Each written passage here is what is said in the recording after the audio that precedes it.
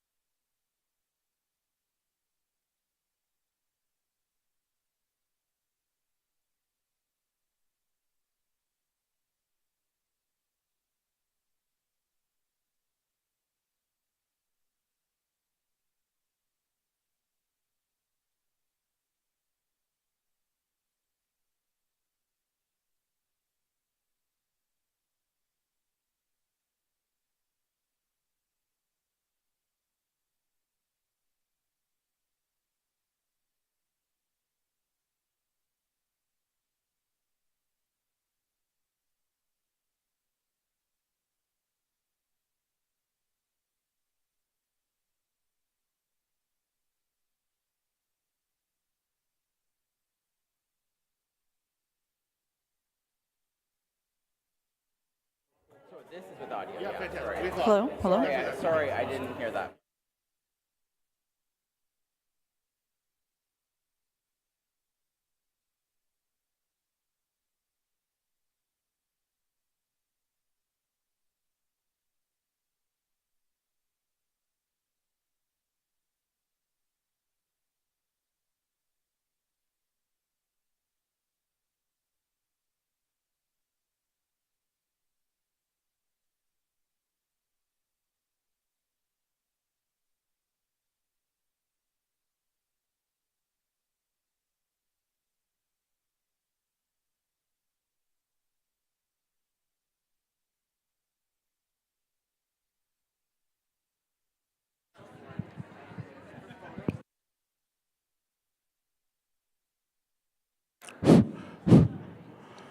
If you could take your seats, please, we will get this morning started.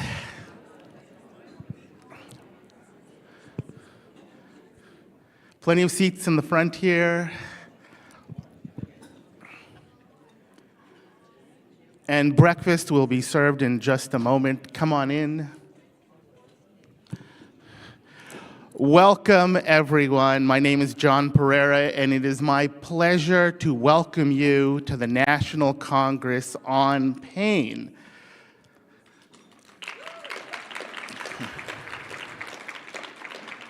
For those watching the live streams on Twitter, Facebook, and Instagram, the National Congress is being broadcast in both official languages on YouTube and at CanadianPainSociety.ca. Once again, CanadianPainSociety.ca in both official languages. Welcome, and we're going to be beginning this morning with a special presentation. We have some videos to play, so let's start playing those videos now. Le réseau de douleur chronique est une initiative pan-canadienne qui relie les patients, les chercheurs, les professionnels de la santé, les éducateurs et les conseillers en politique du gouvernement dans le but d'en apprendre davantage sur la douleur chronique et de partager des connaissances pouvant aider les personnes qui en sont atteintes. Nous sommes des gens vivant avec la douleur chronique. Notre expérience vécue nous donne une perspective inestimable sur les défis auxquels sont confrontés ceux qui vivent avec cette maladie invisible. C'est pourquoi nous contribuons à changer la façon dont la recherche sur la douleur est effectuée au Canada.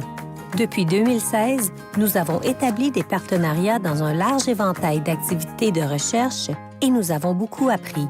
Les avantages d'inclure les personnes vivant avec la douleur en tant que partenaires dans la recherche sont clairs. Lorsque nous sommes impliqués, nous aidons à déterminer les priorités, à faire de la recherche sous l'angle du patient et à créer des résultats de recherche qui, en fin de compte, améliorent les résultats pour la santé de nos concitoyens canadiens. Il y a certaines choses qui aident à la participation des patients dans la recherche. Impliquez-nous au début et souvent. Il est important d'être formé au début du projet et une communication régulière aide à créer un sentiment de communauté et d'appartenance. Éliminer les obstacles en offrant des honoraires et le remboursement des dépenses. Cela nous permet de nous impliquer pleinement, de partager notre temps et notre expertise et de nous engager à assister à des réunions et à des conférences. Avoir la chance de s'engager en tant que partenaire de recherche a également des avantages pour nous. Le réseau de douleur chronique nous ouvre la porte pour créer des liens avec d'autres personnes vivant avec la douleur. Nous apprenons ensemble, les uns des autres, partageons des connaissances au sein d'un réseau plus large et nous nous soutenons mutuellement plus efficacement. Si vous envisagez d'engager des patients partenaires au sein de votre équipe de recherche, en tant que personne vivant avec la douleur, nous vous suggérons de commencer modestement.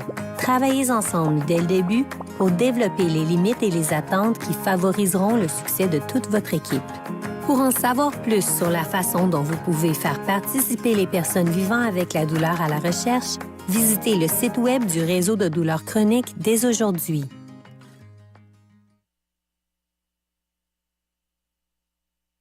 À la naissance, j'avais un vrai certificat de naissance avec le nom de ma mère porteuse sur le certificat de naissance et mon père biologique. Ce certificat de naissance a été scellé au bout de quelques jours par un tribunal.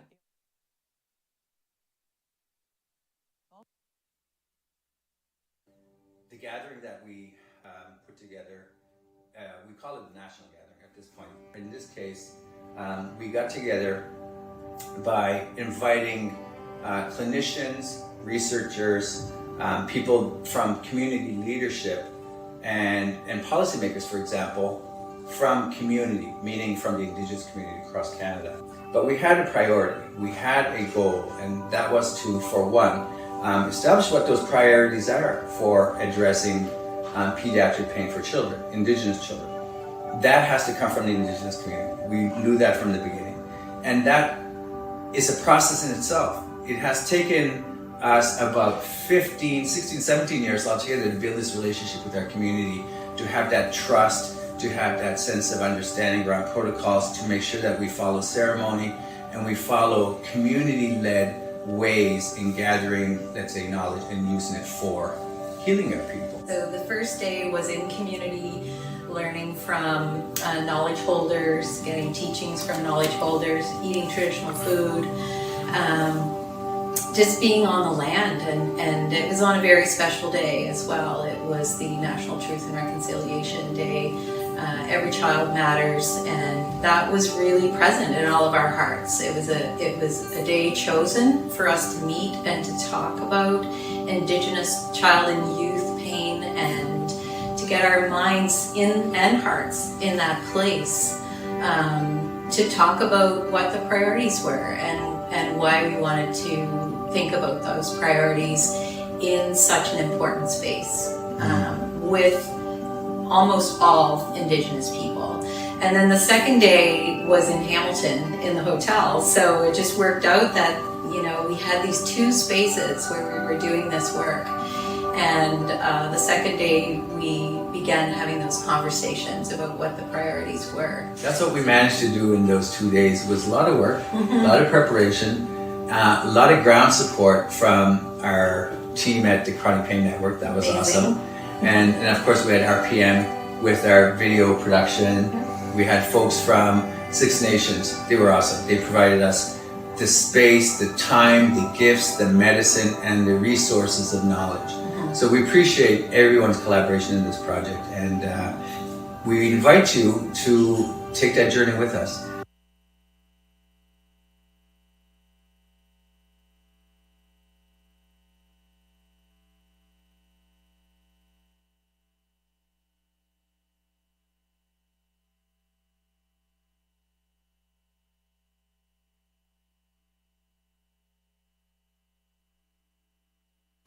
The Chronic Pain Network is a pan-Canadian initiative that connects patients, researchers, healthcare professionals, educators, and government policy advisors in an effort to learn about and share knowledge that can help people living with chronic pain. We are people living with chronic pain. Our lived experience gives us an invaluable perspective on the challenges faced by those living with this invisible illness. That's why we are involved in helping to change the way pain research is done in Canada. Since 2016, we've partnered in a wide range of research activities, and we've learned a lot. The benefits of including people living with pain as partners in research are clear. When we are engaged, we help identify priorities, help do the research through a patient lens, and create research results, which ultimately improve health outcomes for fellow Canadians. There are some things that help patient engagement in research be successful. Involve us early and often. Being trained at the beginning of the project is important, and consistent communication helps create a sense of community and belonging. Remove barriers by offering honoraria and expense reimbursement. This allows us to fully engage, share our time and expertise, and commit to attending meetings and conferences. Having the chance to engage as research partners has benefits for us too. The Chronic Pain Network opens the door for us to create connections with others living with pain. We learn alongside and from one another, share knowledge across a broader network, and support one another more effectively. If you're considering engaging patient partners as part of your research team, as people living with pain, we suggest starting small. Work together early to develop the boundaries and expectations that will drive success for your whole team. To learn more about how you can engage people who live with pain in research, visit the Chronic Pain Network website today.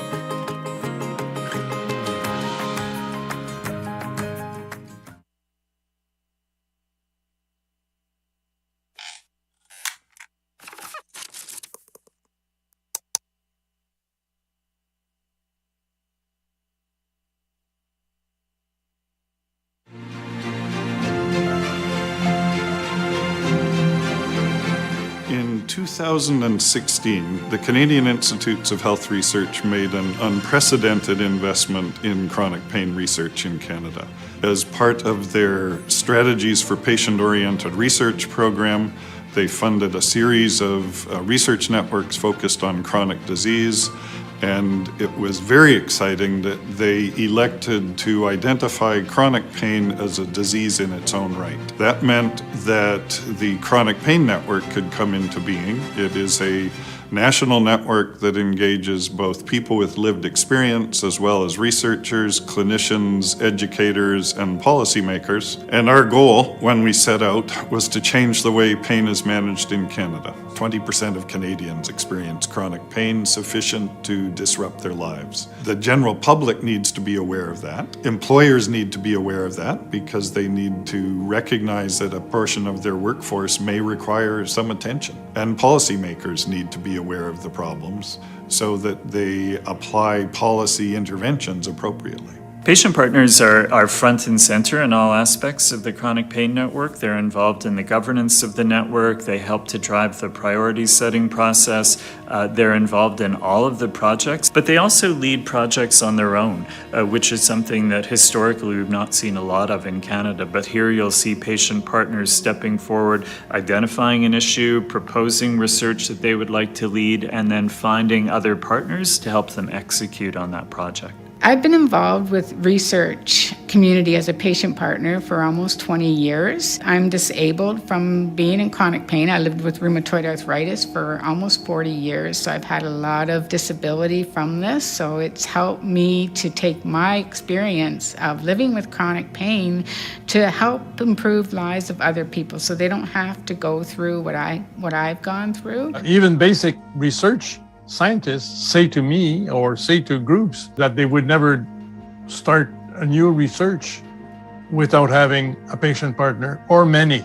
So to me, that's the greatest gain that we've had, other than the outside influences that CPN has been able to bring about. Aid groups are very important. One of the things that's unrecognized is that children experience chronic pain almost as often as adults. So roughly 20% of children will experience chronic pain of some sort. So the program of research that I brought into the network was an app called I Can Cope with Pain, which is a smartphone app that actually helps young people with chronic pain to learn about their pain, set goals, track their symptoms, and then have advice pushed to them in terms of mind-body strategies, movement strategies, and also offer social support to help them learn strategies to better cope and manage their pain.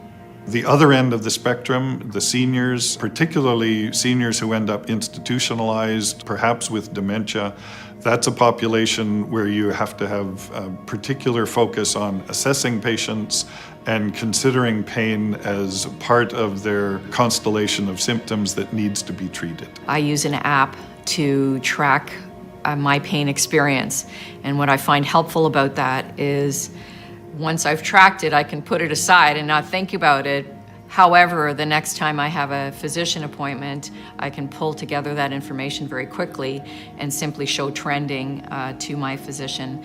And I found that to be incredibly helpful. Many, if not all, First Nations languages in the country do not actually have a word for pain in the sense that we use the concept of chronic pain in English. So that made it very challenging for clinicians who are trained in sort of European Western medicine to interact with Indigenous peoples clinically. It's really important to involve Indigenous communities in research and improving access to care because they have their own unique needs. We do have some Indigenous researchers who have expertise in working with those communities to come up with the best solutions for them, and it's really working with them. So we as researchers and clinicians shouldn't be coming up with the solutions. It really should come from the communities themselves. The Chronic Pain Network truly walks the talk in terms of involving and engaging patients at the table in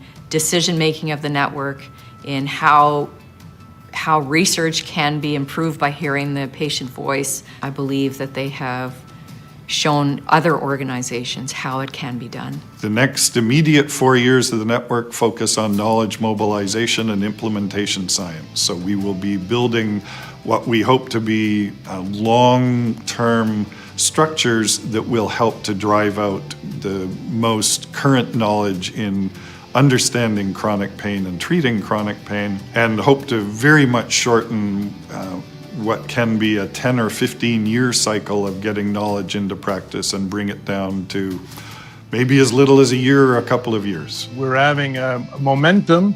I think we need to continue gentle pressure on our governments in order to move forward and to make everybody understand that $40 billion in direct and indirect costs of chronic pain is not wasted anymore, and that we can achieve gains by reducing the cost of chronic pain. Right now, I think I am the most excited I've been in the last 30 years about the future of chronic pain research and care in Canada. We've gotten to a point where not only do we have excellent researchers and excellent clinicians, but that is starting to be recognized.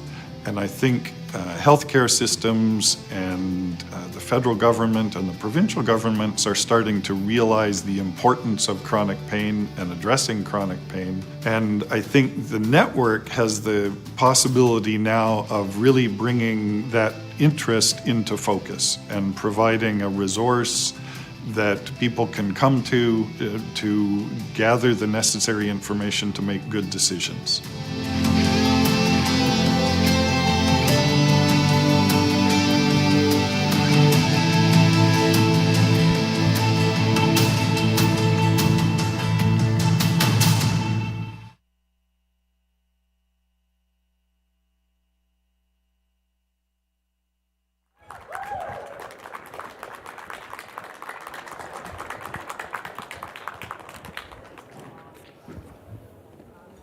Oh, thank you for that. We haven't even started and we're already getting applause. Good morning, everyone, and welcome to the National Congress on Pain.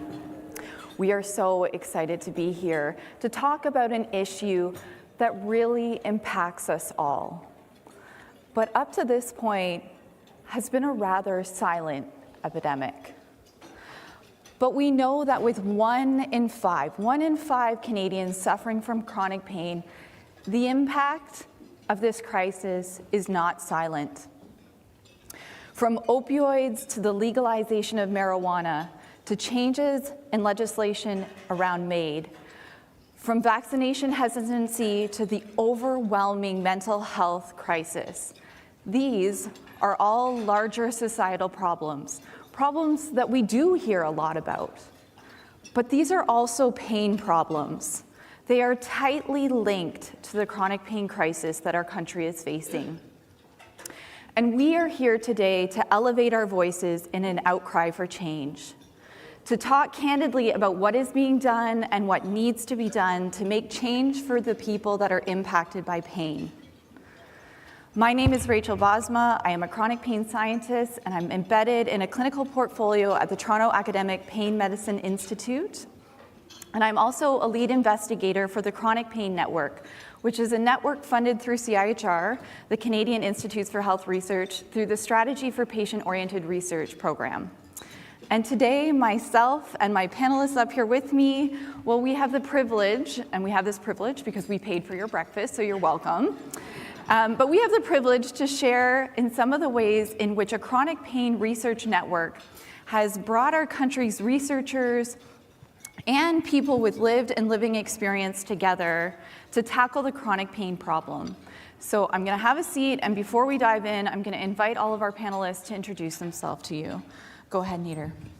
Hi, my name is Nader Ghasemlou. I'm an associate professor at Queen's University, where I help to direct the pain chronobiology and neuroimmunology lab.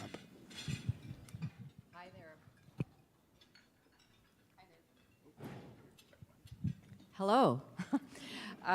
So my name's Jennifer Daly-Cyr, and I've been living with pain since the sudden onset of right upper quadrant abdominal pain in 2014, and I underline sudden.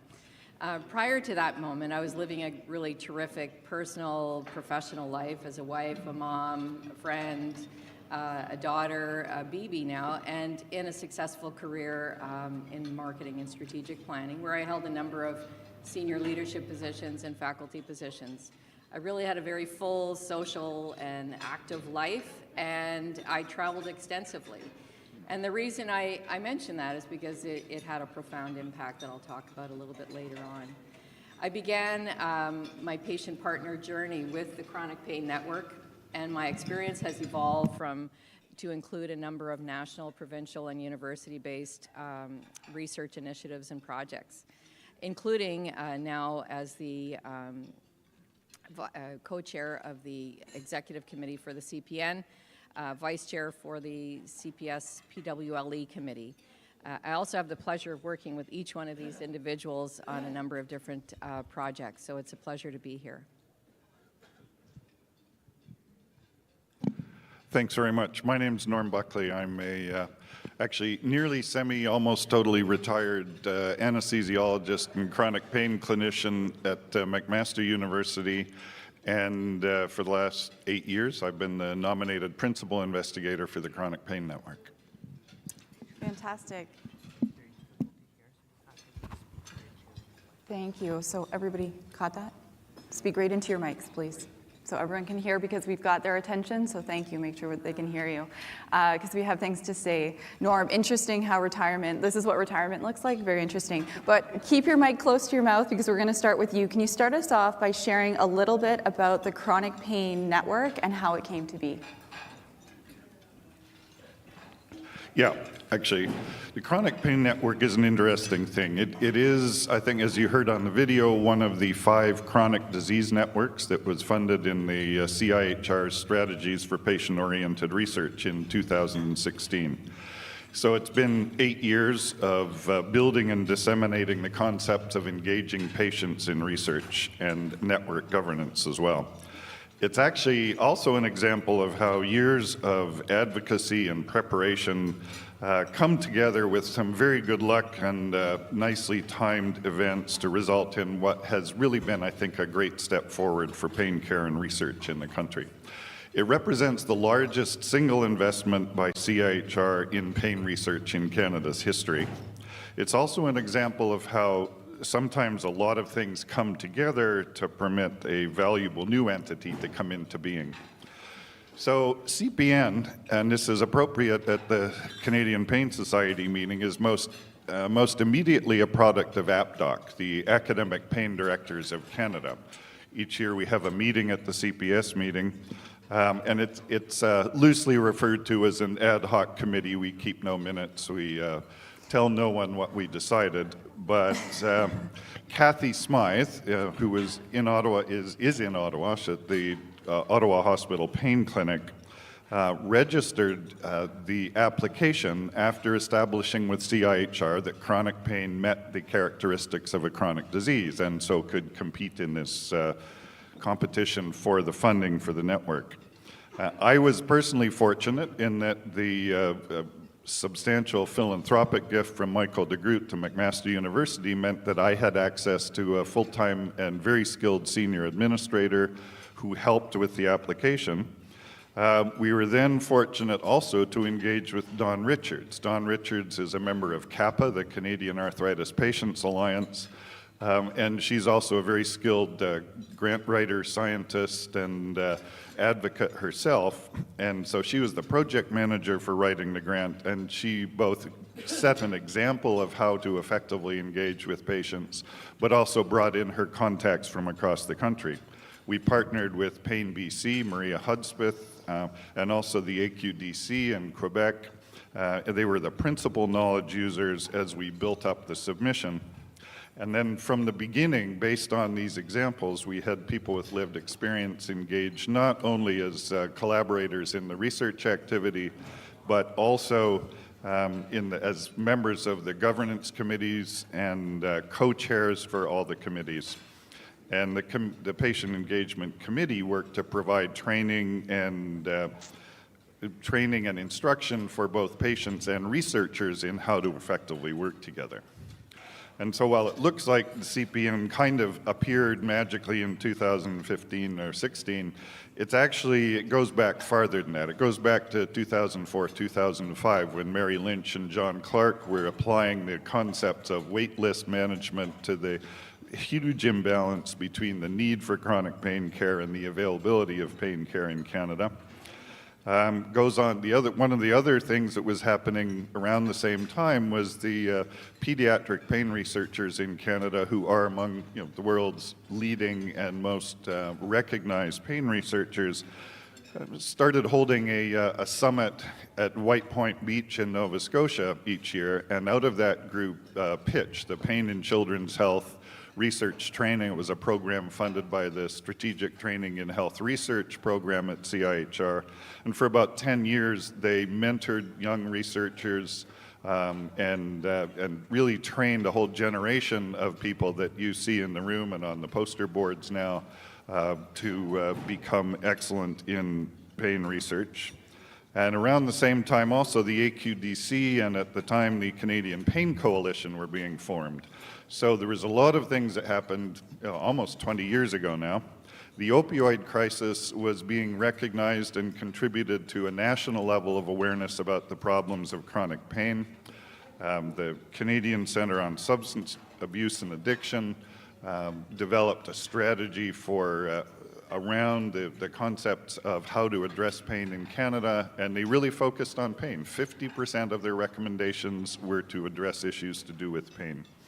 And then the CIHR also recognized the issues. They held a pain summit in 2016 in collaboration with the CPN. And so how did it come to be? Well, it was a very quick resolution to 20 years of advocacy and activity. Thank you, Norm. Lots of people coming together. So we have a network that includes researchers and people with lived and living experience to come around the pain problem. But what is the impact? And specifically, I'm not talking about outcomes and research outcomes. I'm not talking about the number of publications, the number of collaborations, the things that researchers tend to care about. But I'm talking about the impact of the Chronic Pain Network, the impact that the Chronic Pain Network has had on people and on the pain problem. So I'll invite Jennifer to hear your thoughts. Thank you, Rachel. Teamwork. Thank you, Rachel. My pleasure to elaborate on that. So prior to my own lived experience, I can say that I really had no idea that 1 in 5 Canadians were living with pain. I just had no perception of that whatsoever. I didn't have pain. No one I knew directly had pain, and so I had no idea how much of a profound impact it was having. And I certainly didn't understand the financial impact of pain on the healthcare system, and I could not possibly have imagined how much pain research was happening in Canada at the time. And I can say, without being too dramatic, pain has shattered my life. My identity evaporated with the sudden onset of pain. The stigma for me was overwhelming, and I needed to find a way to turn what I'll call my pain lemons into lemonade. I learned from Dr. Patricia Poulin, who may be in the room today, that the CPN was engaging patients, people with lived experience, in a meaningful and authentic way, including being at committee tables with the Chronic Pain Network. And my first thought was, how do I get involved?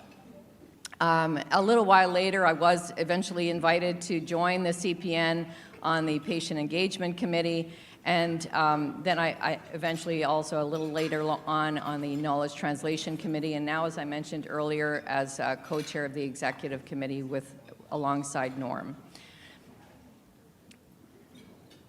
Thank you. Upon joining the CPN, I immediately discovered that pain partners are very much a part of changing the narrative around patient-oriented research. With the CPN, patient partners are involved in governance. They're setting research priorities. They're a part of CPS pain projects. And also, as was mentioned in an earlier video, invited to lead or take on their own projects. Pain researchers and trainees who may not have had the opportunity to see or grasp within their research what potentially can impact a patient, or may not have had a chance to even speak to someone who is experiencing the pain that they're studying, all of a sudden may have access to chatting with a patient partner and getting them involved in their research.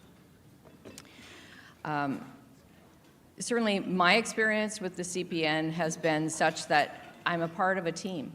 Where each person brings not only their lived pain experience, but they're bringing their professional and other skills to the table, and I think that's very relevant.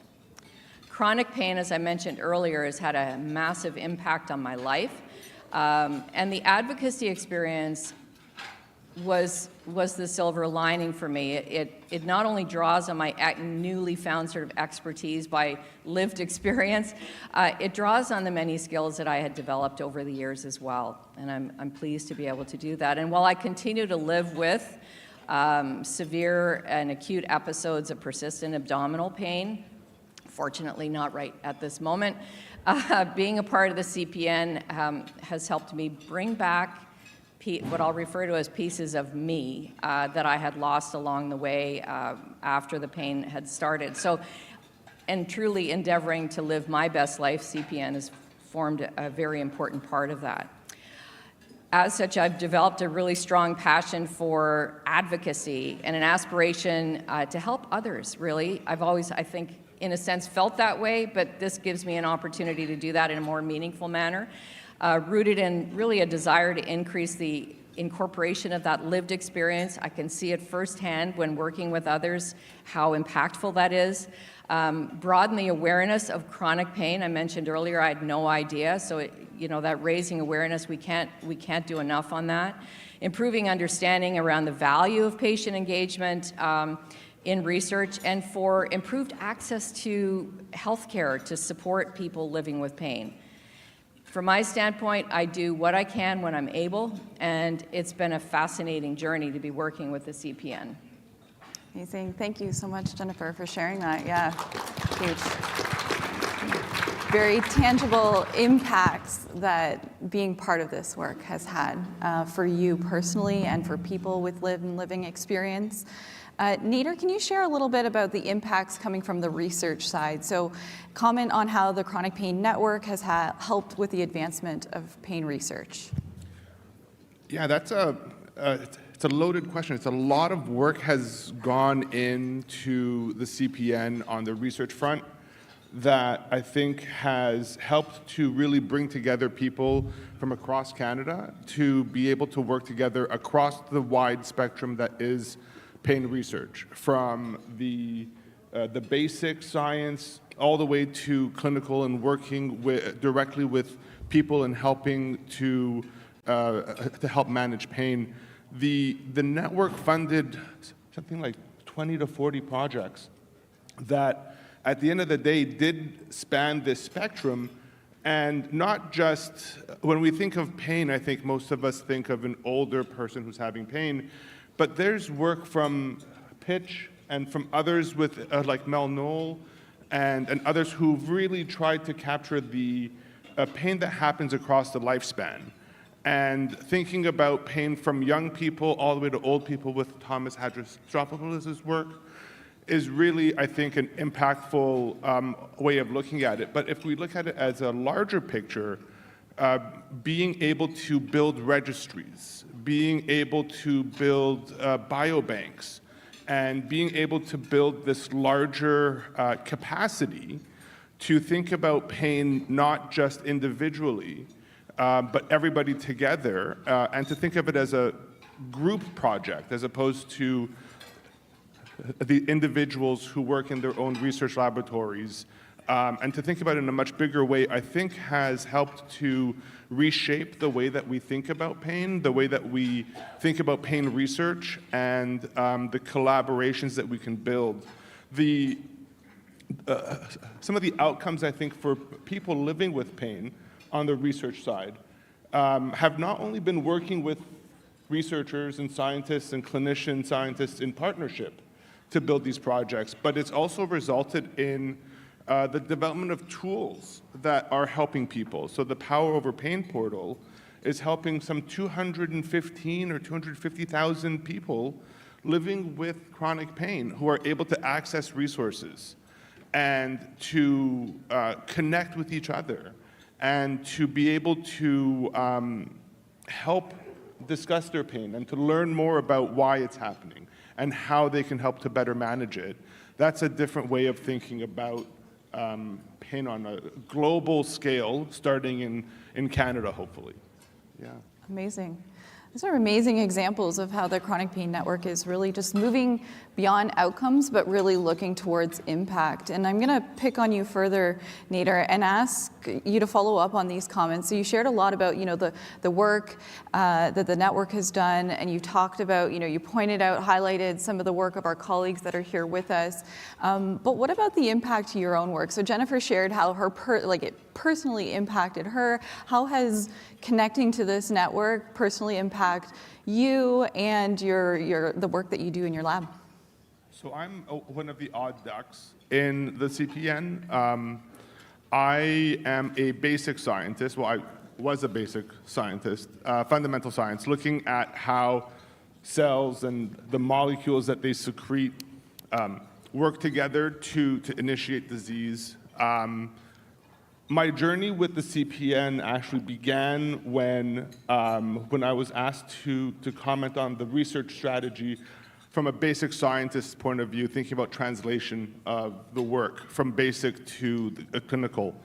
And one of the things that I thought about was my own experience as a PhD student working in a spinal cord injury lab, where I had never met someone with a spinal cord injury until I went to a conference and someone in a wheelchair came to my poster.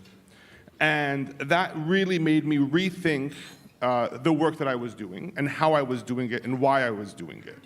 And the fact that I had never met someone with the injury that I was studying was really scary almost as a scientist, because I don't know exactly what I'm studying unless I actually talk to someone who's living through that experience.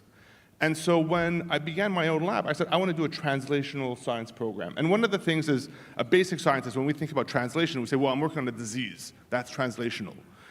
It's not. I think really translational means spanning from the laboratory, the basic laboratory, from cells and animal models, all the way to people.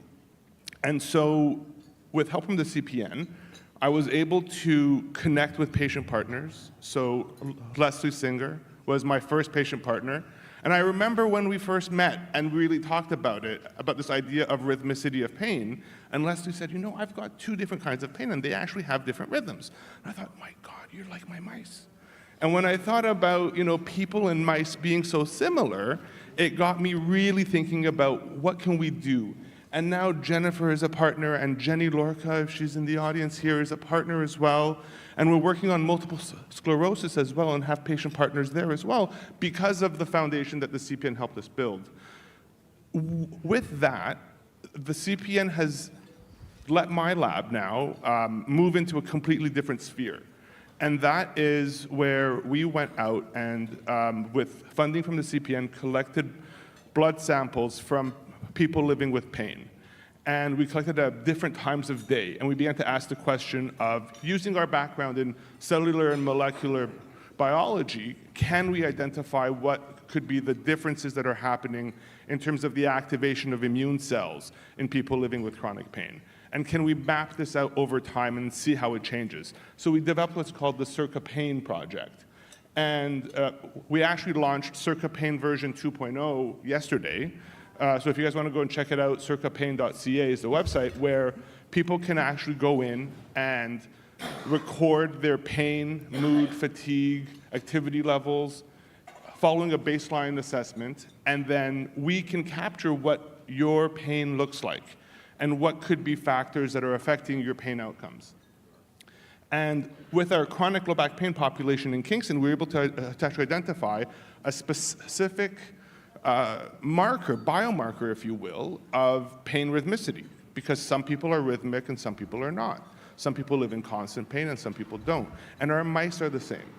And now when we're able to bridge this gap of from people to mice, the idea is to bridge that translational gap that exists, where there's the 2 pillars that we talk about a lot are biomedical and clinical, and spanning that bridge, that's the valley of death. And the reason why it's the valley of death is usually we begin in the lab at the bench side and we go to the clinic. And now to flip that script of saying we're going to start in the clinic, we're going to go to the bench side and figure it out, and then we'll go back to the clinic and actually have tools and techniques that are precise and able to help individuals, as opposed to, you know, a silver bullet that doesn't exist, I think, for everybody. That's, I think, the way that we can change that script. And now it's made our lab, right in ICT, I wrote an innovative clinical trial grant. I'm a basic scientist who should never have even come up with this kind of a question before, but I was able to by connecting with people like Norm, with connecting with clinician scientists, with connecting with people living with pain, and to come up with these ideas. And now we're trying to do this kind of innovative study of bridging that gap that exists between the lab and the clinic to help people living with pain.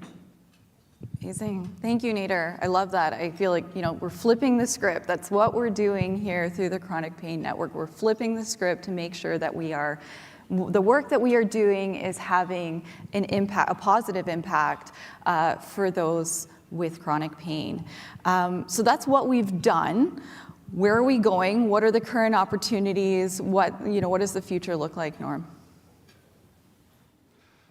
So the current state of the Chronic Pain Network is that we have finished the first tranche of funding that was focused on research. And now, as that was coming to an end, we start to think about sustainability. How can we continue to support the network infrastructure that allows us to organize things, to bring meetings together, to support the patient engagement committee and all the people with lived experience to ensure that they are in a position, knowledgeable, and have enough people to engage with research projects. But also the CIHR, as that experiment with the chronic disease networks was winding through its end, said, why don't we take this as an opportunity to really focus on knowledge mobilization? You've heard about the death valley, the shifting from understanding at a basic science level to understanding at a clinical level to becoming general practice in healthcare. That can take anywhere up to 15, 20, 30 years, depending on the process, but even the final steps can take 10 to 15 years, and they're trying to shorten that. And so they said to the chronic disease networks, we'd like you to reinvent yourselves as networks focused on knowledge mobilization and implementation science. So take the knowledge that you've created, drive it out, demonstrate that we can have an impact in all of these areas of healthcare. And when you think about pain, it has a number of areas where we need to focus our work in order to ensure that things that need to happen can happen. So we, first of all, it's a different ballgame. It's knowledge mobilization requires specific skills, training, experience, connections, and so we recruited a different set of principal applicants. Some continued on from the first version, some were brought in for specific sets of expertise, and we're orienting them to the world of pain and pain care, pain research. But we've targeted 5 specific populations for knowledge mobilization and for implementation science activities. Looking at patients in the public, healthcare professionals and their educators, healthcare organizations, researchers, and policymakers. And some of the things that have been created, say since 2016, 17, 18, 19, include things like Pain Canada. And Pain Canada they're not part of CPN, we're a part of their advisory council, but Pain Canada, that grew out of the recommendations of the Canadian Pain Task Force, is working to develop national level public awareness and support peer support groups and the creation of patient organizations across the country, as well as shepherding all of the recommendations of the task force through. So that piece is well in hand. We participate in that, but that's really directed elsewhere. There's collaborators that have developed processes for packaging information in a way that can successfully inform policymakers. So people like the McMaster Health Forum, for example. So that work is well underway. The areas where we're focusing and needing to focus is knowledge mobilization to healthcare professionals and to educators. Healthcare curriculum, Judy Watt-Watson's here, her work from 10 or 15 years ago surveying healthcare curricula in the country identified the fact that we train almost no one effectively in pain care and understanding. Some of that is changing, but we need to further inform those healthcare curricula. Moving information out to healthcare organizations.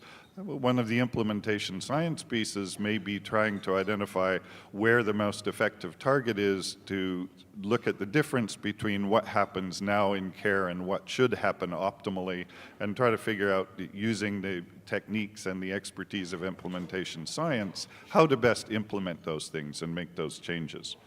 So that's really what's going on. We're working on building these pathways.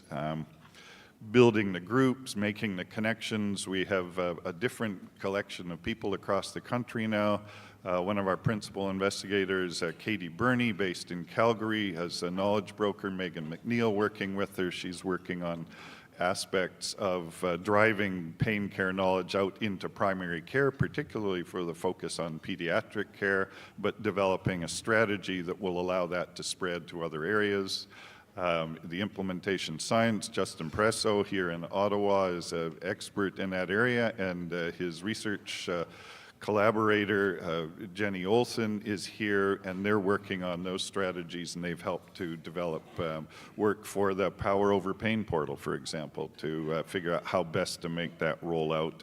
And then in Hamilton, we have Rachel Roy, who's also a knowledge mobilizer, working with parts of the to create materials that can be driven out, be accessible. We actually have a booth that you won't see until 3:30, but we have a booth with a number of these materials prepared that you can access. And so that's the focus now for the next 4 years is to, well, 2 years now, because we started 2 years ago, but we have several years of work to do in putting these pathways in place, but also seeking sustainable sources of funding to keep that network infrastructure in place and keep the work going. Thanks, Norm. And a good reminder to check out the booth if you have a chance, continue the conversation. There's lots of people around that are involved in this, and we'd love to, make the tent bigger. What I'm hearing from us, though, when we're talking about chronic pain as a network, a research network, is that networks provide the infrastructure that allow people to come together. They allow great ideas to be shared and then go beyond just talking about something to actually doing something. But, and this is my opinion, networks aren't super sexy, right? They're not really all that attractive to support funding because they're not doing research necessarily. They're not creating the innovations. They're doing that less tangible. They're facilitating, they're supporting, they're training, they're creating the environment or the opportunity for things to be created. So I'd like us to wrap up here by really commenting and inviting you all to comment on why do we need a network? What is the importance of supporting the chronic pain network to improve care in Canada? Nader, why don't you go ahead? So I'll say am I on? Hello? Can you guys hear me? Yes. Great. It's like, is our time up? Like, we're just done? I don't know if you want to hear me, but I'll say that the biggest part of the network has been able to bring people who don't normally talk together. And that's been really important. So to bring patient partners, to bring basic scientists, to bring clinician scientists, to bring people with lived experience, to bring policymakers, to bring everybody together into the same room at the same time to talk, I think has been transformative in terms of how we think about pain. Thanks. Thank you. Is this working? Okay, good.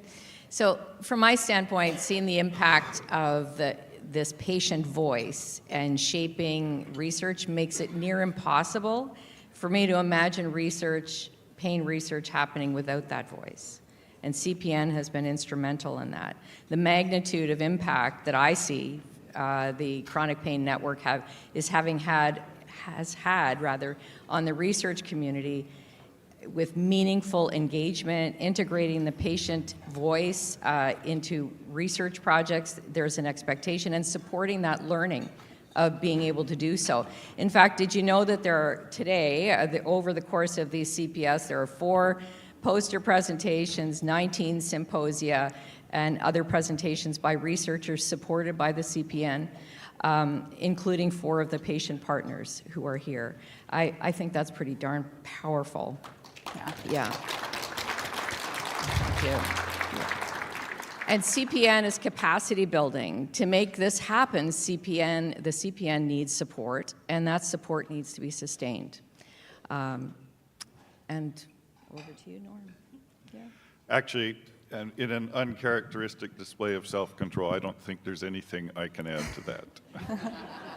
And that's big for Norm. So thank you, everyone. We know that chronic pain is complex. We know that the solution to this problem is not going to be, one solution. There's not going to be one size fits all. It's going to take expertise and innovations across the spectrum. It's going to take people working together, not in silos, but together with and even led by people living with pain. People who intimately know the chronic pain problem because they live with it every single day. People who know what matters, and they know whether the research that you're doing and the outcomes that you're finding are something that's impactful. It's going to take a network to come together to make change. And so we're going to end there. I'm going to thank you for the opportunity to share a little bit about the work of the Chronic Pain Network. I'm going to thank you for your attention while you ate your breakfast. It's much appreciated. And we'd love to continue this conversation. So come find us, come find those 19 symposiums and multiple posters. Come talk to people. And thank you for being part of this work.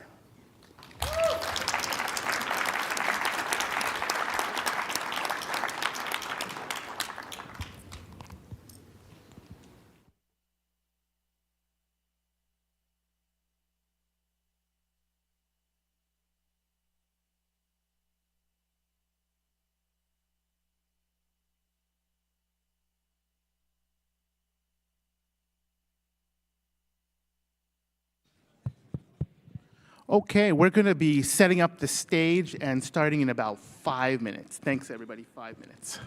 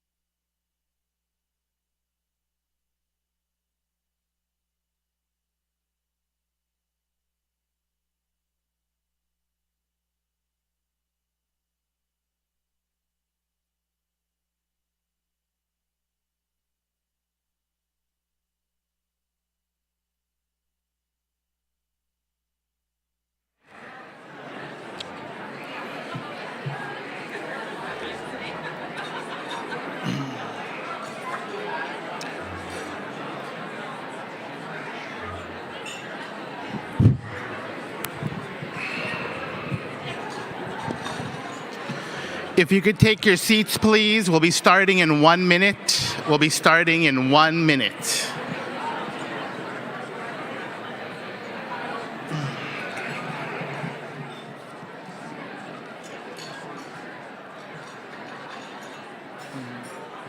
Hi. Oh, it's nice to see you. It's nice to see you. Fingers crossed. Here we go. Now. If you could take your seats, please, we'll be starting in just a moment.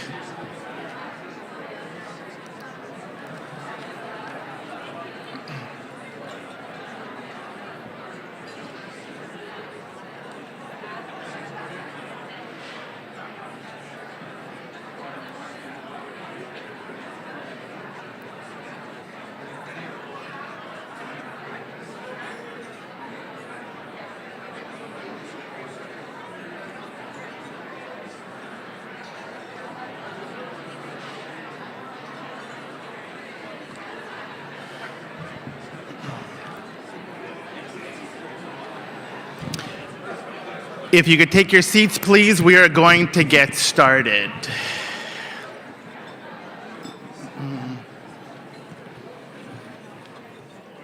Welcome, everyone. Welcome to the National Congress on Pain. For those watching the live stream on Twitter, Facebook, and Instagram, the National Congress on Pain is available in both official languages on YouTube and at CanadianPainSociety.ca. Once again, in both official languages at CanadianPainSociety.ca. I'd like to begin by paying respect to the Algonquin people, who are the traditional guardians of this land. We acknowledge their long-standing relationship with this territory, which remains unceded. We pay respect to all Indigenous people in Canada and the ones that call Ottawa home. We acknowledge the traditional knowledge keepers, both young and old. We honor their courageous leaders, past, present, and future.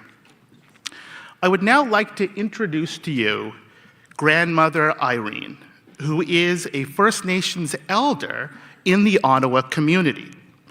Irene Compton is the co-founder of the Minawashan Lodge, celebrating 30 years of work there.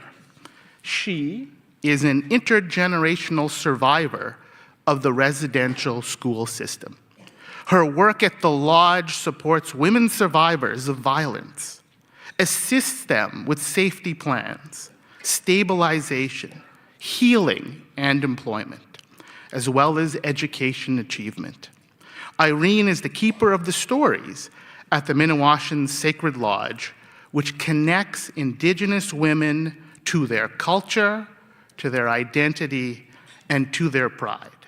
She will be opening our gathering with a song to invite the ancestors in and to create a safe space. Please welcome Grandmother Irene.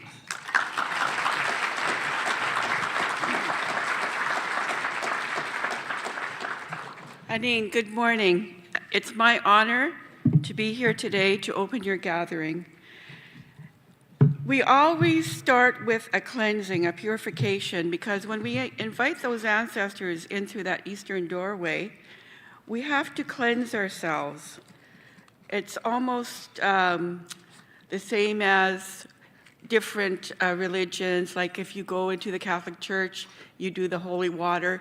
That's cleansing yourself before you enter into Creator's presence. So that's why we do our sage. It's a cleansing. And so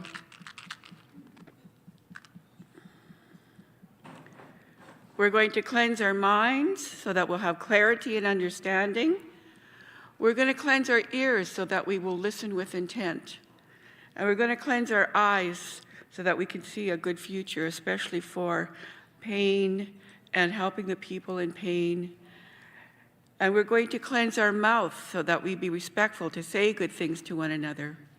And we make that most important connection from our heart to our Creator every day. And I like to cleanse my tummy because that's where all your emotions sit, and we just want to take any kind of scattered emotions, and we just want to ground ourselves to Mother Earth so that we can be truly present for one another. So if everybody could stand, please, we're going to do a beautiful song. We always acknowledge the teachers of our songs, and this one comes to us from grandmother Barbara Hooper. She just recently passed away, but what a beautiful legacy she left in this song. So I'm going to start with 4 honor beats, and you are going to be my warriors. So here we go to this beautiful wildflower song.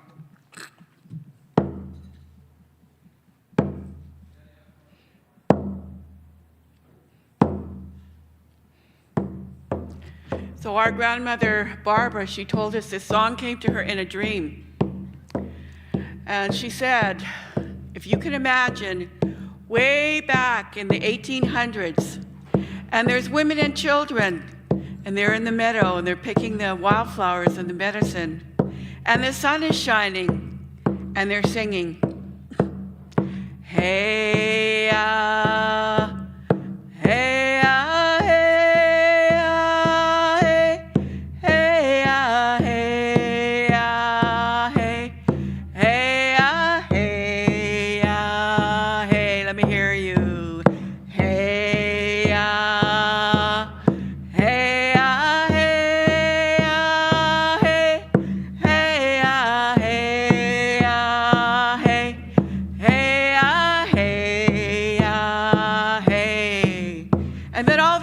the soldiers are coming over the hill.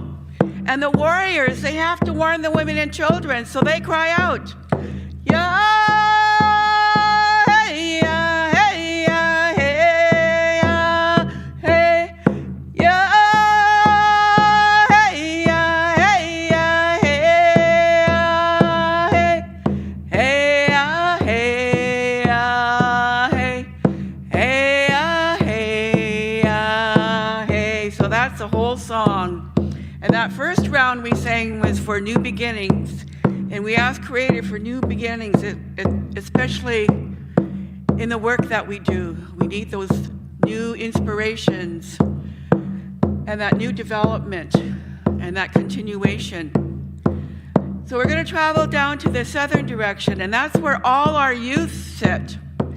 So we're going to acknowledge our youth. We're going to acknowledge their confidence, their bravery, and their leadership, because we know they are the leaders of the next 7 generations. So let's sing for our youth. Hey, hey,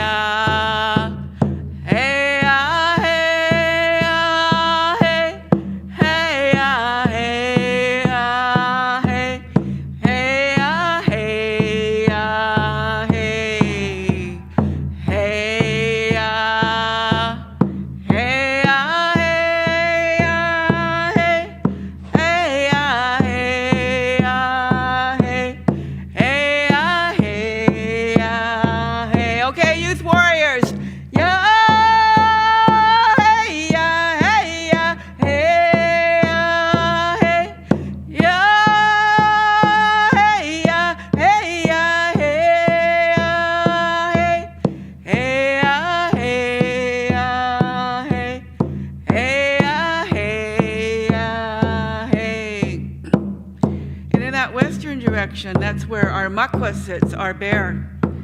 And that bear represents courage. So we're going to ask that bear to be within our gathering, to give us that courage to move forward with things, and also to have that courage, especially for those ones that are in pain, to have that courage to have balanced healing.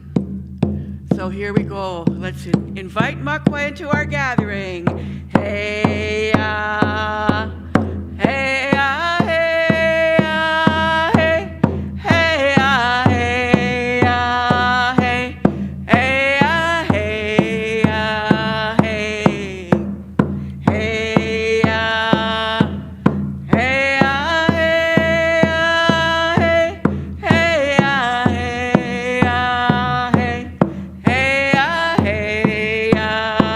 okay, let's hear those bear warriors. Yeah!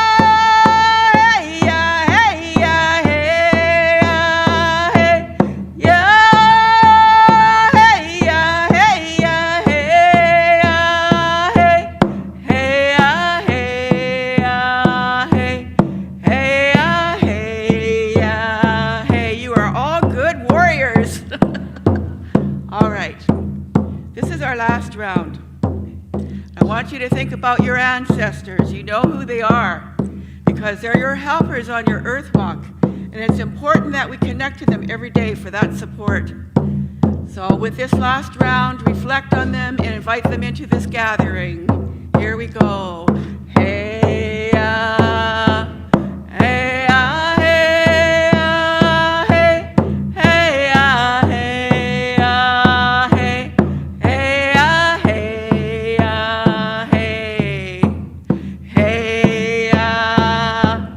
hey, hey, hey, hey, hey, hey, hey, hey, okay, last time for the warriors. Wait for it. Yeah, hey, yeah, hey, yeah, hey, yeah, hey, yeah, hey, yeah, hey, yeah, hey, hey, hey, hey, hey. Oh, Jimmy Gwetch, give yourselves a hand.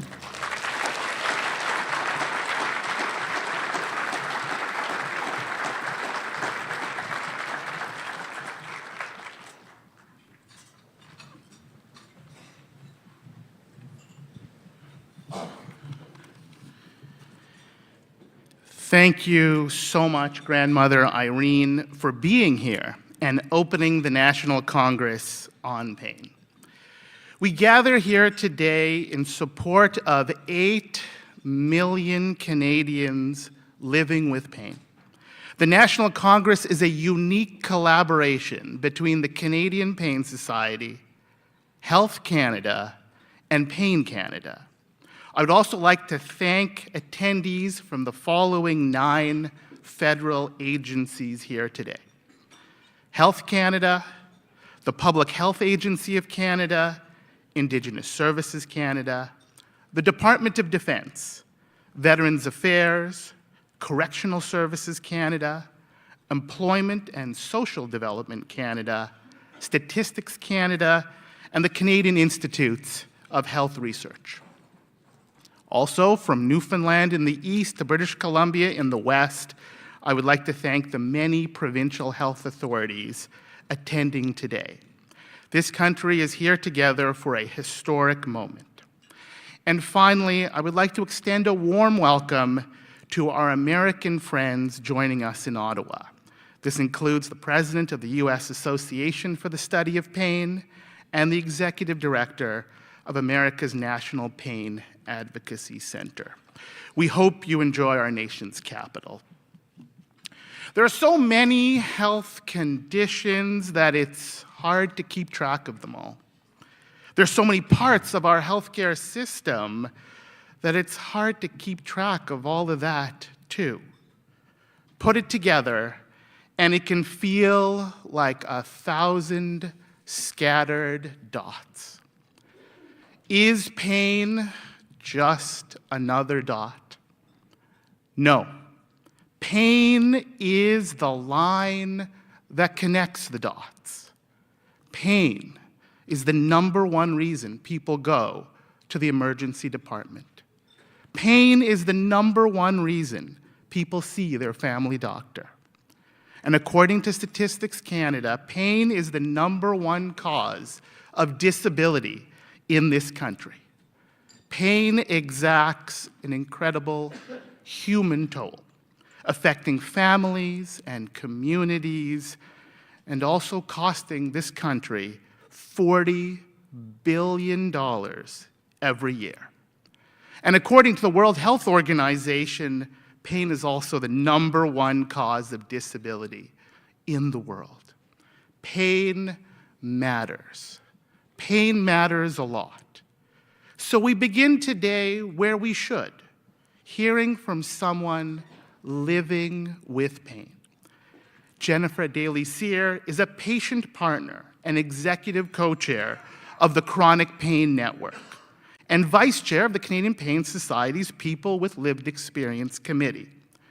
2024 marks 10 years that she has lived with severe chronic pain. So let's hear from her. Please welcome to the stage Jennifer Daly-Cyr.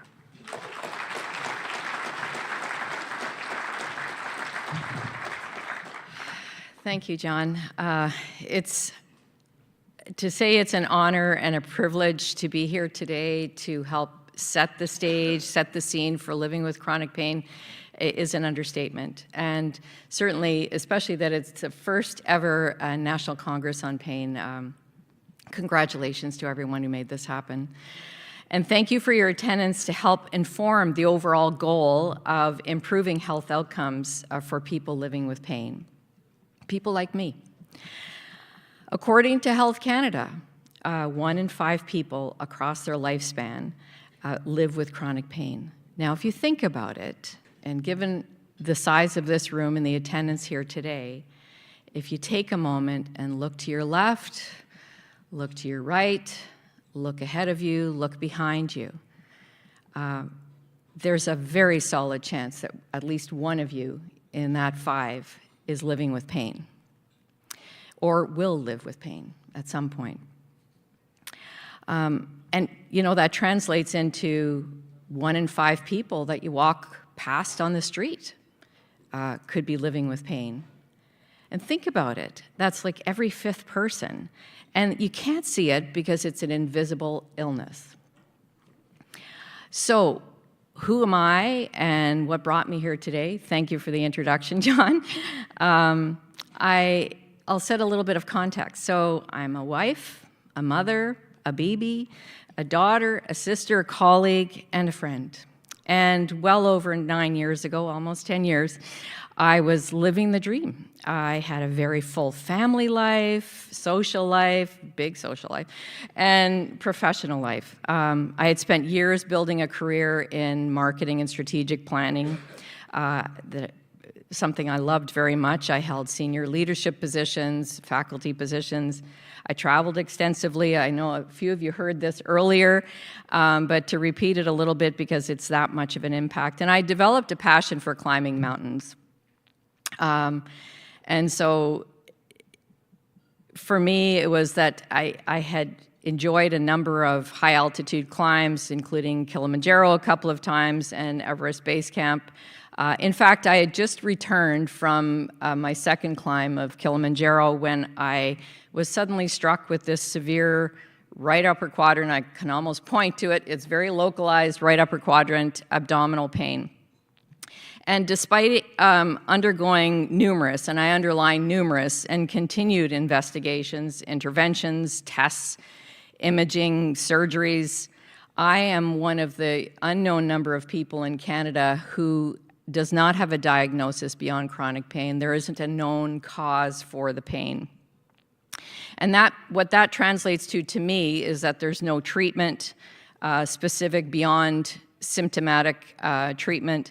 And so it leaves me without any sort of solution or beyond symptom management.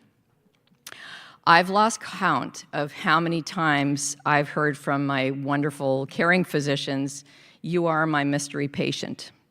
And needless to say, in that time, I crossed over what I consider to be a very scary threshold of going from acute pain to chronic pain. And frankly, at the time, I had no idea what that meant. I have a better understanding of it now. My pain's unpredictable. It fluctuates a lot. And as I mentioned earlier, it's localized. It can come on very quickly, from 0 to 8 or 10, like in no time at all, or very slowly. I don't seem to have any known triggers. And while my pain is not 24/7, it is frequent, persistently acute, and I also experience other related symptoms, such as, and many of others living with pain might as well, there's severe fatigue, sleep challenges, difficulty concentrating. All of these things seem to go hand in hand. And like so many others living with pain, the impact on my life has been massive. The impact goes far, far beyond the symptoms themselves. It's an impact on me as a whole person. It's the biological, psychosocial spiritual is the way it's referred to. So it affects every aspect of your life. And for me, that meant my career came to a halt, as though someone had pulled the carpet out from under me. My climbs disappeared. Darn. And the stigma has been quite pervasive. For many, many months, actually, I stayed very low-key, feeling quite isolated, alone, withdrawn, despite the fact that I have an incredible family surrounding me. I was worn out from all the questions that people felt were okay to ask because I was classified as undiagnosed. And so I had pain, but no known cause. And the judgment that came along with that stigma was a little overpowering. And the impact on my family and friends has been profound. My husband, my kids, my friends, everyone was on constant alert, just waiting to, help. And things were starting to spiral away. Everything changed. Everything that I once depended on was gone.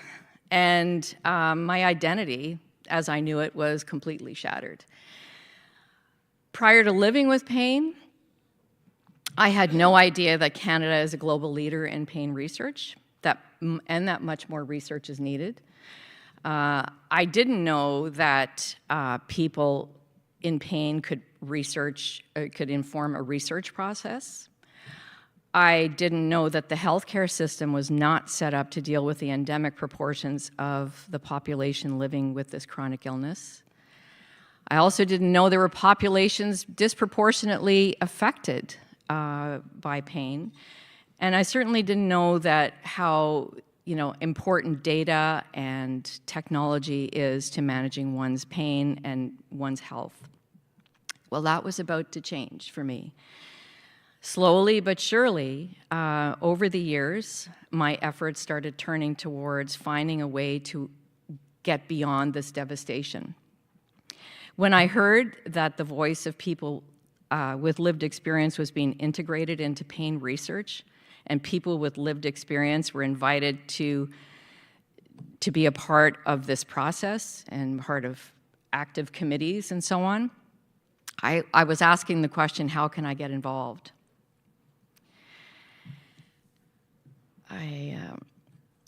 So actually, Maria Hudspeth, sitting here, thank you, of Pain Canada and Pain BC, invited me to join the CPN Chronic Pain Network Patient Engagement Committee. This opened up a world of pain advocacy to me, with meaningful engagement through the Chronic Pain Network and eventually with the Canadian Pain Society on committees, and participating in research projects nationally, provincially, locally, through universities and so on. Including, little plug here, on the steering committee for the Putting the Pieces Together national conference that we'll have our 3rd annual conference this year that is for and by people living with pain and supported by Health Canada and Pain Canada. And something you'll hear a little bit more about later on today around Pain Ontario.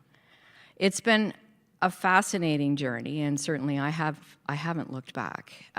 It's clinically, I've often thought, wouldn't it be great if clinicians could look beyond my symptoms?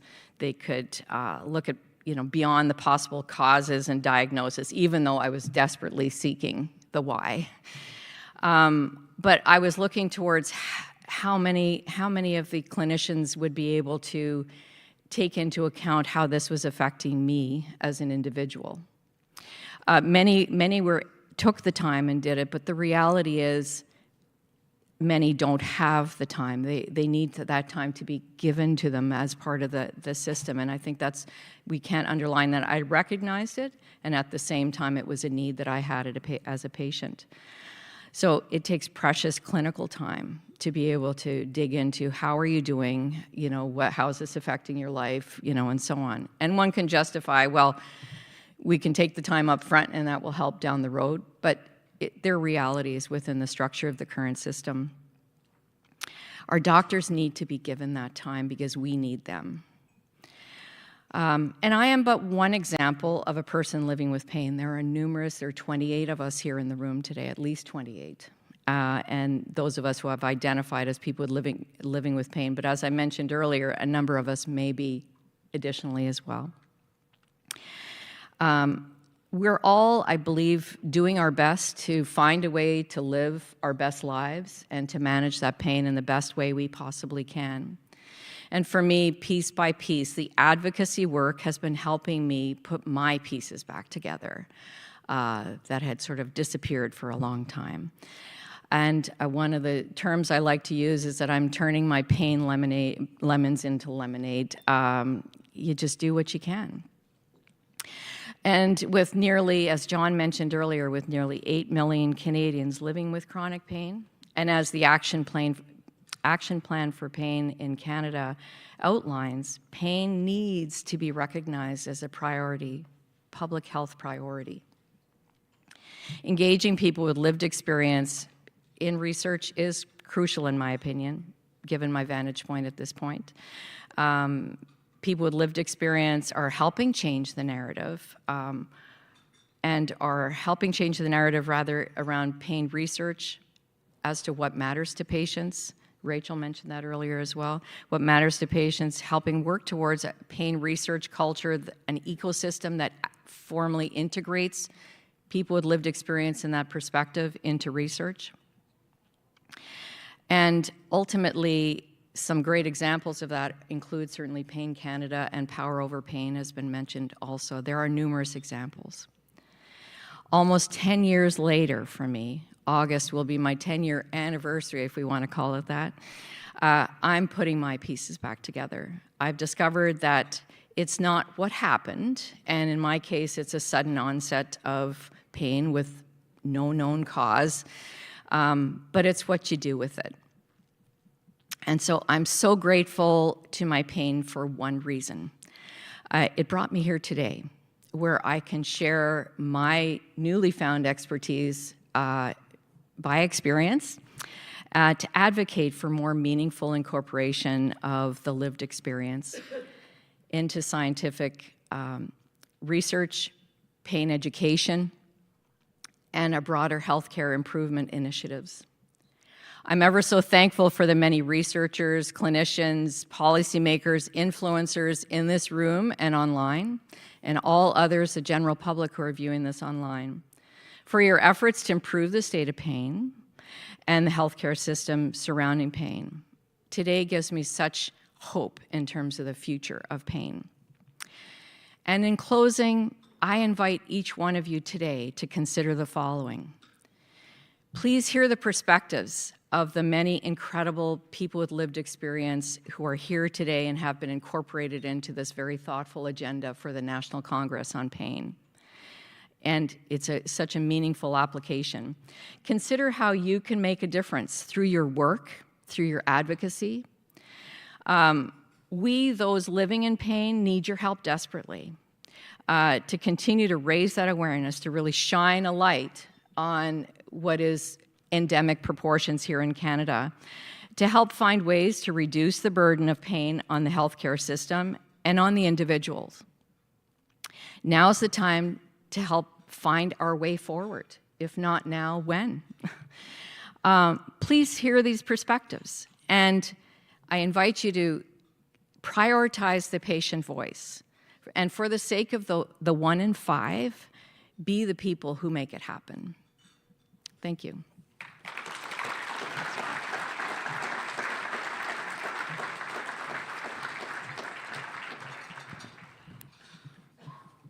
Thank you so much. Our next presenter is Dr. Kathleen Ross, a family doctor in BC and the president of the Canadian Medical Association. She previously held numerous leadership positions, including chair of the Fraser Northwest Division of Family Practice, as well as the past president of the Doctors of BC. She volunteers both nationally and internationally and was inducted into the Terry Fox Wall of Fame in 2019. Please welcome to the stage Dr. Ross.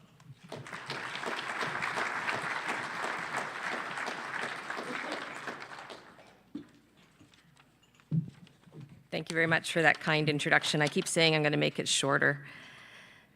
Good morning, everyone, and thank you for the opportunity to speak to you today on behalf of the Canadian Medical Association. Before I begin, I want to actually reiterate the land acknowledgement that we are gathering today on the never-surrendered homeland of the Anishinaabe Algonquin Nation. I make that statement as a commitment on behalf of the medical profession to listening, learning, and walking the path towards reconciliation together. I want to take a moment to thank Jennifer for sharing her story and for actually grounding us in this way. And thank you for saying that we need time to look after you, because there is no secret that our Canadian healthcare system is in crisis. Certainly, I'm on the news many days trying to make that clear. But lack of access to primary care, wait lists for incredibly important diagnostics, and certainly procedures that are life-saving, overburdened emergency departments, hospitals at capacity, and a lack of access to truly multidisciplinary care that we need for pain. But this situation is that much more complex for people like you, Jennifer, that have to navigate through the disconnected silos that we actually find ourselves in. But one of the main reasons that we have found ourselves in this position, in this circumstance of being in crisis, is a lack of that long-term planning, a lack of a coordinated effort to try and meet the needs of patients across Canada, the right care at the right time in the right place. This is actually a critical mantra that we need to get back to. Building that care and ensuring that we have the adequate workforce to meet the needs of Canadians is actually the work of the CMA. We want to reimagine a health workforce that is coordinated across the silos, across provinces, and across jurisdictions so that we can actually meet the needs of the population. This is not new work. This has been going on for years. But in 2022, the Canadian Medical Association, in partnership with the Canadian Nurses Association and the College of Family Physicians of Canada, published recommendations on the human health resources that we needed for governments and policymakers to actually move forward. This recommendation list targeted where investments need to happen. And that was in the short term, in the medium term, and in the long term. So we could actually identify the gaps and fill the gaps that we actually need to deal with chronic conditions across Canada, including those folks living with chronic pain. This meeting is really exciting, bringing together new research, new knowledge, and the mechanisms and treatment of pain across diverse perspectives is really welcome. One of our patient partners said earlier today to me that this is the first national meeting, first national organization that really puts the patient voice at the center, and that is commendable. The management of pain in the acute phase and over long term needs multidisciplinary, interdisciplinary, transdisciplinary, integrated care models that crosses all areas of our healthcare sector, and that includes primary care, acute care, hospital-based care, rehabilitation care, community-based care, pharmaceuticals, you name it. We need to actually get all of these areas together to deal with this chronic condition. Key to this is actually breaking down the silos of care that we have had long established. We need to have an easier to navigate, unsiloed healthcare system to meet the needs. And we need to ensure to get there that we have an adequately resourced and well-developed health workforce now and into the future. This is critically important. When we look at our national primary care strategy, we want to try and improve access to care, to deliver that comprehensive care, to help you navigate the system so that you're not alone. And this actually applies to all chronic conditions, but particularly for those 8 million Canadians living in pain.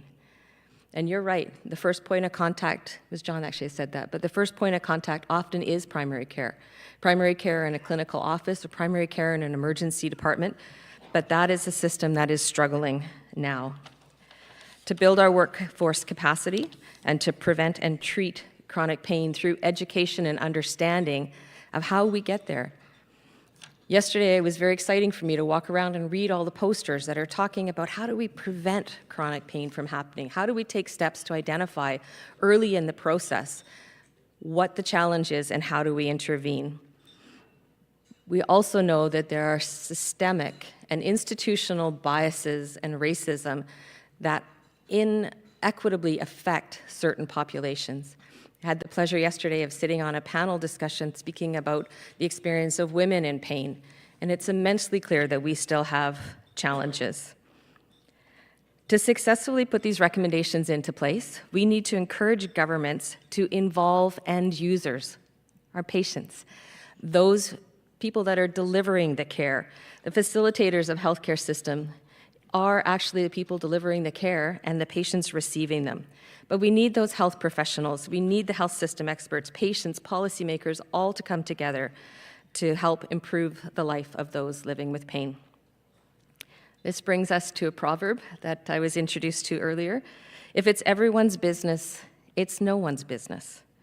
And this really captures the universal truth about the diffusion of responsibility in group settings that can lead to inaction or neglect.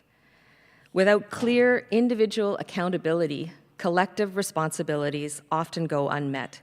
And we must come together as individuals, researchers, clinicians, public health, policymakers, Veterans Affairs, and everyone else to build on that collective responsibility to improve the management of pain in Canada. For myself at the Canadian Medical Association, we are committed to this collaboration as well. And to that end, I look forward to being part of today's discussions, to learning from all of you, and to sharing the important work in the area of addressing chronic pain. Thank you for your time this morning.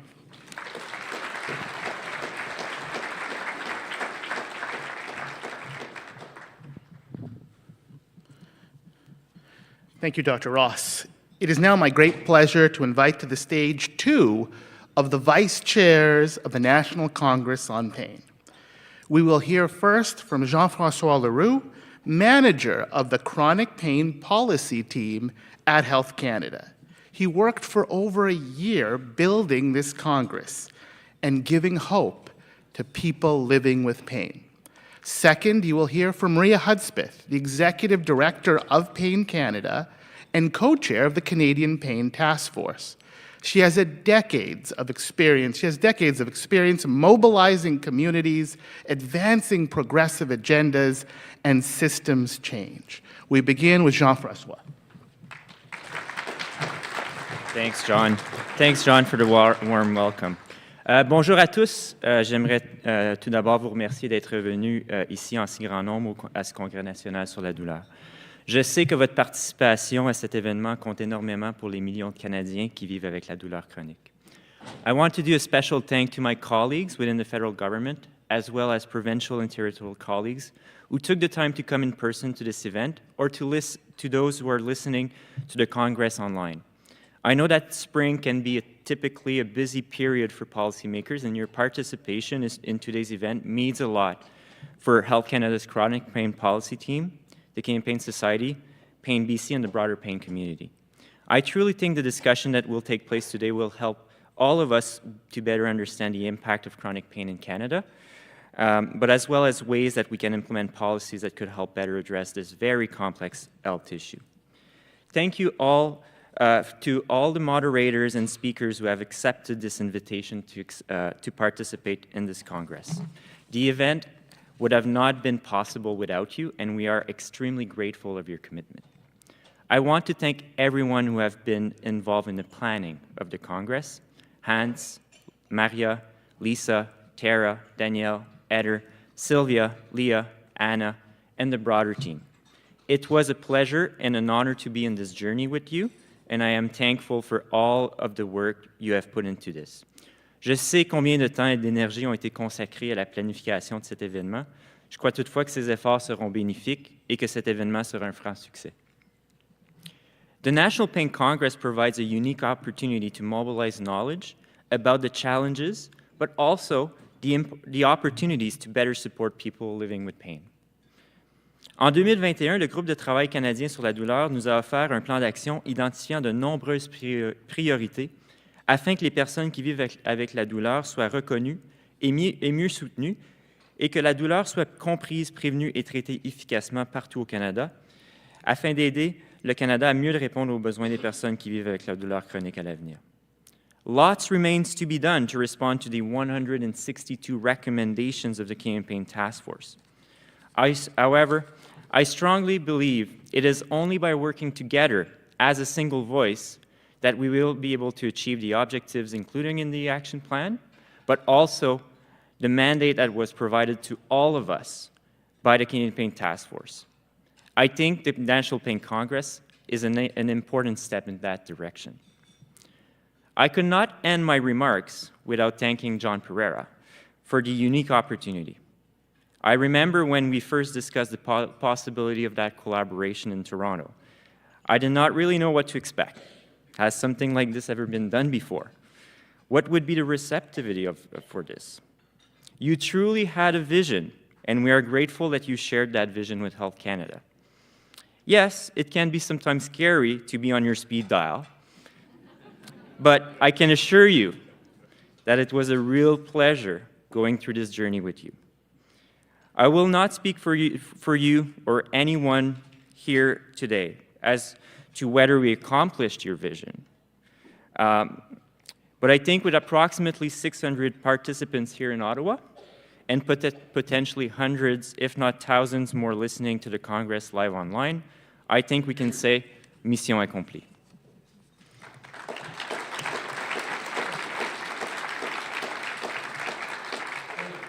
Again, I just want to thank everyone to be here with us today. I wish you all a very good Congress. Bon Congrès à tous. And then I will turn to my colleagues, Maria. Thank you.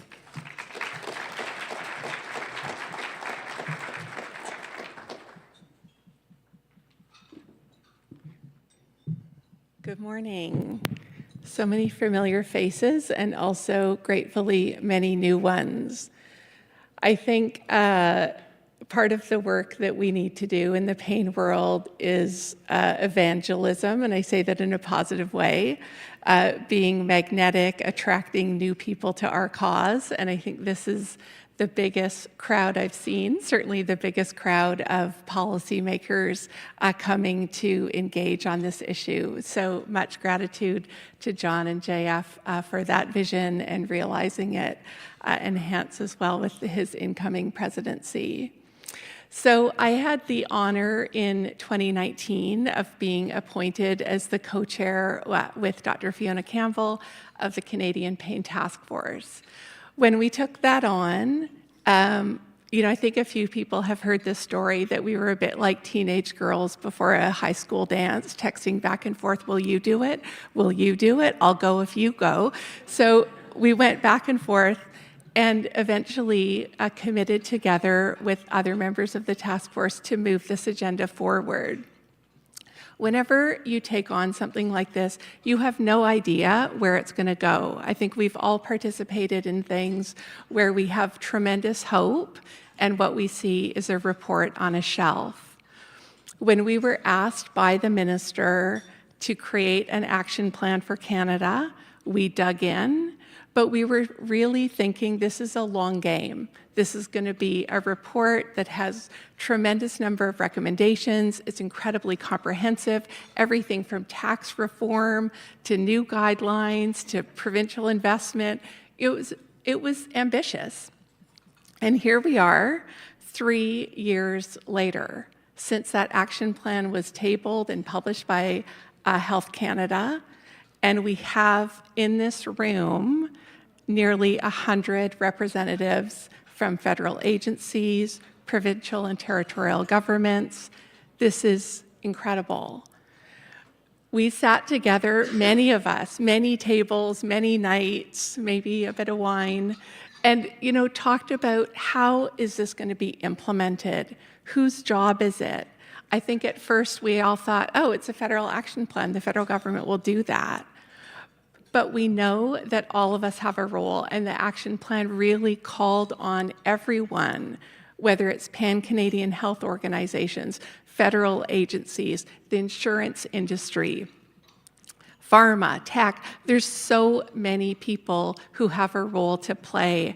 Of course, the center of that being people with lived experience.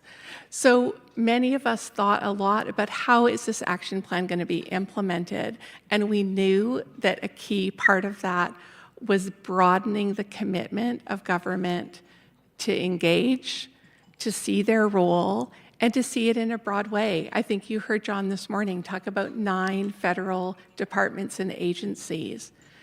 The role of employment and social development, who are looking at disability benefits for Canadians. The role of Veterans Affairs and D&D, where people in the armed forces have tremendously higher rates of pain.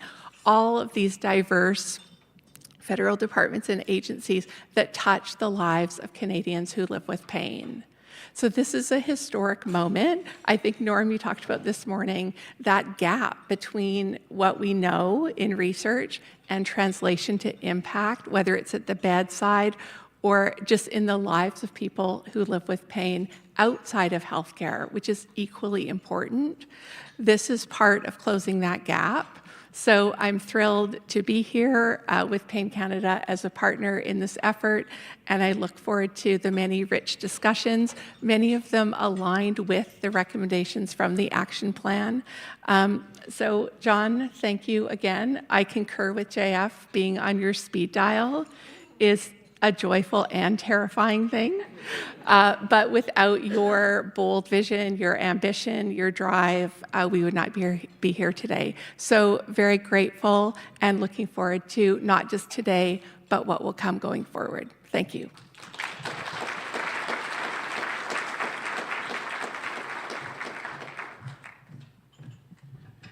Thank you to both Jean-Francois and Maria. They both remain on my speed dial, and every time you call them, they both answer, so thank you. Our next presenter is Dr. Alan Finley, who's a professor and pediatric anesthesiologist who has worked in the field of pain for 30 years. He served as the secretary of the Canadian Pain Society and the treasurer of IASP, the International Association for the Study of Pain. He has given over 300 invited lectures on 6 continents, and he speaks today on the topic of Canada, a global leader in pain. Dr. Finley.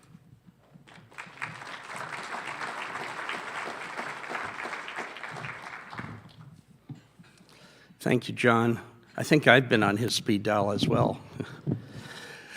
Good morning to all my colleagues and friends here in the room and around the world. I've been commenting this week that it's been wonderful how many people I don't know. 15 years ago at this meeting, I would have known everybody in the room, and the fact that there are so many new faces is wonderful support for the growth of our society and our discipline. So it's my pleasure to welcome you on behalf of the International Association for the Study of Pain, the parent organization of which the Canadian Pain Society is one of 96 national chapters. This is IASP's 50th anniversary. I'm a counselor of IASP and privileged to share that role with the other current Canadian counselor, Jennifer Stinson, and very many previous Canadians on the council and executive over the years. Our current IASP president, Catherine Bushnell, spent years at McGill and is well known to many of you. She unfortunately couldn't be here for this meeting this week. IASP publishes the leading journal in our area, Pain, and also the open access Pain Reports, an increasingly popular venue for research publication. Pain Research Forum and Relief distill the latest research for professionals and the lay public, respectively. This is not to ignore the importance of the Canadian Journal of Pain, of course, Joel. Our World Congress on Pain will be held in Amsterdam at the beginning of August and looks to be an outstanding meeting, this year featuring 2 Nobel Prize winners on the program. I hope to see you all there. For 2024, the Global Year on Pain is focused on sex and gender disparities in pain, and fact sheets are being produced and available on the website.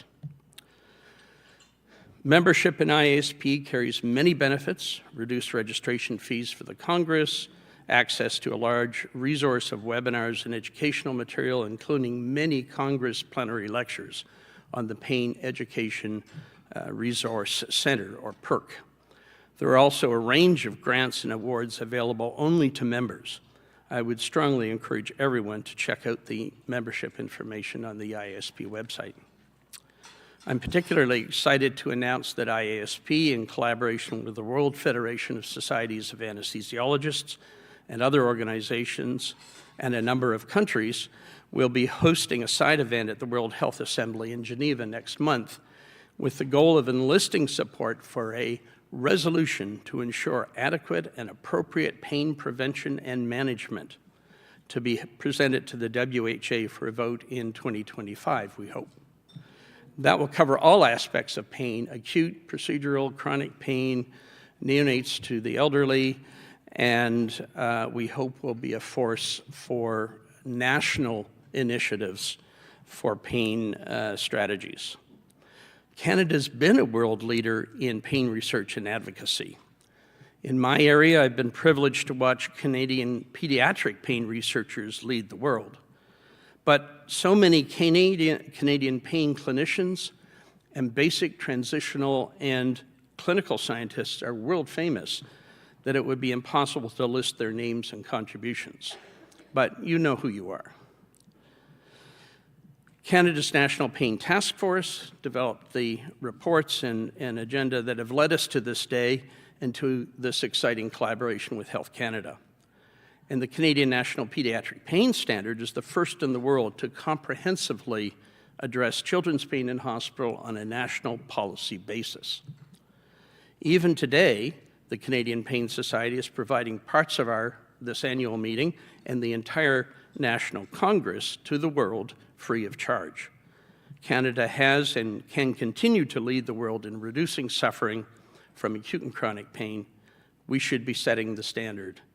Today's program will help show us the way. Thank you very much. Merci beaucoup.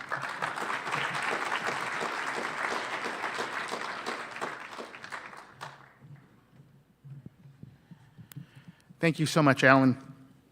For those watching on the live stream, we expect the minister will start speaking in between 25 and 35 minutes. It is now my great pleasure to introduce Dr. Hans Clark, our plenary keynote speaker for the National Congress on Pain, the vice chair of this Congress, and in just a few hours, he will become the 21st president of the Canadian Pain Society. Dr. Clark did a double major at Western, a master's and PhD at the University of Toronto.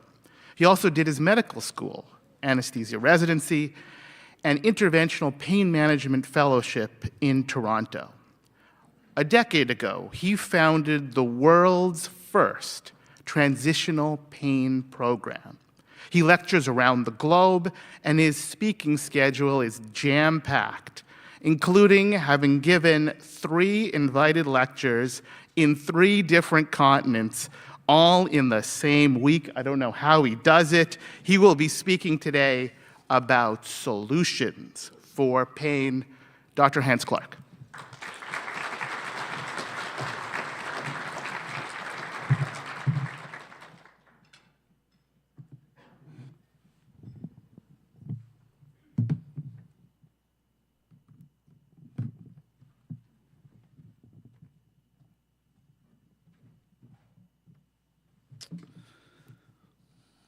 Bonjour tout le monde. Je suis fier et très heureux d'être ici avec vous ce matin.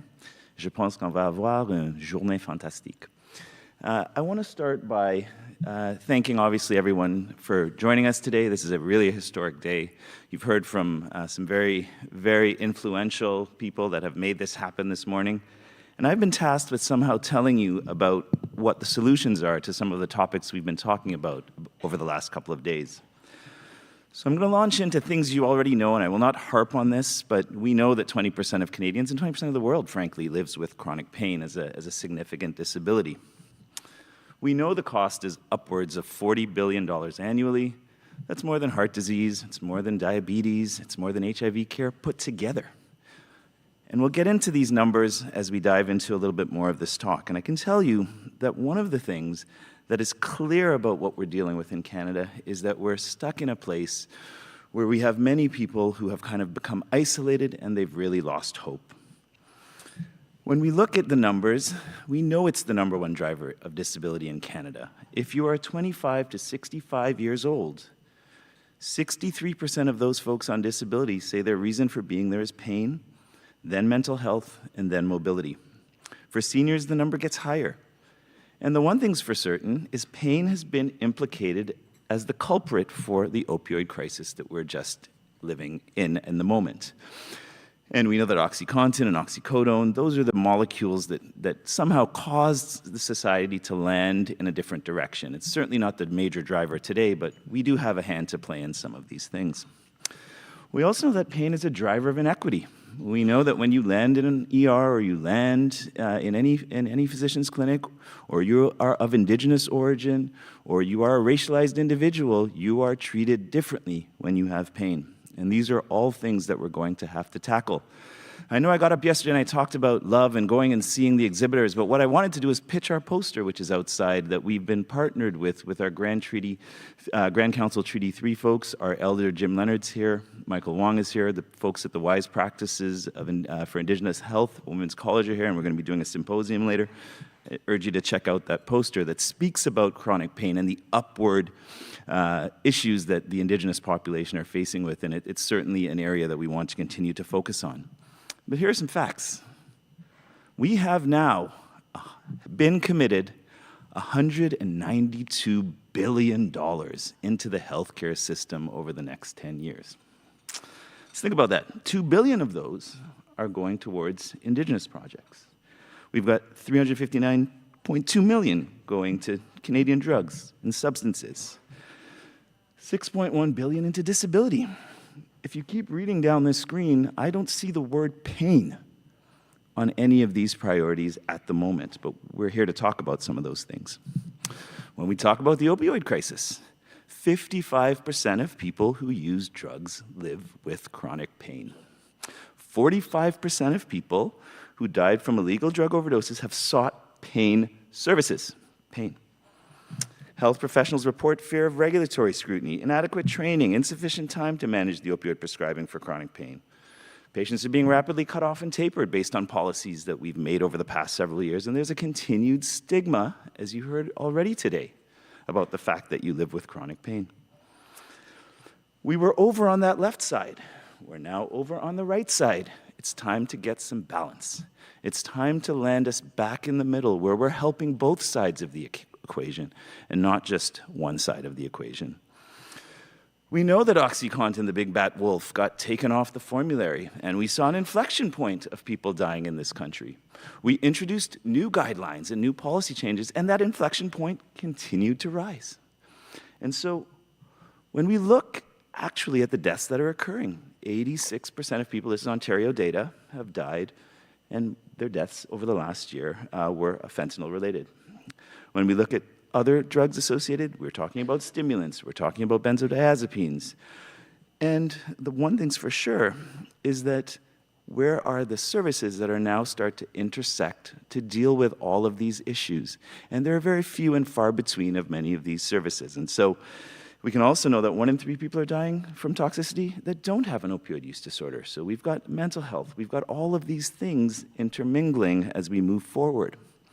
This is right out of the ODPRN, and this is the first time, I saw this last Monday at our Knowledge Exchange in Toronto, where Tara Gomes has put up, there's now a right side to her discussions. There's a pain side. There's an upstream consequence to changing policies without including pain in solving the opioid crisis and in solving the opioid toxicity crisis. You must start where the potential drivers are and influence and have those people at the table, and we've started to do that. And hats off to the policymakers, hats off to Health Canada, to the people in this room that have brought this and made this happen. Looking at opioid prescribing, we know that we used to talk about prescribing opioids to the patients in these various conditions. And we know that there are millions of Canadians still on these opioids and still struggling to find a family doctor to prescribe these things. But yet, you can walk into a pharmacy and get 3 grams of fentanyl if you need it to stay alive. And our patients are getting questions and lectures about being on their 6 tabs of oxycodone and OxyContin daily. And so how do we reconcile some of this? How do we change what's happening on this side of the equation? And what's for sure, what began in the early 2000s as spikes in overdose deaths from potent prescription opioid drugs, by about 15, 16, that has started to morph. And we know that we're talking about illicit fentanyl. We know we're talking about carfentanil. And it's time to start to change those policies and move things forward so that we have both ends being discussed. All-time high in this country of family physician shortage. And if we think that the pain world can prescribe opioids, we've got a real problem here. 1 in 250,000 Canadians have access to a pain medicine specialist. And so I urge you to go and see John Pereira's and Dr. Jason Boose's symposium talking about potential solutions to this. Maybe a central opioid, a safety net to catch individuals that are landing in this space so that when your family doc retires and you have no one willing to prescribe you, that you actually have a place before you land in that recourse of landing on those pictures in the media with those OxyContin tabs that contain fentanyl. And unfortunately, that's where some of our people have landed. That's a bit of a context, and I want to talk to you a little bit about some of the work that we've done at the Transitional Pain Service. And I always see these grants come in, and this is a scientific association, and we talk about changing the world and changing the healthcare system, and everything that we do is going to revolutionize our healthcare system. And I can tell you that when you look at people that walk into the hospital, and this is data from Dr. Kareem Latta, who worked on US database, if you walk in not on an opioid, if you walk in on less than 50 milligrams of an opioid, you don't have a risk of an opioid overdose. But if you walk in on 50 milligrams or greater than 100 milligrams, your risk goes from 0 to 142 per 100,000. And that means there is a system issue at play here for treating individuals who have a chronic pain issue or who are on an opioid. So we built this, as John said, the Transitional Pain Service at the Toronto General Hospital. We're a major cardiac, oncology, and heart center, obviously, one of the biggest in the country.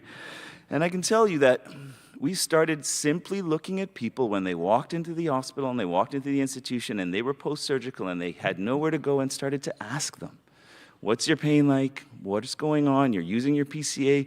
We'd have wives of patients tell us, my husband's buying $100 worth of Percocets daily. He was a major chef, friends of the chief of police, and no help. And then you start to engage people, and you start to catch them wherever they are, whether it's a need for deprescribing, whether it's a need for transitioning from high-dose opioids to low-dose opioids. They're engaged, and they may not be engaged in that moment, but they have a recourse to come back to. And from a surgical perspective and a disability perspective, if we want to prevent chronic pain, it's a concept that what better moment do we have when someone is the 4 out of 5 that don't have chronic pain walk in, have themselves cut open, closed back together, and there is not even an expectation that this may become a disabling event in your life, and it does for some. And so we have an opportunity to tackle some of these things. This was a slide given to me by Joel Katz, and I can tell you that this roadmap that we put out years ago has been downloaded over 40,000 times. It's viewed 40,000 times and downloaded well over 6,000 times, and there's been many centers across North America and around the world talking about this.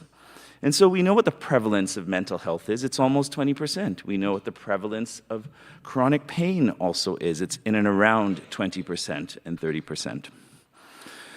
So I want to talk about when these things confluence, and in particular, when people are struggling with pain and mental health. And so PTSD, we are going to have an amazing lunch by the Chronic Center for Excellence for Veteran Care later this afternoon, and I urge you all to stick around for that. Their session last year was outstanding, and I have no doubt it will be as outstanding this year. But surgery itself is considered a trauma for many patients, and 30% of people go on to have PTSD. If we look at major depressive disorder, and this is data from one of my colleagues at the Transitional Pain Service, Dr. Weiskopf, generalized anxiety disorder, all of these things confluence with chronic pain. And so it's not a singular entity, it's something that we must continue to move forward. And I will tell you that the triad of pain is what is triad of treatment. What I do as a physician and what we do on the medical side is the easiest part of this game. I can give you a medication, I can put a needle in someplace for you, I can inject drugs, but what we need to do, obviously, is get the parts of this treatment plan that are necessary, both the physiological and the psychological. And that's something that we have embedded in our multidisciplinary program, as well as many of those across the country that I know. I'm going to just show you some things that we've done on the opioid space. Starting on an opioid, one of the things we always talk about is, if you take the plane off, you better know how to land it. And we weren't having discussions about trialing these medications. This is a trial. Whether it's 50 milligrams or 90 milligrams, you're going to stop. But this is some interesting data. And this really got people thinking. Think about an individual who's never used an opioid in their entire life. And they come in for surgery. 56% of new starts start after surgery. But let's look at our dental colleagues. And a couple dentists came up to me. I met one at the refresher course on Saturday and said, why aren't we involved in the Canadian Pain Society? I said, good question. Why aren't you involved? Well, you're now involved, and tag your it. You're going to build the dental arm of the Canadian Pain Association. And I'll tell you that 76% or 74% of all people that go in to have their molars taken out, those are first starts of opioids. And so, how do we go on and try to start to work on things? This data is pretty clear. We asked the entire surgical community at the University of Toronto a simple question.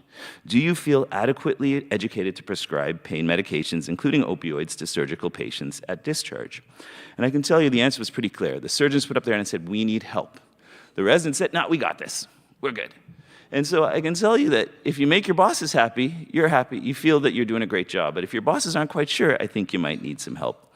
This is a paper that we published looking at the first consensus statement for opioid prescriptions after surgery in Canada. And guess when this was published? The day before Canada locked down for COVID. How many people saw this? We don't know. We've started to do some KT exchanges about the work we've done here.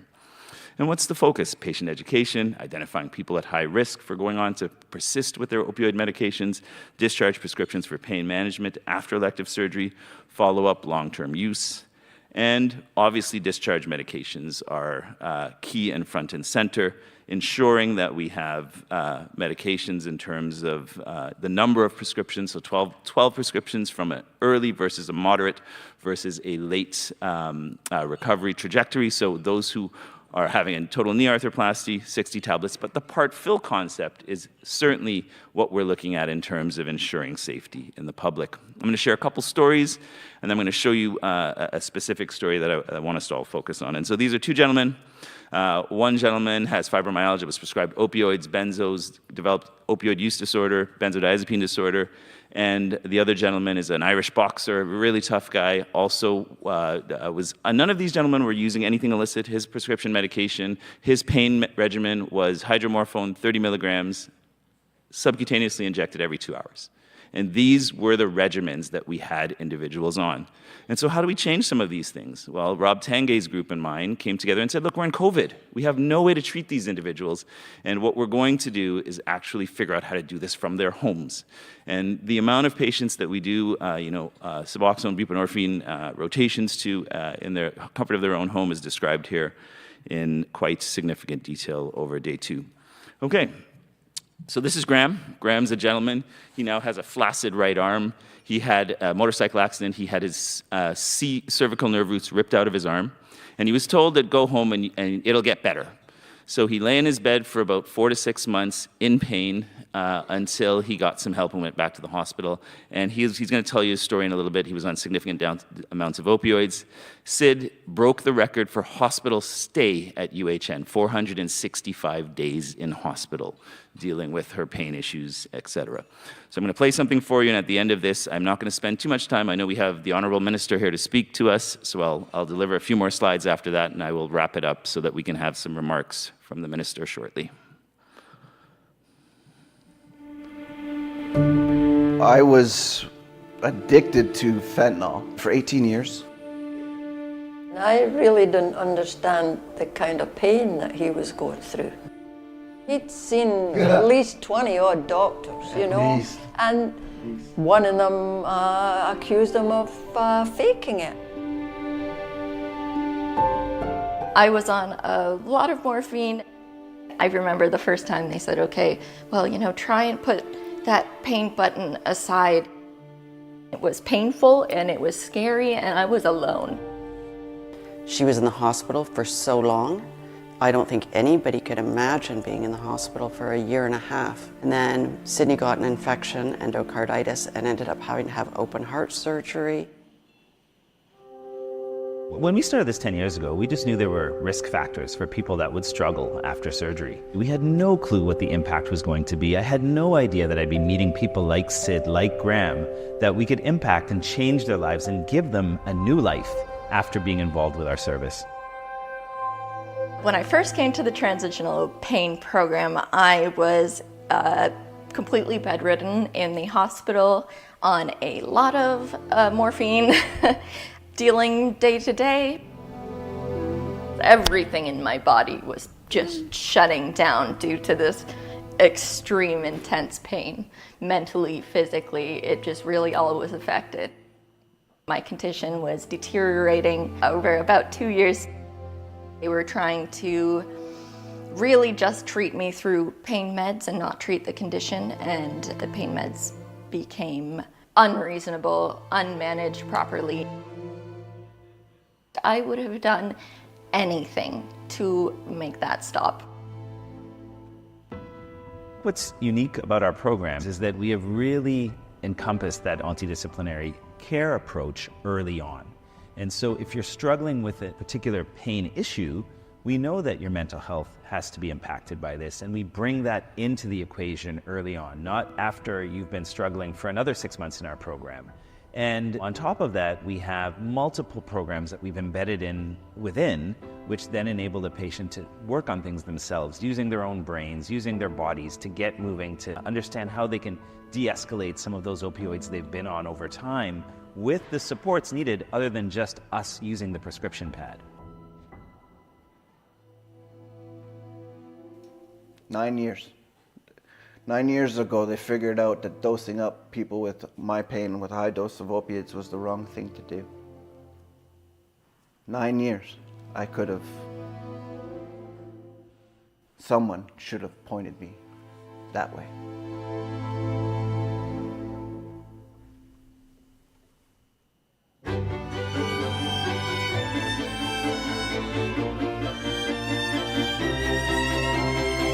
And I still had pain. Yep. And that was the crazy thing. And then you told me about the program, and of course I was hesitant because I didn't want to come off the stuff because I thought there'd be more pain. But, you know, I went through with the physio and then also the psychiatrist lady, and she actually pointed out something I had never known in my entire time, that my kind of pain actually knows what the opiates is trying to do, so it just turns the volume up on the pain. After a while, we started going to the ketamine, and then when that started to work, I decided to try and take your advice and get off of it. And it was the hardest thing I had ever had to do. I'm glad I did it, because it's the best thing that's ever happened to me. It's like walking out of a fog. You know, when I finally got off of it, it's like your brain's just like, oh, your central nervous system just comes back online, and you feel like, whoa, my God. It was like I walked out of there, and every day I woke up, it felt like I won the Masters.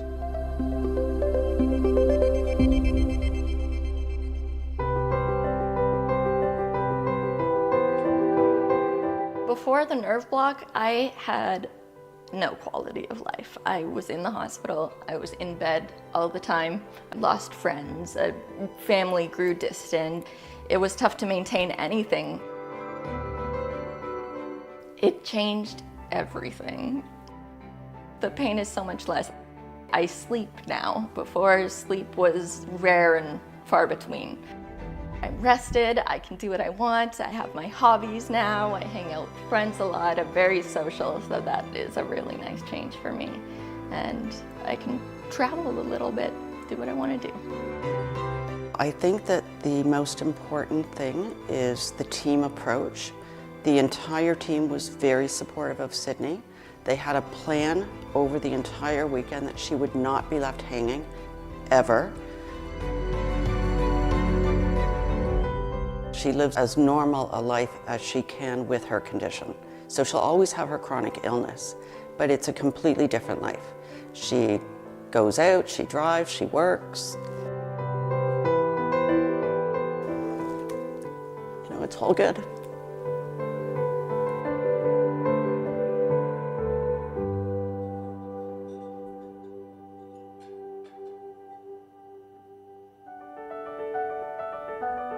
Being a clinician scientist here at UHN has afforded me several opportunities. One is we have such a diverse clinical population. The second is I work in one of the most productive anesthesia departments in North America.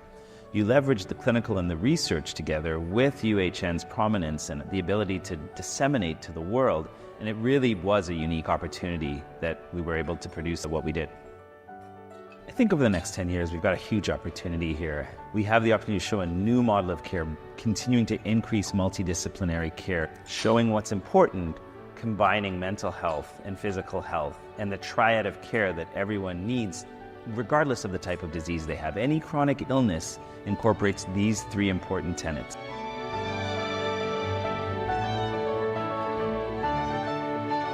I'd like to see this continue to expand beyond post-surgical pain into other areas of medicine and be carried on and supported by the next generation of physicians coming behind me.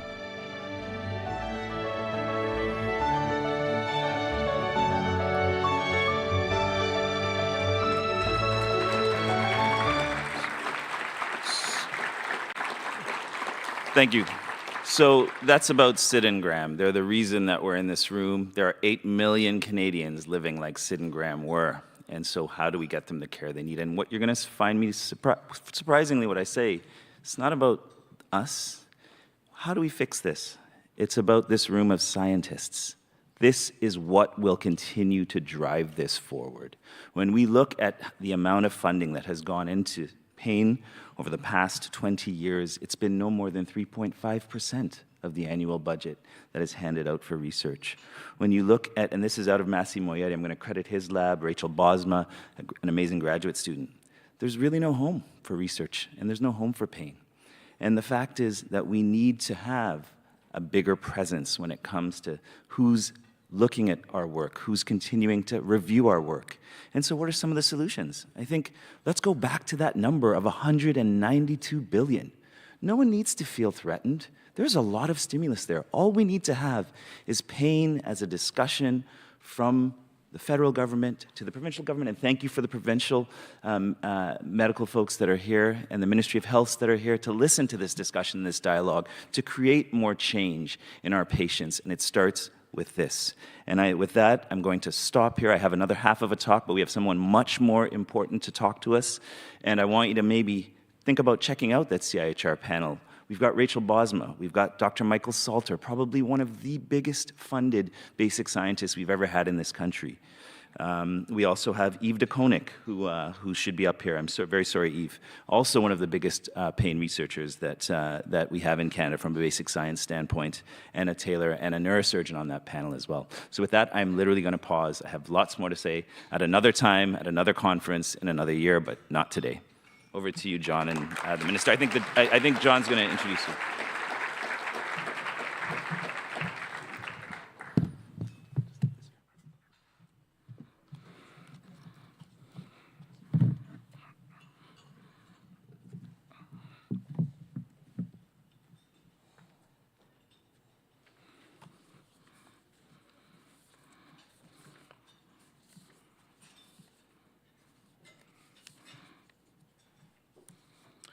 And now it is my pleasure and my honor to introduce to you the Minister of Mental Health and Addictions and Associate Minister of Health, the Honorable Yara Sachs.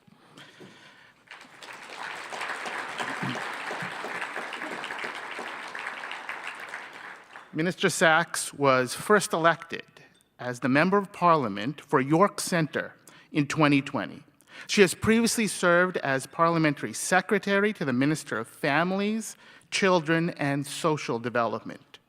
In her current role, Minister Sachs is working with the Minister of Health to build a healthier future, with a particular focus on ensuring health inequities are understood and addressed, including for Indigenous peoples, Black Canadians, and others.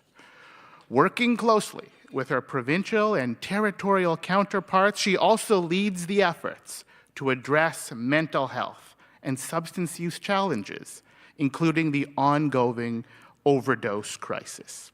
Minister Sachs is a longtime community advocate and leader focused on promoting health and addressing inequities and inequalities in society. Before entering politics, she was a successful small business owner and the director of trauma practice for Healthy Communities, a Toronto-based mental health charity working for better access for mental health services. Please join me in welcoming the Honorable Minister Sachs.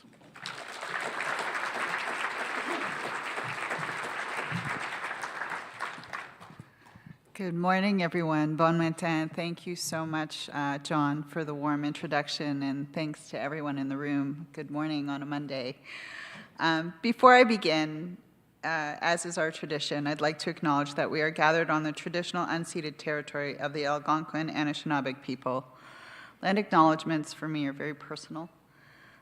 They're a moment to pause and reflect on what it means to journey on a path of healing together, and I think in every forum that I go to in this portfolio, it's really important that we pause and reflect on what healing means to us.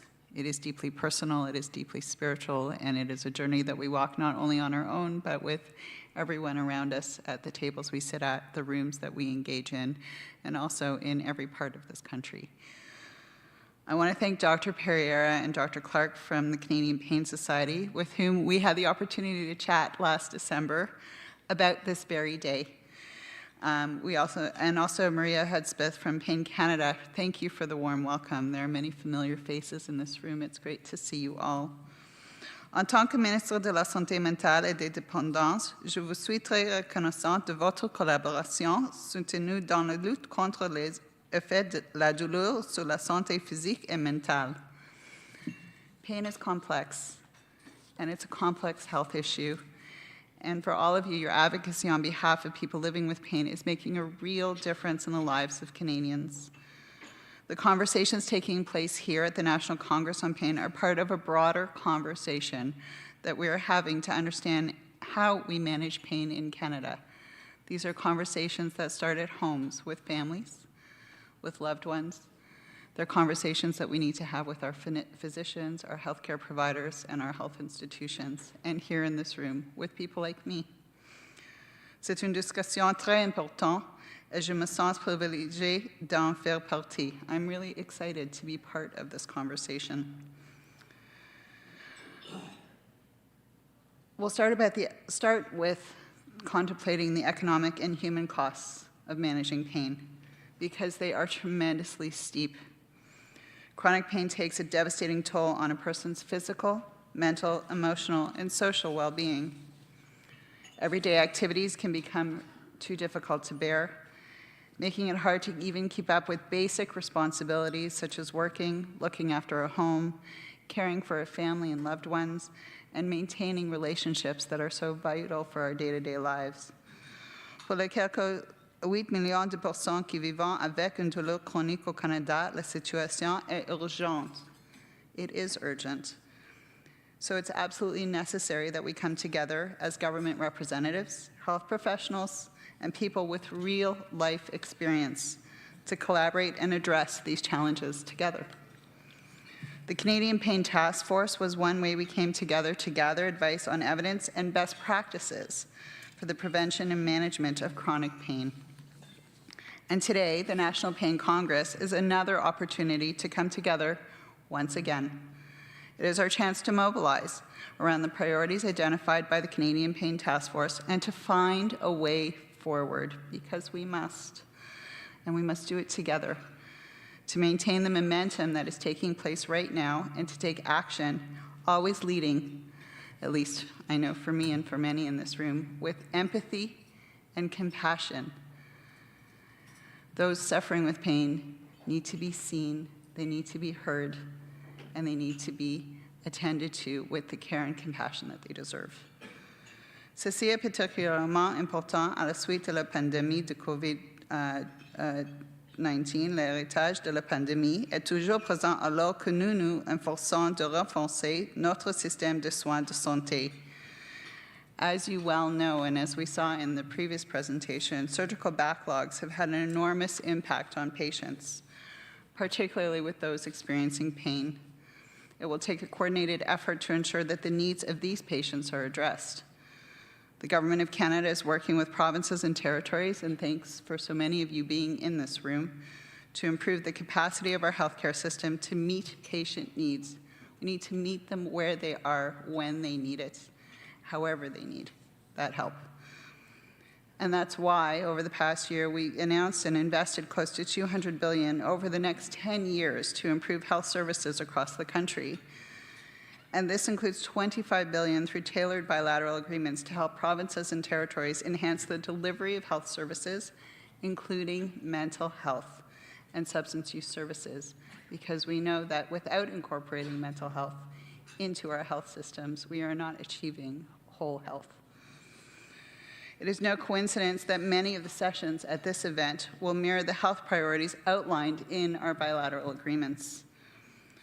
From the overdose crisis to mental health challenges to primary care, to access to medication, to health services for Indigenous peoples, these are all issues that intersect with chronic pain. That is why we need a comprehensive response. Sorry, it's the morning. One that is focused on compassion, dignity, and saving lives. Nowhere is this more important than addressing the health issues related to the toxic drug and overdose crisis.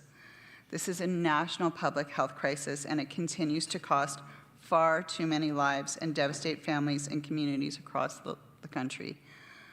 No community has been left untouched by this. Too many people I know, myself included, have lost someone they love to an overdose. Our government is investing in a full continuum of supports, from education and prevention through to treatment, aftercare, and recovery services. We will continue to use every tool we have at our disposal because we are here to save lives and to end the overdose crisis. In addition, Budget 2024 has announced $150 million for an emergency treatment fund, which will be open to municipalities and Indigenous communities. This additional funding will help provide rapid responses to emergent critical needs related to the overdose crisis. This is particularly personal for me, the ETF, and it was something I asked for because we know that this crisis is happening in communities, in our cities, in our smaller communities across this country. Your communities know what's best to meet the moment, and we want to meet it with you. The historical over-reliance on opioids for pain management has contributed to the situation we are in today, and we can't ignore that fact. The updated Canadian guideline for the use of opioids for chronic non-cancer pain that will be discussed later this morning is an important step in the right direction.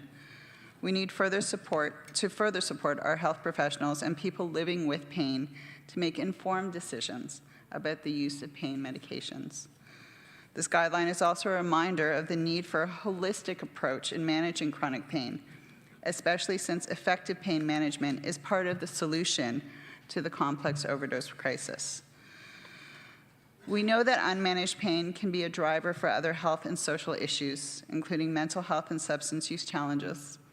This means that we must provide adequate mental health support for those experiencing pain and vice versa. They go hand in hand and should guide us every step of the way. This past November, we made a significant step forward in providing urgent mental health and crisis support for people across the country with the launch of the 988, Canada's new 3-digit suicide crisis helpline. 988 is available for anyone in Canada to call or text in English and French, 24 hours a day, 7 days a week. It's compassionate, and trained responders are there to help someone through a moment of crisis. We want everyone in Canada to know that help is available and that they are not alone. By supporting the overall health and resilience of Canadians, investments like these will have a direct and positive impact when it comes to pain, mental health, and substance use. But having said all that, we recognize that pain management is complex and requires tailored, evidence-based solutions. Last April, Canada became the first country to adopt a national standard for pediatric pain management. The standard provides a guide to caring for children experiencing pain. As a parent myself, I have 2 teenage daughters. Every parent that sees a child in pain struggles with them, but often we don't know what to do. And when we have to trust our health professionals, which we do, with their care, we want to know that we're carrying them through to health and not towards substance use or potential other complications. I'll share a personal story. My 17-year-old went through surgery at a Toronto hospital and was discharged with a full bottle of OxyContin with no direction. We know we can do better. We can do better together, and this is why all of you in this room, parents, physicians, healthcare providers, and members of government and Health Canada and departments like myself are here, because we need to talk about these things and be honest about it. The development of the guide that I just mentioned was an important step forward in establishing consistent pain and care for our children across Canada. Every parent wants that for their child, as does every physician and healthcare provider. And I know that we will continue to move forward in this important work. The work and priorities being discussed today during the 2024 annual scientific meeting draw heavily on the experience and advice of people with lived and living experience with pain. I know that includes so many of you here in the room today. Your presence enriches this event and is essential to finding practical solutions for those living with pain. We see you, we hear you, and we're here to learn from you. We all know someone who has struggled with pain, a loved one, a friend, a coworker, and the question we should be asking ourselves is, how do we see them in their pain and help them? We cannot journey through someone's pain. Their pain is often invisible or downplayed. We have a society that tells us to bear it in silence. We can't walk in their shoes. They often can't walk themselves, but we can and must walk with them. Someone suffering in pain can often feel that it has taken over all aspects of who they are, and that it is holding them back from their goals and what they want to achieve for themselves and for their loved ones. We're coming together here today to find solutions that are rooted in compassion, but also in dignity. And even more importantly, those journeying and need our help through the pain, we want them to come out on the other side of it, to no longer feel isolated, and to recover from it as their best selves, living their fullest lives in community and around those who support and love and care for them. Chronic pain is not all about the body, and it's not all about the brain. It's all encompassing for someone who is suffering through it. For someone suffering with pain, it's everything. That's why we must have an integrative and holistic approach to see the whole person, so that those in pain can take back their lives. Je tiens à vous remercier tous et toutes pour votre engagement à améliorer la lutte contre la douleur au Canada. I want to thank all of you for being here and for your commitment to improving pain management in Canada. Together, we have more to learn together, to heal, and to grow. Thank you so much, and enjoy the rest of the Congress.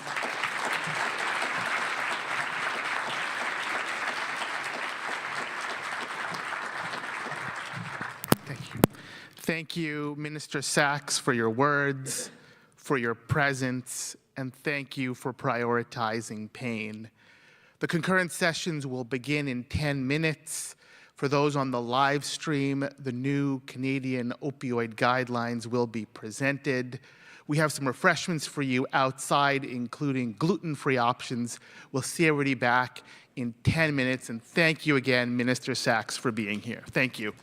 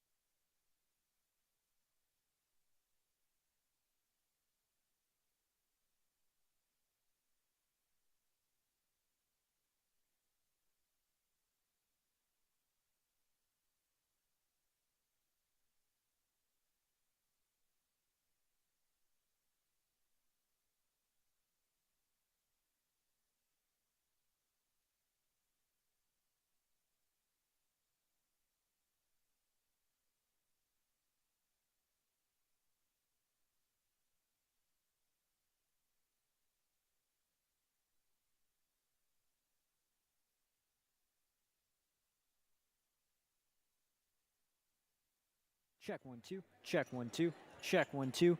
Check 1 2. Okay.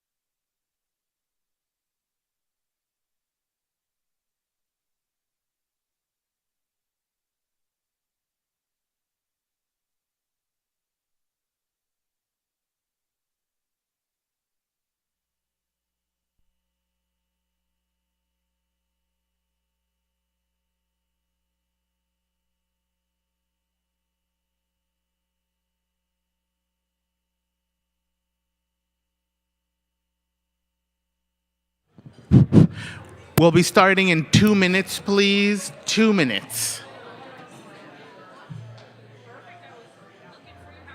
Do great. Great. What a great team we have here.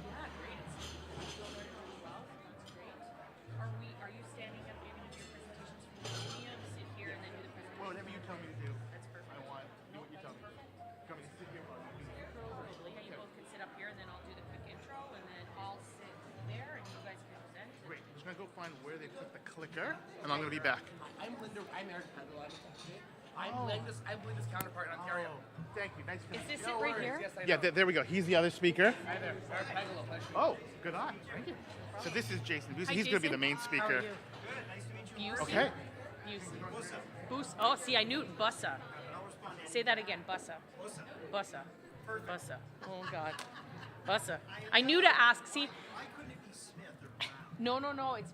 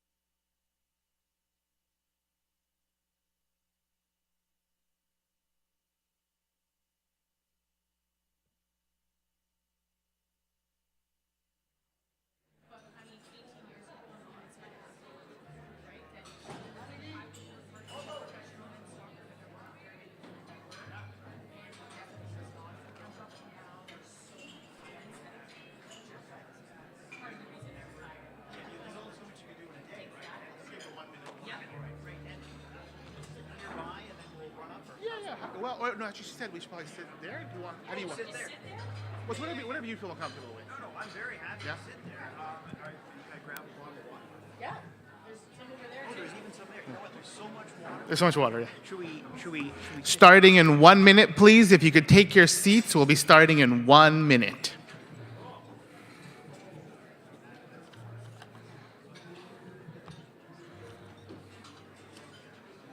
Totally should have printed this in. I do this all the time. I'm like, I don't need larger text. No, this is perfect. Probably need larger text. This is great. Are those all old? We can take them off. No, some of these we still need. Oh, they're Yeah. yours, okay.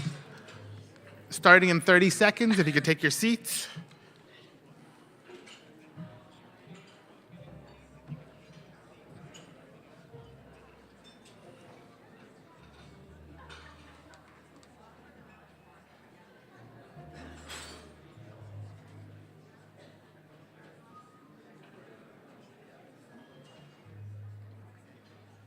Bussa. Yes. So we have a screen so we can Yes. see what we're talking about. And then it's- the clicker, he has the clicker. I was just gonna, does it have a laser pointer as well? I mean, maybe I don't need it. Should. Yeah, okay. Should. All right. Well, The issue will be, it's being projected over there, like, so you won't be able to. Exactly, yeah.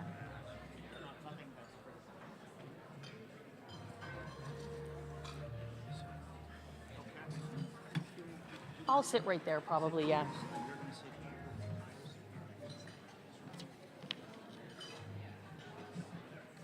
We're ready? Good morning, everybody. If you're staying with the session, I'll just ask that you take your seats. Thank you so much. So good morning. My name is Carol Ann Chenard, and I'm the Acting Director General of the Controlled Substances and Overdose Response Directorate at Health Canada, and I'll be moderating the session this morning. Before I begin, I'd like to acknowledge that we're gathered on the traditional and unceded territory of the Algonquin and Anishinaabe people. So I'm really thrilled to be part of the National Pain Congress and this compelling session where we'll discuss the complexities around the use of opioids for pain management, as well as explore some solutions for ensuring appropriate use and access to pain medications. The relationships between pain, opioids, and opioid-related harms in Canada is complex. And we know that there are significant intersections between chronic pain, substance use, and the overdose crisis. For instance, it is estimated that up to 55% of people who use drugs also live with chronic pain. We also know that when prescribed and used as directed by a health professional, opioids can play an important role in pain management for many. However, as with all medications, opioids can have risks and potentially dangerous side effects. Recent dramatic increases in opioid-related overdose deaths in North America has increased awareness around the risks associated with both short and long-term opioid use. Unfortunately, early actions to promote appropriate opioid prescribing practices have led to unintended consequences for many people living with pain. Some Canadians have had difficulties accessing their opioid medications to help manage their pain, while others have had their opioid dose rapidly tapered or discontinued altogether.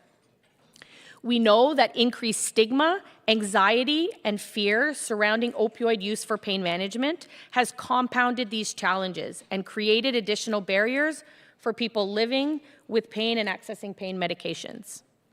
Many Canadians living with chronic pain also face challenges in accessing a family physician, which in turn often limits their ability to access adequate services, including specialized pain care. We are aware that improved access to pain medications and care is required to better manage pain and prevent higher-risk substance use. At the same time, efforts need to be made to promote appropriate opioid prescribing practices that balance the uncertainties between the benefits and risks of these medications based on the individual needs of each patient. Health Canada is committed to continuing action to increase available knowledge about resources and tools to both the public and healthcare providers on chronic pain, including those on appropriate use of opioids for pain management. Through this session, we'll have an opportunity to hear from two distinguished panelists.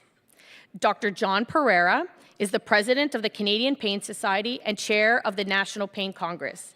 He has spoken on the topic of chronic pain, both nationally and internationally, including the Mayo Clinic and the Centre of Disease Control, and has personally visited over 70 pain centres in the world. He is affiliated with the Calgary Chronic Pain Centre, which is the largest program of its kind in Canada. He works full-time clinically as the medical director of the Fibro-Focus Fibromyalgia program and was the physician lead on the team that won the very first Health Quality Council of Alberta Patient Experience Award in the field of pain management. Today, he will be speaking to us about the proposed solutions for better supporting Canadians living with pain who are using chronic opioid therapy. Dr. Jason Bussa is the professor in the Department of Anesthesia and Canada's Research Chair in Prevention and Management of Chronic Pain at McMaster University. He led the efforts to update the Canadian guidelines for opioid and chronic non-cancer pain, published in 2017. Dr. Bussa will describe the process for developing the guidelines and provide an overview of the updated recommendations with aim to balance benefit and harms of opioids for chronic pain. Following their presentation, you'll have the opportunity to ask questions and discuss with the panelists on this important issue. So with that, I'm going to pass the floor to Dr. Pereira. Thank you so much for that introduction. Thank you.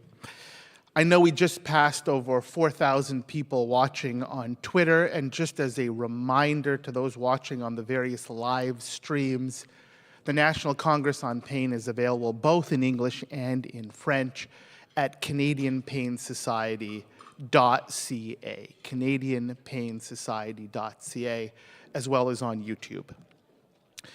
I'd like to begin with some introductions and disclaimers. My name is John Pereira. I'm a physician, as mentioned. My presentation and the opinions expressed are mine alone. They do not represent the opinions of the Canadian Pain Society or the National Congress on Pain.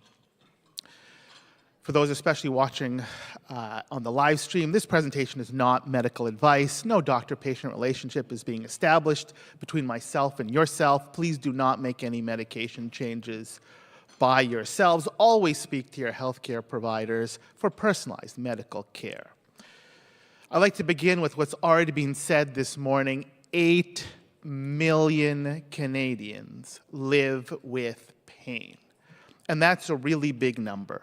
And here's another really big number. Over 1 million Canadians take opioids to manage their chronic pain. 1 million. Now, to be clear, of those using opioids to manage their chronic pain, the majority are not people with addiction. It is false to think that people in pain using opioids are all people with addiction. That is not true. They're people just like you and me, doing their best to have some quality of life. Some of these people are in this room. They've been taking opioids for pain for months, for years, maybe even decades. If we look at the statistics, and this is the lowest estimate, in 2022, 750,000 Canadians received either medium dose or high dose opioids to manage their chronic pain. And we define that as medium dose being 50 milligrams of morphine equivalent or higher. We define high dose opioids as 90 milligrams or equivalent or higher. And so if you look at that number, 750,000 Canadians at least taking medium or high dose opioids, and about 1/4 of that, 250,000, 250,000 are on the high dose. So these are big numbers. Now, what happens when 750,000 people go about their lives every day? Well, some of them, a percentage of them, will go to their prescribing physician and see this sign. This sign. Sorry, we're closed. Because doctors retire, or change practices, or move provinces. This is not an uncommon problem. To be on opioids for chronic pain, to be prescribed it for a period of time, and then suddenly the rug is yanked out from under you with this sign, sorry, we're closed. Remember, if we just look at the population in general, about 20% of Canadians don't have a family doctor. And roughly another 30% of Canadians will report having difficulty accessing primary care reliably. And so we're talking roughly 1 in 2 Canadians here. This is a serious situation, and I know people are working on it, including people in this room, but this is not going to be solved overnight. It takes years to increase the enrollment in medical schools, years to train these physicians and bring them into practice. So a serious situation with no magic solution tomorrow. So what are we going to do? What are we going to do when this sign shows up? And before I go on, I just want to point out how big a problem this is with very real risks. If someone is taking opioids for chronic pain and they're suddenly stopped or abruptly decreased in dose, they can go into opioid withdrawal, which can be so severe that it can cause a heart attack from the withdrawal symptoms. We don't think of that necessarily in that way, but remember, any change to medications has risks, including decreasing the dose, especially if it's done quickly. When people are taken off their opioids or tapered down very quickly, they use more health care, not less. And remember, opioid withdrawal has serious consequences in terms of mental health and the risk of suicide. We can absolutely harm people by abruptly forcing them off their medications. In the words of our next presenter, some prescribers are hesitant to take on opioid prescribing for legacy patients, and that's Dr. Jason Busa, the first author of the Canadian Opioid Guidelines. Also in this room, many legacy patients are being abandoned and denied care. And that's Maria Hudspeth, who you heard from this morning, the Executive Director of Pain Canada. This is a real and prevalent problem. So I ask you, what are these people supposed to do? And it's a lot of people. What are all these people going to do? Are they going to go from doctor to doctor to doctor asking for opioids? Because we're hearing that's happening. Are they all going to go to the emergency department, which is definitely happening in many communities across this country? Are they going to try walk-in clinic after walk-in clinic after walk-in clinic? Because we're hearing that too. Are they going to start calling doctors' offices in nearby cities just to get the medications they need? And yes, we're hearing that too. Will they call the College of Physicians in their particular province or region? Because that's happening. Are they going to appeal to their elected officials? And that's absolutely happening. As a reminder, as we think about this problem, we put people on opioids. We prescribed these medications, and people trusted us to give them the right prescriptions. They put their trust in us. And we knew, the medical profession knew, that these people, 750,000 or more, would become dependent on these drugs. Their body would need to keep taking these medications. So we knew this, and I say to you, we have a responsibility to take care of them. We cannot just cut them off abruptly. We have a moral and ethical obligation to take care of the people that we put on this road. We started them on this path. And if we include low-dose opioids, this is over 1 million people to think about, 1 million. And I am proposing today that it's time for a new approach. It is time for an opioid safety net to protect Canadians living with pain, those 1 million Canadians. If a person living with chronic pain and using chronic opioid therapy loses their prescribing physician, we need a plan.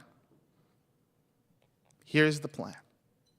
A centralized team in that particular province or territory takes over opioid medication renewals. And this safety net follows very simple rules. Rule number 1, the dose is the dose.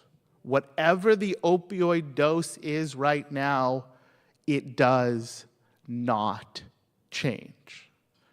And this may seem a bit unusual. After all, shouldn't we be changing the dose based on the clinical need, either increasing or decreasing? And yes, that would be true in an ideal world, but that requires a medical team. That requires prescribers, which are in short supply. And so for a small centralized team to handle the needs of a region or territory or province, it's important that the opioid dose stays stable. It does not change. Number 2, we begin with monthly dispensing of the opioids. Every month, you get your medication dispensed at the pharmacy.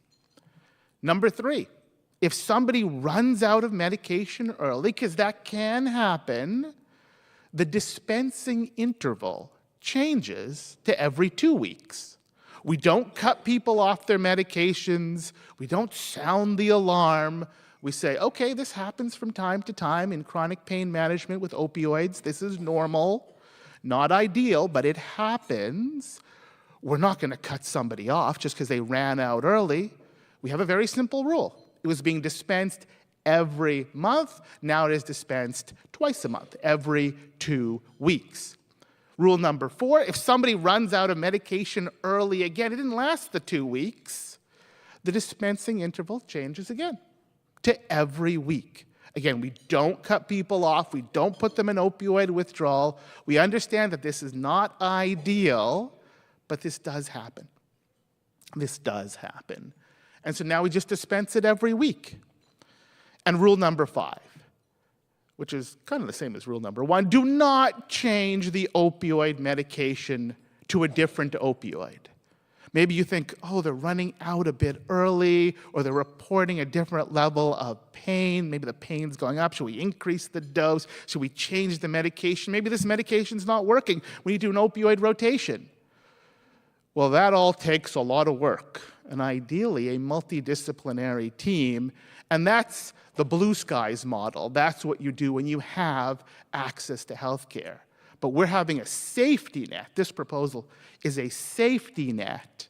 Do not change the opioid medication to a different opioid. Continue to prescribe the same one. So again, a small team can manage a large number of patients. Rule number 6, do not increase or decrease the opioid dose in response to a person running out of medication early.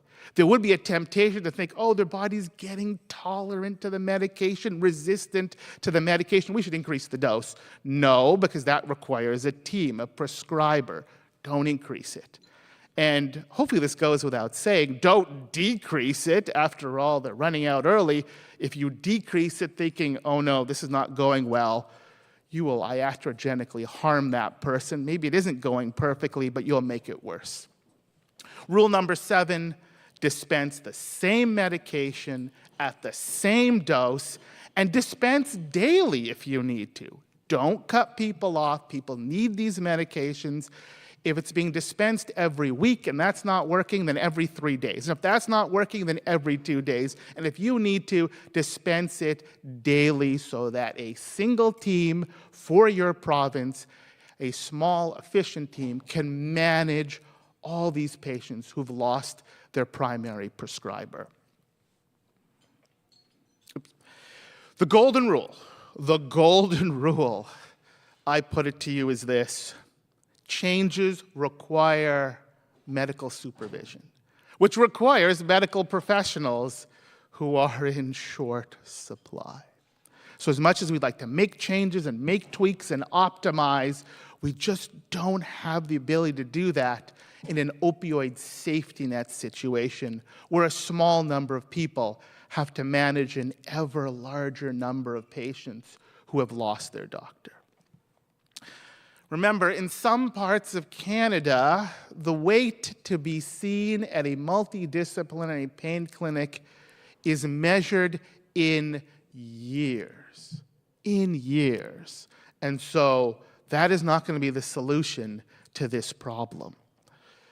Indeed, many multidisciplinary pain clinics don't even take over prescribing of opioids. They can assess, they can make recommendations, but long-term they generally don't take over prescribing. So multidisciplinary pain clinics play a key role in pain management. As mentioned, I worked for many years at the Calgary Chronic Pain Centre, the largest in this country, and I'm still affiliated with them. Many multidisciplinary pain clinics do incredible work, but they cannot take on all of these patients. That must go to a centralized team taking care of specifically opioids within an opioid safety net framework.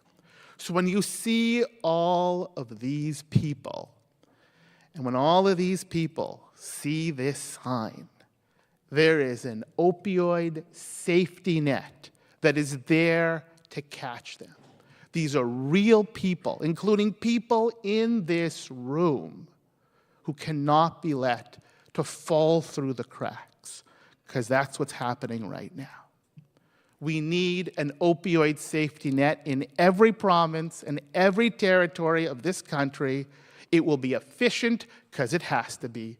It's rule-based, it's fair, everybody knows the rules already, and it's centralized. One number to call, so people aren't going to the ER, going to walk-in clinics, and so forth. Efficient, rule-based, and centralized. I say to you, the time has come for an opioid safety net to protect Canadians in pain. Thank you all very much.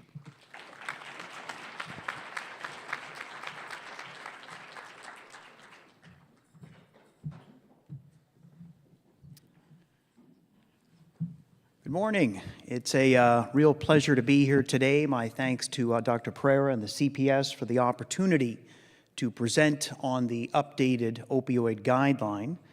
And I'm going to hit a button, and that did not work yet. Oh, it's being brought up. Wonderful. Thank you. So to begin, I do have some disclosures. I am the director of the National Pain Center at McMaster University. I do hold government grants to study the effects of opioids on chronic pain, including a grant that supported the update of this guideline. I have no for-profit relations to declare. You've heard a lot of this, but the most recent systematic review that has been published looking at the prevalence of opioid prescription for the purpose of chronic pain came out in 2021, and it found that about 27% of adults living with chronic pain are prescribed an opioid worldwide. There is a higher rate of prescribing in North America than in Europe. Now, this data is a few years old, but again, to echo the comments you heard, there are a lot of individuals that are prescribed opioids for chronic pain. At the same time that there has been these attempts to help mitigate the devastating effects of chronic pain, there has been increasing concerns about the potential harms of opioids. And this is a heat map over time where we do understand that over time, the proportion of opioid-related fatal overdoses has been increasing. And this is obviously of great concern as well. We do know that there were about 2,800 opioid-related deaths in Canada in 2016. That had risen to over 7,500 in 2021. And importantly, the vast majority of these deaths are accidental. So at the same time we are trying to provide relief for individuals with chronic pain, there is a concern that there is also a downside to the use of these medications. So as you've heard, we want to try to ensure that they are used appropriately to help balance those benefits and harms. Now, this was not just a concern in Canada. So because of this increasing rate of opioid overdoses, the U.S. Center for Disease Control and Prevention released their guideline for the use of opioids in chronic non-cancer pain in 2016. So this came out a year before our last guideline did. And there were a number of limitations that we perceived as part of this guideline. And so a few months after it was released, we published an editorial in the Journal of the Canadian Medical Association called Addressing the Limitations of this Guideline. One of the areas that we had particular concern about at the time, and I'm quoting from our commentary, was that the CDC had provided a strong recommendation to avoid increasing the dosage of opioids to 90 milligrams morphine equivalent or higher per day for individuals with chronic non-cancer pain. And in a major omission, the guideline failed to address clearly how clinicians should manage patients already using doses higher than this.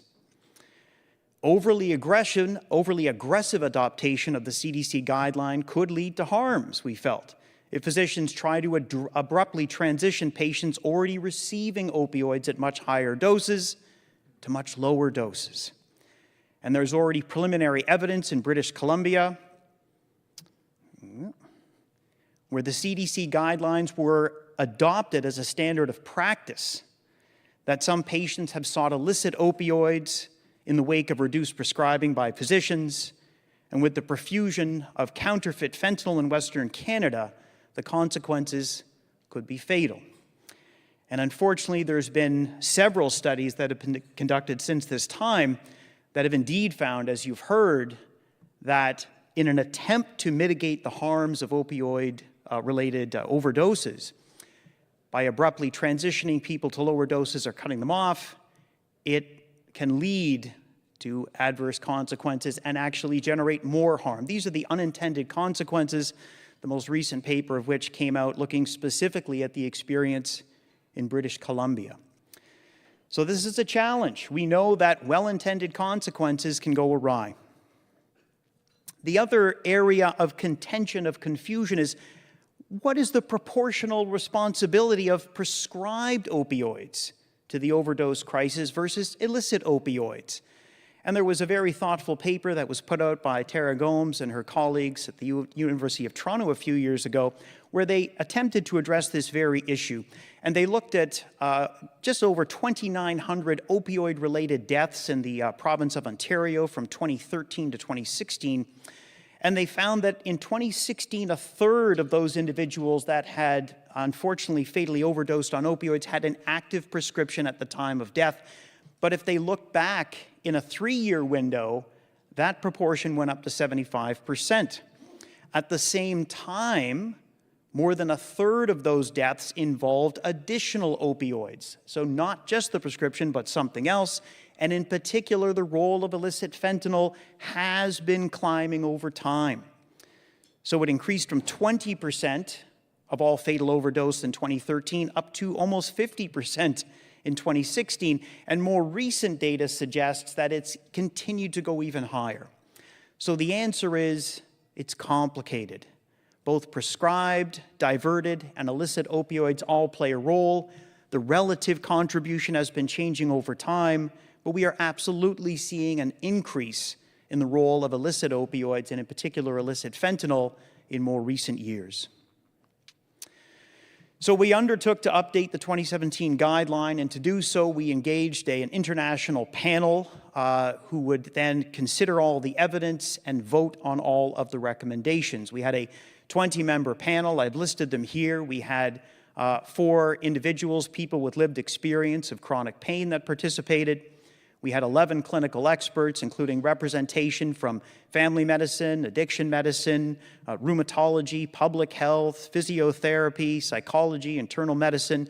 We engaged a bioethicist as part of the panel as well because of the complicated issues on this topic. And then we had some methodologists to help oversee the process itself. One of the key criteria for serving as a panel member was we had to be reassured that no one had any financial or intellectual conflicts of interest, all of which was independently reviewed.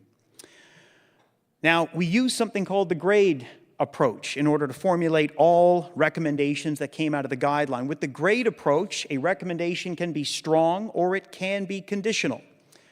We can make strong recommendations in cases where there is a clear imbalance between the benefits and the harms. If the benefits clearly exceed the harms, it's a strong recommendation in favor. If the harms clearly exceed the benefits, it's a strong recommendation against. We have to be confident that the evidence is of sufficient quality. And we have to be reassured that if a patient was presented with this information, the vast majority would agree with the recommendation. And we needed to have 80% consensus from voting panel members in order to make a strong recommendation. A conditional recommendation is different. We make conditional recommendations when there is a close balance between benefits and harms, because in such cases, there's a close call and it's more preference sensitive. Some patients may value the harms a little bit more. Some may value the benefits a little bit more. Because they are close, we don't know that. We can make conditional recommendations when the quality of evidence is not as good. So we're not sure if we can trust the results at this point so much. And we do it when we perceive that if we were to give this information to people living with chronic pain, they would not make the same decision. Some patients would choose to follow the recommendation and some would not. So a conditional recommendation is a mandate for shared decision-making in order to ensure that an informed patient can make the decision that is aligned with their particular values and preferences. So very different circumstance. We could make conditional recommendations if the majority, 51% of the panel, agreed. Now, what perspective did we take? We could take a payer perspective. We could take multiple perspectives. We chose primarily a patient perspective. We did give some considerations to the societal issue of opioid overdose, for example, and opioid use disorder. We did not address the issue of managing opioid use disorder, and the recommendations did not pertain to individuals that were engaged in palliative care. Now, evidence alone is not enough to make recommendations. I've just spent some time explaining that we need to understand the values and preferences of patients, that we engaged 4 people with lived experience as full voting panel members, but we need to understand what type of value individuals that live with chronic pain put on the different aspects of benefits and harms. And so to do that, we conducted a systematic review. We published the initial one here in 2017. We updated that for the current guideline. We also conducted focus group interviews with people living with chronic pain that had a range of experiences with opioids. Some that had used them and found success, some had used and found they weren't successful, some that hadn't used them. We also interviewed caregivers, including caregivers of individuals that had unfortunately experienced the people they were looking after had unfortunately fatally overdosed on opioids. So we wanted to get a wide range of input and experiences. And what did we learn from this? Well, we got a lot of information, and we used that to formulate a values and preference statement that was considered when making all recommendations. And this is large enough that it's going to go on for 2 slides, but I think it's important. So we learned for people living with chronic non-cancer pain, receiving opioid therapy, achieving pain relief was the most important consideration.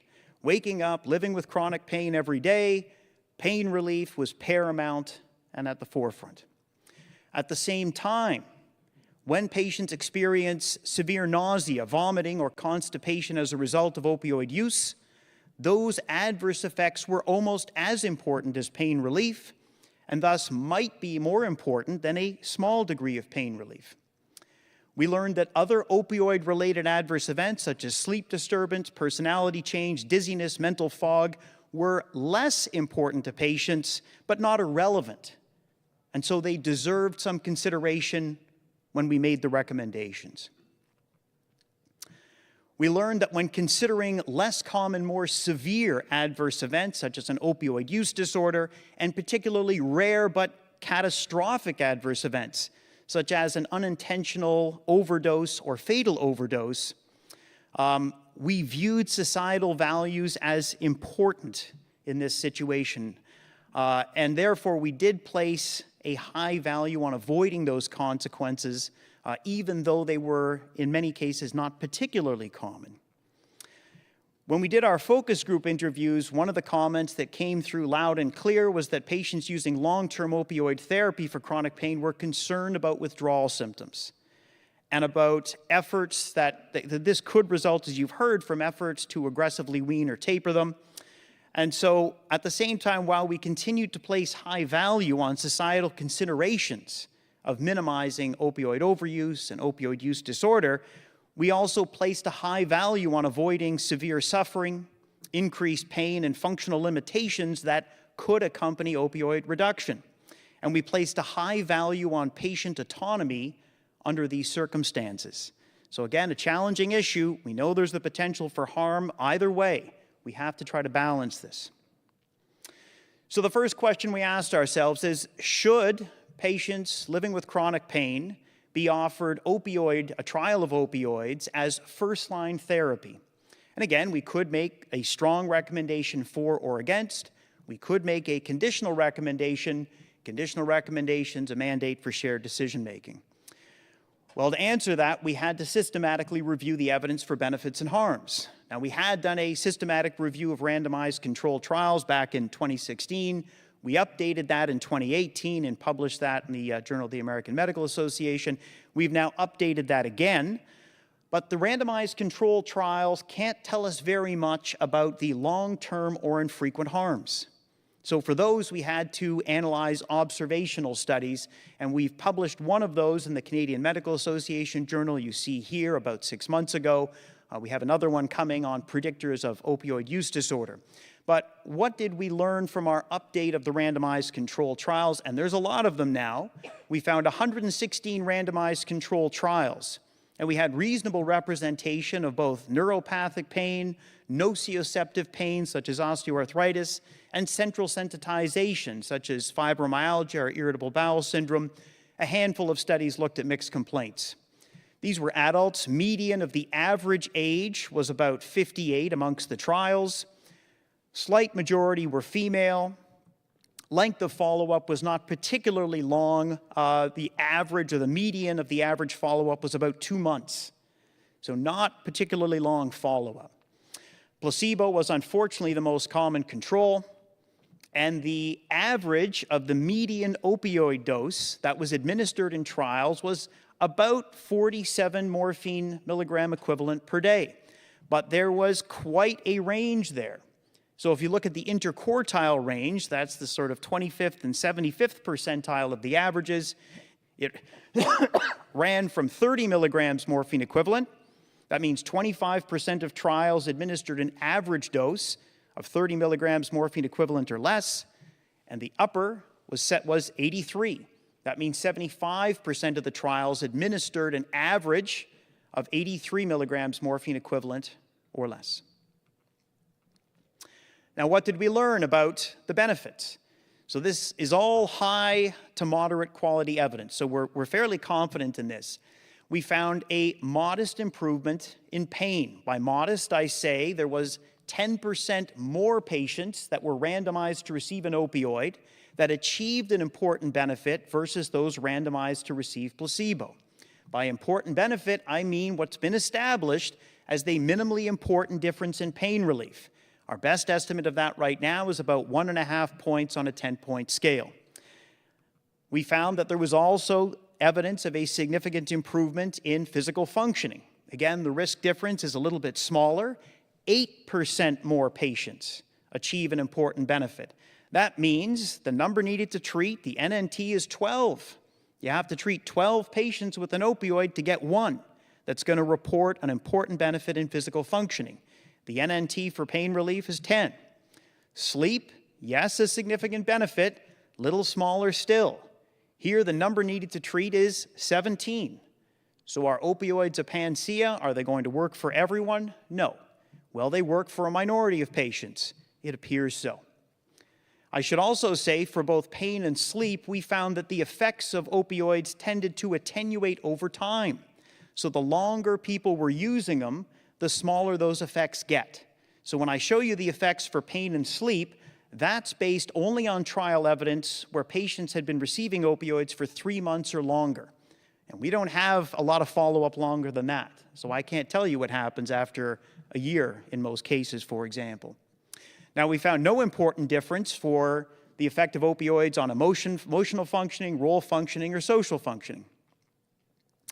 And all effects were independent of clinical condition. So we didn't see differences versus on neuropathic versus nociceptive versus central sensitization. Now that's benefits, but we also need to know about harms in order to make an informed decision. So we found high quality evidence that there is a risk of experiencing a fatal overdose, and it is dose dependent.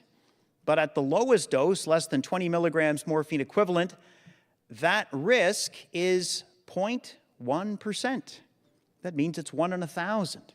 And yes, that does go up at higher doses, but because the baseline risk is so low, you can see even if you get up to doses, greater than 100 milligrams, it's about 0.23%, or 2.3 out of 1,000.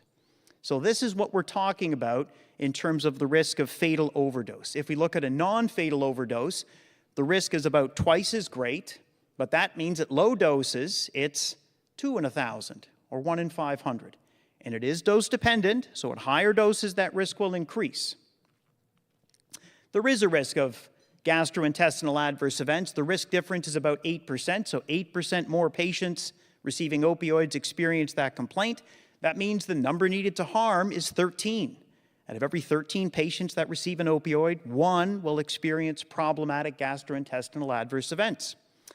Pruritus or itchy skin, yes, it's significant. Number needed to harm of 16.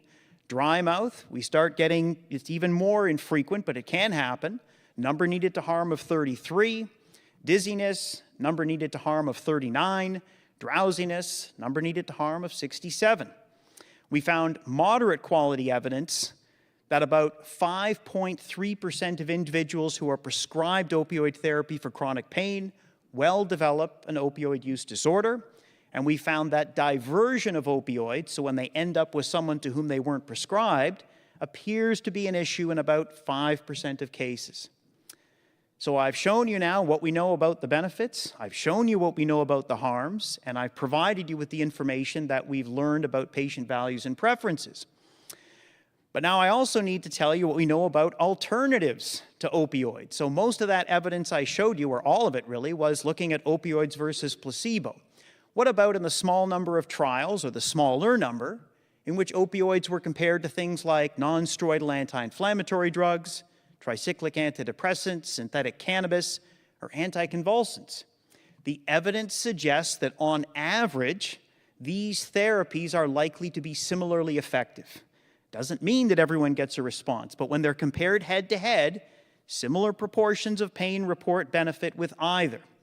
We also know that opioids are associated with a higher risk of these more serious gastrointestinal events, and they are certainly associated with some of the more catastrophic events, such as a fatal overdose, versus these comparators. So we have evidence right now, reasonably similar benefits for opioids versus a number of alternatives.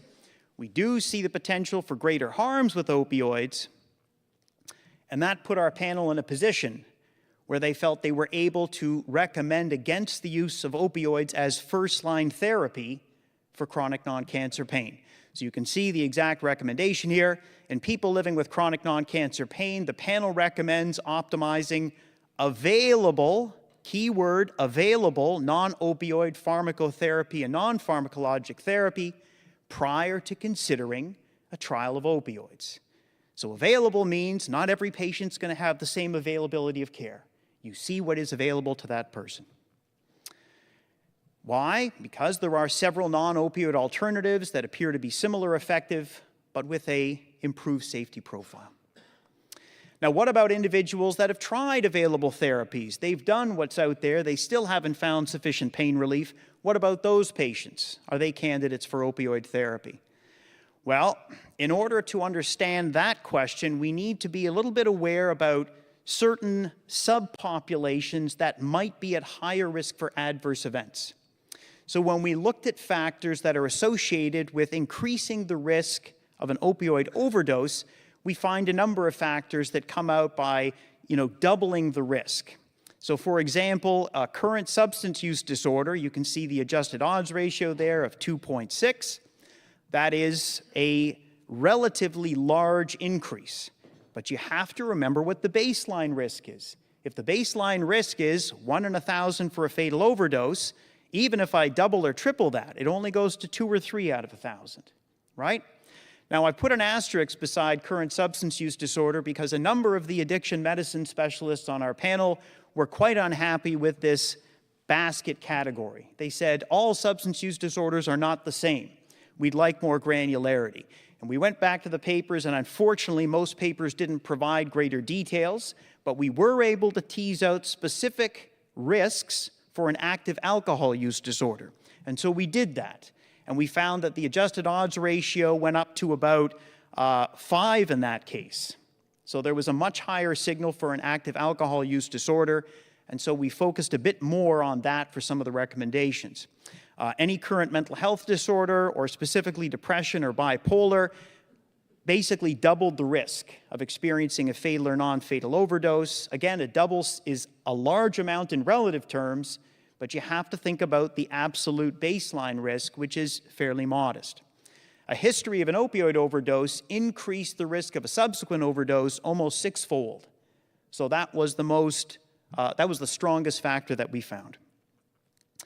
We also found there was a smaller but significant risk for individuals with a history of any kind of substance use disorder. And when we look at risk factors for increasing the possibility of developing an opioid use disorder, there were 2 that stood out, both close to doubling the risk: a history of a mental health disorder and a history of a substance use disorder. And again, in this case, our baseline risk is higher. If you recall, it's about 5.3%. So if I come close to doubling that, I'm now getting to about 1 in 10. So that becomes a bit more of a serious consideration. So that's what we know about some of these subpopulations, and we have to consider that when we're trying to decide amongst people that have not found success with non-opioid therapy, who should be provided with an opportunity to engage in opioids. And so for the first recommendation, we tried to parse out those groups that are at a different risk profile.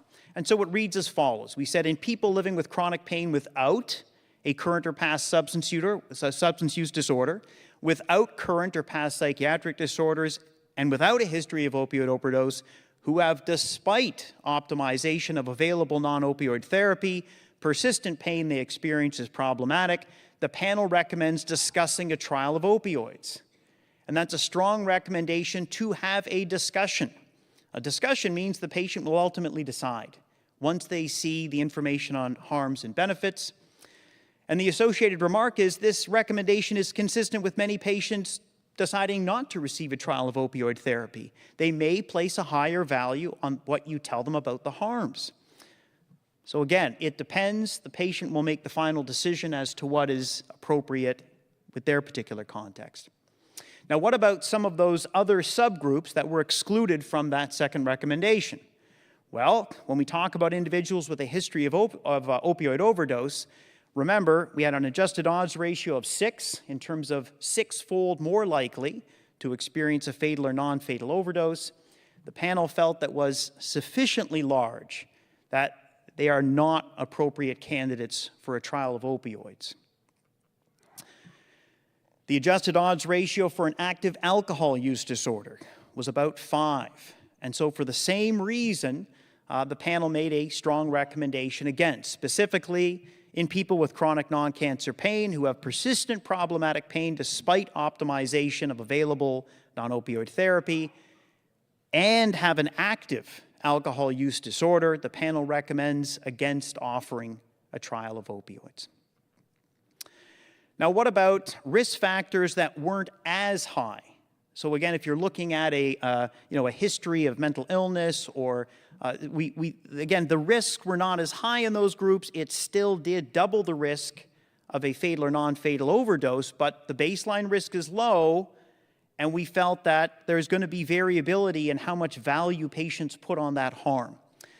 So in terms of looking at some of these subpopulations, our recommendation 5 reads, in people living with chronic non-cancer pain with a history of any substance use disorder, who have persistent problematic pain despite optimization of non-opioid therapy, the panel suggests against offering a trial of opioids, but it's a conditional recommendation. And if you recall, a conditional recommendation means the patient will make the final decision. We anticipate that because of the elevated risk, the majority of informed patients would be disinclined, but a substantial minority would still wish to proceed with a trial. And so as part of the remark, we remind readers what a conditional recommendation means. So it conveys the importance of considering patients' unique situation and represents a mandate for shared decision-making to ensure all decisions are consistent with each individual patient's values and preferences. And again, if we look at recommendation number 6, this looks at some other risk factors that do increase the risk, but the panel didn't feel it went up high enough that all patients would make the same decision. So recommendation 6 reads, in people living with chronic non-cancer pain with a history of mental illness or an active mental health disorder, again, who have persistent pain despite optimization, there's a recommendation against a trial, but it's conditional. And we put the associated remark to remind readers that conditional means talk with your patient, share the information on their benefits and harms, given what we know about their profile, and help them to make a decision that's consistent with their values and preferences. What about dose limits for initiating a trial of opioid therapy? Well, this was an interesting area. In 2016, when we were doing the last guideline, we had a limited number of articles, and they reported a limited number of thresholds. The articles really talked about the increase in risk at 20, 50, 100, and 200 milligrams morphine equivalent. And so that's what we had to use to guide the recommendations. In the subsequent 6 years or so, there's been more literature that's come out. Sufficient literature that it's allowed us to now develop a dose-response curve for harm. There's no magic to the numbers 20, 50, 100, and 200. It's just what was reported. But now we have the ability to calculate the risk for any dose that you can come up with. So this allowed our panel to generate an opportunity for very high internal consistency, right? They'd already been calibrating by going through their sort of initial 6 recommendations. They had a sense about the kind of elevation in risk that would be suitable for a conditional recommendation against. They had a sense for the threshold that would achieve a strong recommendation against.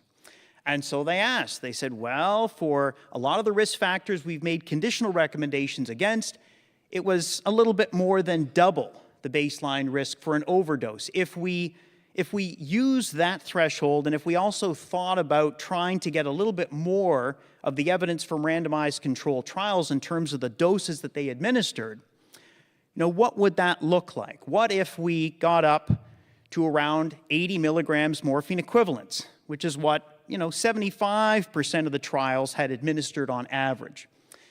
And we found that the risk went from, in terms of a fatal overdose, 1 in 1,000 up to 2.5 in 1,000, which again was fairly consistent with some of the other risk factors that had been used to make conditional recommendations against. The panel then asked, they said, well, what about if we get up to an odds ratio of 5, right? When we got to that, the risk for an active alcohol use disorder and how that increased the risk of overdose, that's where we started to make strong recommendations against. And if we took that risk up to 5 in 1,000, we landed at a threshold of 150 milligrams morphine equivalent per day. So the panel took this information into consideration, and they did a combined recommendation in which they said, in people living with chronic non-cancer pain, undergoing a trial, this is not legacy patients, undergoing a trial of opioids, the panel suggests avoiding doses higher than 80 milligrams morphine equivalent daily, conditional, and seldom, if ever, exceeding doses higher than 150 milligrams morphine equivalent. And that was a strong recommendation. And again, as we say with all the conditional recommendations now, conditional recommendation conveys the importance of shared decision-making, because some patients may choose to not follow that recommendation based on their values and preferences. And some patients may accept the increased risk of harms associated with a dose higher than 80 milligrams morphine equivalent to potentially improve pain control. But rarely will some patients gain important benefits at a dose more than 150 milligrams morphine equivalent. Not impossible. We think it's going to be quite rare. Discussion with a colleague and documentation of the rationale regarding the possibility of going beyond the threshold may be warranted. And again, these recommendations do not apply to people already receiving long-term opioid therapy. So we have tried to make that extremely explicit both in the recommendation and in the associated remark. Number 9 was fairly straightforward. We found evidence from some observational studies that patients that had been initiated on a trial of opioid therapy and were either not receiving satisfactory pain relief or were experiencing problematic adverse events might see improvement by rotation to a different opioid. Observational data, low certainty evidence. We don't have randomized controlled trials, but the panel said there's enough of a signal there that they felt comfortable making a conditional recommendation for individuals that were using opioids, they'd been initiated on a trial, and not finding it satisfactory. It was reasonable to rotate them to an alternate opioid. And again, when successful, improved response, our clinical experts felt that it should be apparent within 2 months of that rotation. Now we get to the issue about, what about individuals that are on long-term opioid therapy? These are the legacy patients, right? These are the ones that we've had some discussions about. Well, the panel was aware that there are harms associated with continued long-term opioid use. They were aware that the benefits that we see, there is some signal that they tend to attenuate over time. And so they made the following recommendation. In people living with chronic non-cancer pain on long-term stable opioid therapy, the panel recommends that clinicians initiate a discussion to offer a trial of opioid tapering to the lowest effective dose, potentially including discontinuation, and if the offer is declined, because the patient will decide, repeat it every 6 to 12 months. See if they're interested in exploring this. And as we've heard from a lot of the talks today, we are nervous about the misapplication of a recommendation of any sort to do with tapering. So the associated remark reads as follows. Some patients who agree to opioid tapering may experience a substantial increase in pain or decrease in function that persists for 1 month after a small dose reduction. Tapering may be paused and potentially abandoned in such patients. But we were sufficiently concerned that even that might not be enough, so we've now included a good practice statement that we just explicitly state patients with chronic non-cancer pain prescribed opioids should not be engaged in forced or involuntary tapering. Because we know from the history that there is the potential to do unintended harm from the best of intentions. Finally, we had evidence from observational studies that suggest that individuals who have agreed to engage in a trial of tapering, but they are struggling to do so, may find benefit from multidisciplinary support. It's observational data, low certainty evidence, but our final recommendation the panel made was for people living with chronic non-cancer pain who are engaged in voluntary opioid tapering and experiencing challenges, we suggest engagement in multidisciplinary support. We again have reminded readers what a conditional recommendation means, and we have made it very clear that we understand that availability of resources will dictate what can be marshaled to provide that kind of support, and there are a lot of types of providers that could be brought to bear for that. So they don't have to have a specific plan, it's going to be context specific. And those are the 11 recommendations. Thank you so much for the time, and very happy to take any questions.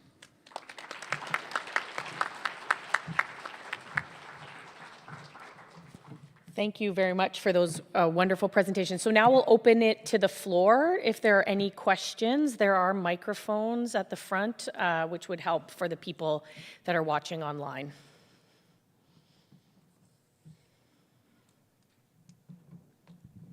I had to get in front of Rob Tanguay. Thank you so much for that talk. And Jason, I'm just wondering if you could say anything about what needs to be done now that the guideline is launched. I think this is one of those issues that, despite everything we've done, advocacy from here to the moon, you know, working with legislators, going to the college, education, on and on, we have not been able to shift the practice around the abandonment and denial of care for people who have been on opioids long term. So I'm so thrilled to see that very strong good practice statement. Thank you. I'm thrilled to see the emphasis on patient preferences and values. What can we do now that this is out there to really make the shift at the level of that one-to-one interaction between someone living with pain and their prescriber? Yeah, it's a great question, and I unfortunately have some bad news. As was the situation for us back in 2017, we are again faced in an environment where there are competing national guidelines providing opposing guidance. So if you look at the most recent U.S. Department of Defense Veterans Affairs guideline, strong recommendation against ever using opioids for chronic pain. If you look at the most recent UK NICE guideline, strong recommendation against ever using opioids for chronic pain. So we are out there, but we have competition providing different recommendations. So one thing we need to do is to help prescribers and patients understand the discrepancy between discordant recommendations from different national guidelines. It is very unhelpful right now to have these guidelines that tell you everything and anything all claiming to be authoritative, all claiming to be based on the same process. So helping to untangle that, I think, is a critical issue. The other critical issue is we have to provide support for clinicians.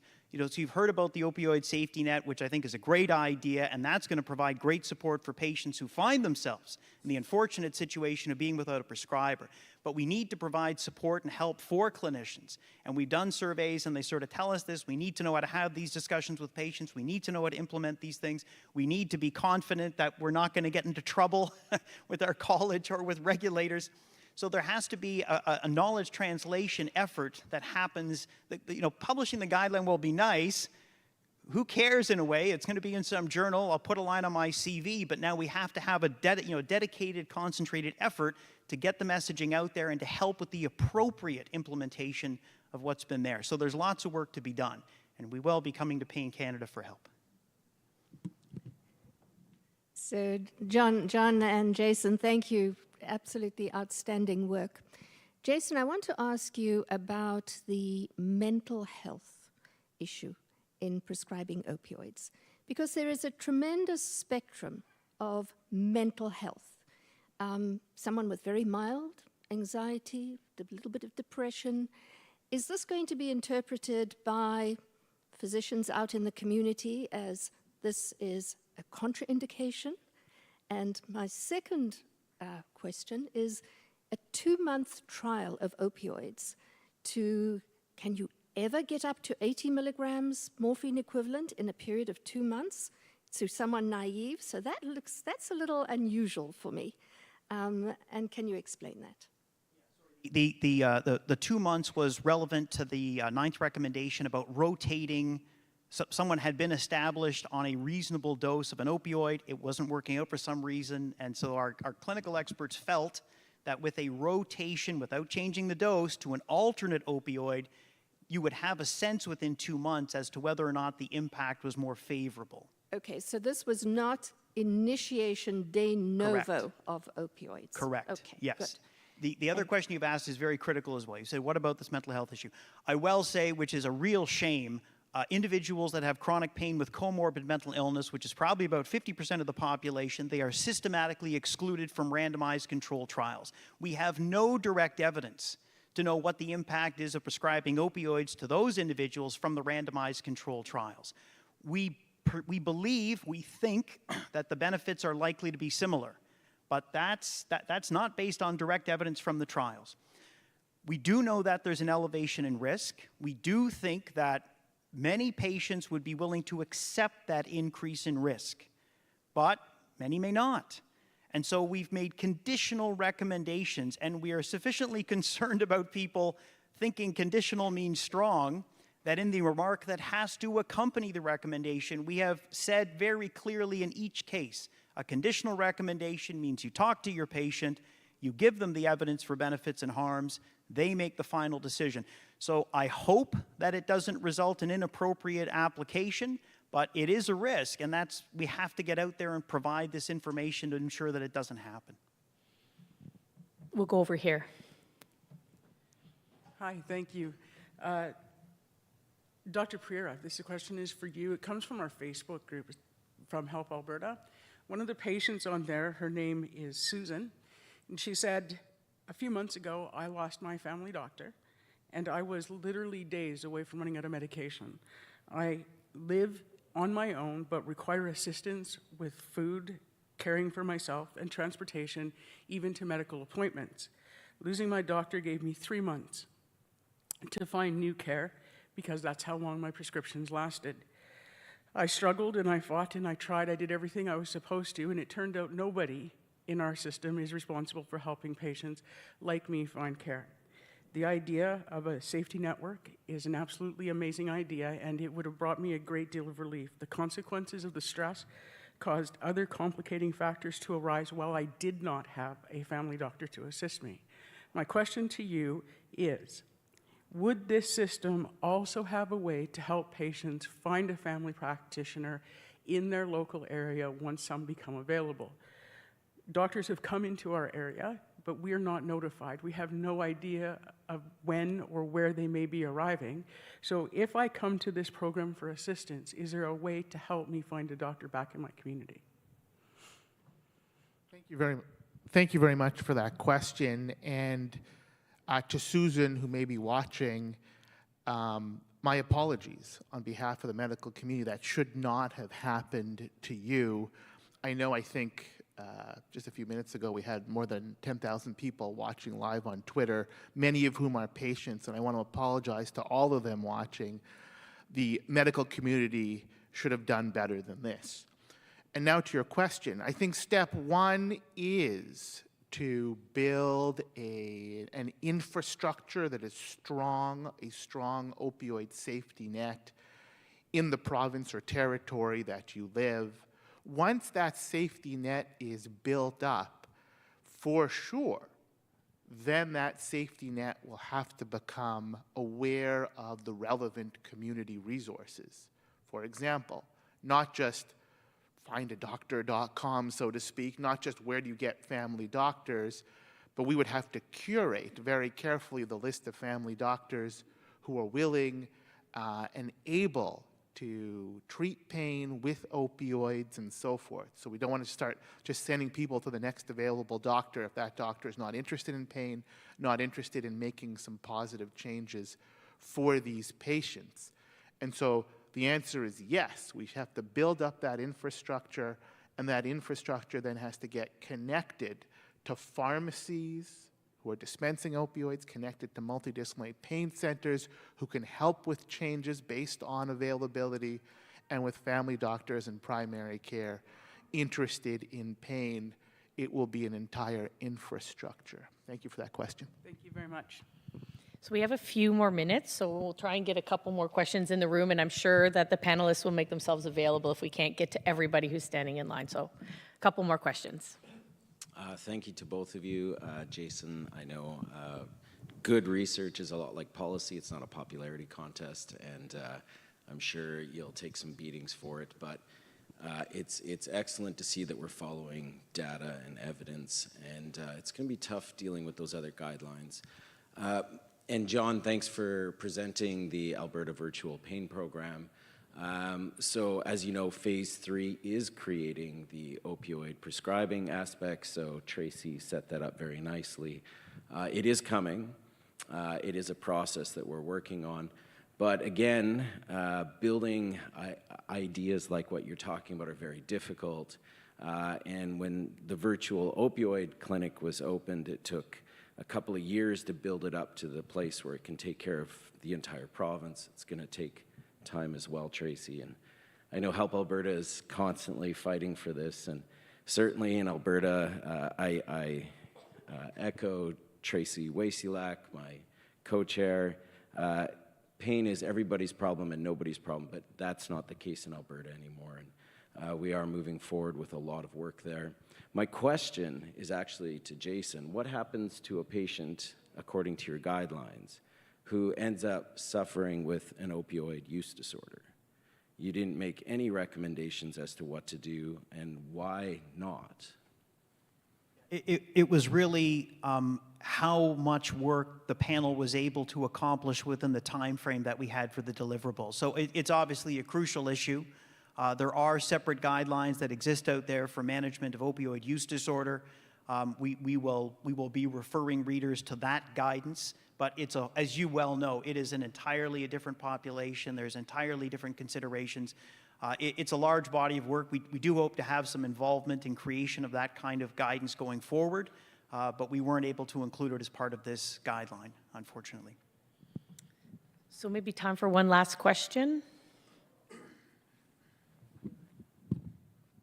Hello, excellent presentation. This is Praveen Ganti from Toronto General Hospital. My question is to John. John, thank you for creating those great rules for the opioid safety net. With great rules come great responsibilities, as we all know. So, for example, what do you think is the role of the provincial colleges who expect we have a therapeutic relationship before we start prescribing, especially opioids? And secondly, many of these patients are also on other medications as well. So if you can, for example, not prescribe antihypertensives, which is what the patient would expect, and this happened to me in real life. I actually have 2 patients who expect me to prescribe their antihypertensives. One of them last week sent an email that they want a referral to a gynecologist because they got a prolapsed uterus. All because I'm just prescribing the opioids and I'm taking over. So, and also, why can't we have a 2-week rule as a baseline for everyone to prevent opioid diversion? Thank you. Thank you so much for that question. So I would say the following. I think that, like I said, number one, we want to build up the infrastructure that is necessary for an opioid safety net. I think if there is acceptance to the idea that, yes, a small, efficient, rule-based system can be created to renew opioids, I would not be the least bit shocked if we can create something similar for other medications in many provinces, depending on how comfortable people are. Many pharmacists are now prescribing renewing medications, whether it is for thyroid, for blood pressure, and so forth. And so I think that that is all on its way in terms of we're going to have more and more people being caught by this safety net, supported by this safety net, and we're going to have to help some of the other things that they're going to need. To be clear, because we want to start, not start perfectly, but start on time as quickly as we can, because this is urgent, I would say that that group needs to focus purely on opioids to begin. And now to the first part of your question, it's been proposed in Alberta through the Alberta Pain Strategy and so forth and discussed. I strongly believe in the idea of opioid green zones, opioid safe zones, meaning in that zone is a safe prescribing zone. If you have a centralized team of healthcare practitioners, including physicians, as you mentioned, who will be putting out a good number of prescriptions, potentially that small group, that might be hundreds of prescriptions per day, that will be done on a best effort model. Best effort model. There's always going to be challenges when you have high volumes of opioids, but that goes with the territory, and there needs to be a partnership with the colleges that the physicians that are working on the centralized team are prescribing according to the rules, and when things don't always go right, they are protected, they are safe in the opioid green zone, which allows them to continue to do this essential work. So that's a great point. Thank you very much. Just going to check my timing because I think we are already over a few minutes. So maybe if you have other questions, you can make yourself available for a few minutes after. But thank you, first of all, for the great presentations, lots of great information. I think the next session is lunch, as far as I'm aware. No, cannabis, perfect, cannabis. So thank you, everybody. Do you want to give a summary of where we're? Yeah, thank you so much. No problem. Thank you so much, and thank you for hosting this today. For those watching on the live stream, we're going to be moving quickly to a very important topic, cannabis and pain. So we'll invite the speakers to come up and get ready for their presentation. So if you're on the live stream, please stay with us for cannabis and pain. Thank you very much.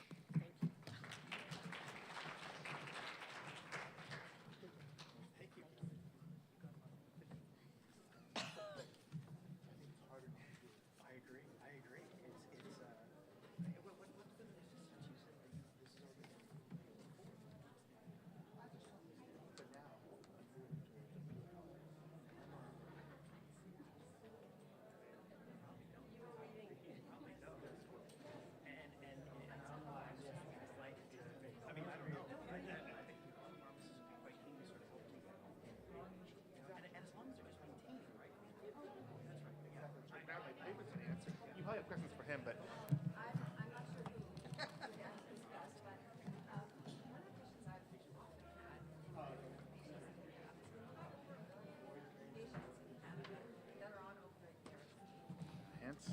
do we have? That's amazing. So, do I have intros? Do I have people's names?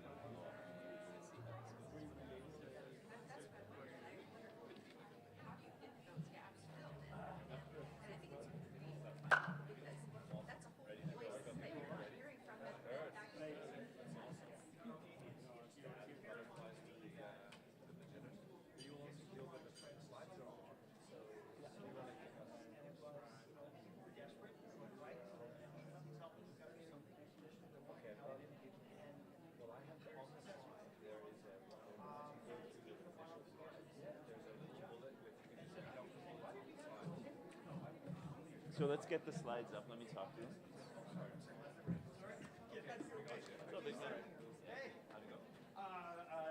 No one threw anything at me, so. Well, 10,000 people already.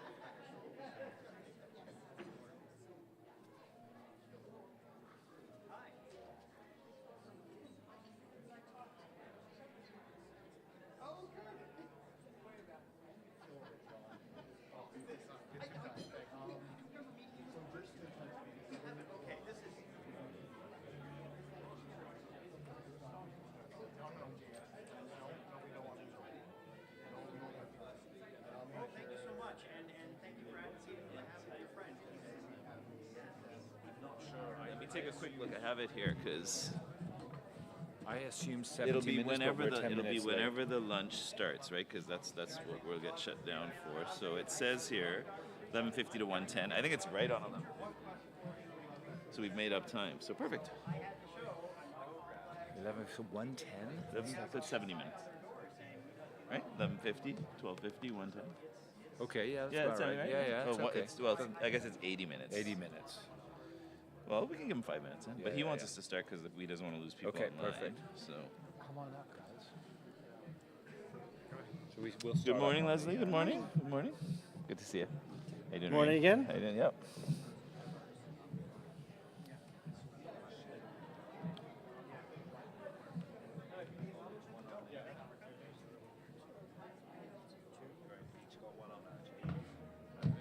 So this is our clicker. Okay, guys, I know it's tight and we're running around from room to room, but we are going to get started right on time because when lunch rolls around, everyone's going to flock into the room and we'll get moved out. So I want to start by thanking the 10,000 people that are watching us online right now, as well as all of you that are in the room here today. And we're going to get moving and get rolling. I know there will be more people coming in. We started our last session. It was pretty empty, and it filled in as time went on because people are trying to find their way. So what's our focus this morning? We all know that medical cannabis has been quite a journey. It started well in the late 1990s. Well, actually, it started with Mark in, I don't know, the 80s and the 70s when he was in Jamaica treating patients, and he met the Rasta man coming down from the hills, and he asked him, how are you still alive at 78?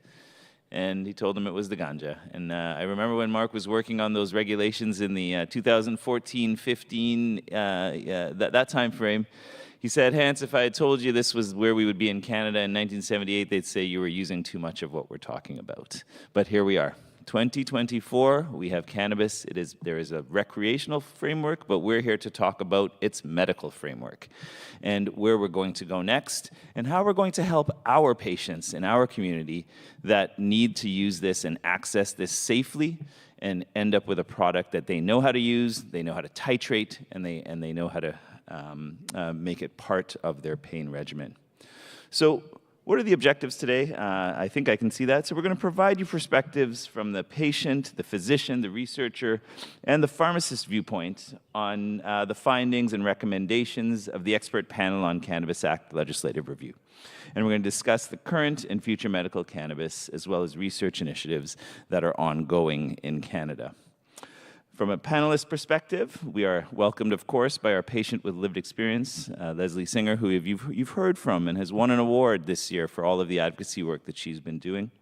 Rahim Dalla, who is a pharmacist and a cannabis consultant and the CEO of his organization. Myself, President-elect, there we go. Thank you so much. That was so helpful. President-elect of the Canadian Pain Society, and I'm a clinician researcher, clinician scientist in the University Health Network system in Toronto. And of course, Dr. Mark Ware, who is the director of the Allen Edwards Pain Management Unit at McGill University, and I would say our leading expert in the world, probably in this space. So Mark discloses that for a time he was the chief medical officer at Canopy Growth from 2018 to 2022. And I disclosed that we have ongoing research, multiple projects in the cannabis space, one funded by Shoppers Drug Mart in the past and now currently going to be funded. We're almost there and relaunched in June of this year with a company called Avicanna, who has been one of our sponsors this weekend. So let's start with an overview of current medical access situation in terms of where we sit now. We'll walk through the expert panel recommendations.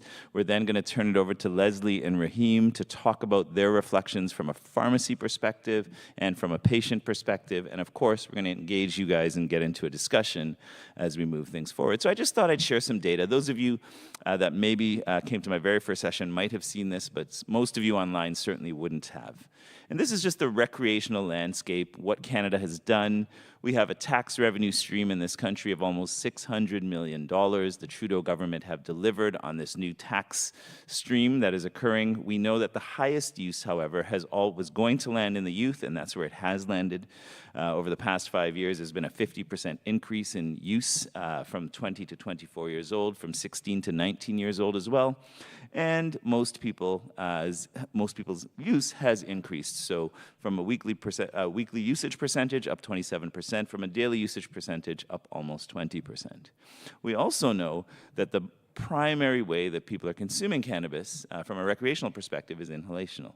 And from the medical side, and if you look at some of the DeGroote recommendations, which I will touch on briefly, we are always on a medical side proposing an extract or an oil-based formulation for these products that we can hopefully titrate and understand exactly what those constituents are.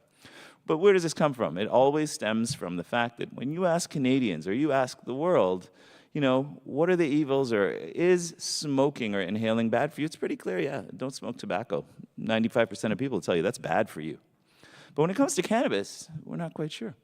You know, half the country says, well, it's probably okay. We think it's much safer than tobacco, et cetera. Well, I don't have the answer here, but we certainly will have the answer in the next 5 to 10 years as, you know, people like myself putting people to sleep in the operating room and seeing those curves on those ventilators will tell you how much or how little of an effect some of these things will happen. And so, you know, we've gotten the opportunity in Canada, and we still have that opportunity now.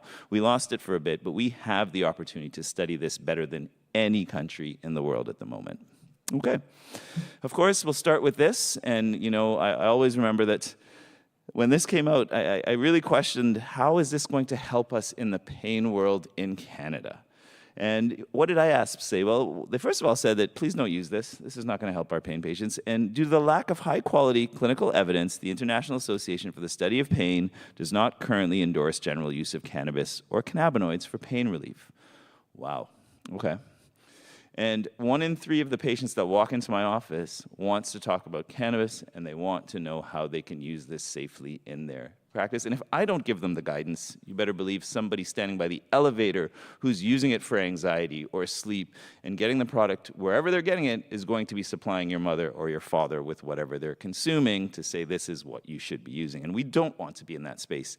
And my hope is this came out because in Europe, they haven't recreationally legalized cannabis across Europe, and maybe there's a way to keep science at the forefront and get the data and move things forward, something that we lost for a while, but guess what? We're rounding back to that in Canada again because people have realized that the gold rush didn't land where they thought it would, and science is actually the way we're going to lead this moving forward, and those who get pharmaceutical products and GMP level products into the Canadian public in a safe way are actually going to be the winners in this space.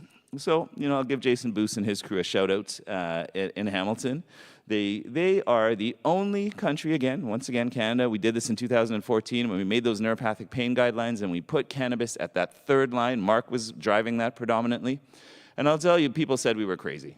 2 months later, the Europeans said that, no, it's not even third line, it should be fifth line and we should avoid using it. And then 5 years later, they said, oh, well, we actually believe the Canadians. And the EFIC folks put out a statement to say, yes, you can use cannabis in non-chronic cancer pain. Yes, you can use cannabis in cancer pain, because if you fail these frontline treatments, that you should be afforded the opportunity to see what cannabis can do for you. And so Jason's statement was pretty clear.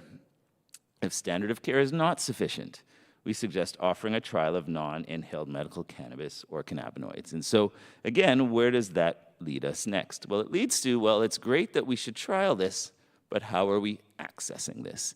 And we know that the CMA and the OMA's position, I don't know if Kathleen's in the room, was pretty strong against even dancing in this space. And there was a hope that this expert panel that we are going to talk about this morning would actually shelf this medical concept of cannabis and say, let the public figure it out on their own. Well, they didn't do that. And that's why we're here, and that's why we're on the stage, or we wouldn't even be having this symposium if that's what they did. Instead, they said, let's figure out what those barriers to access are. Let's figure out how we're going to ensure that patients can find and resources, talk to their physicians. Maybe there's a different pathway. Maybe it's through Rahim's pharmacy.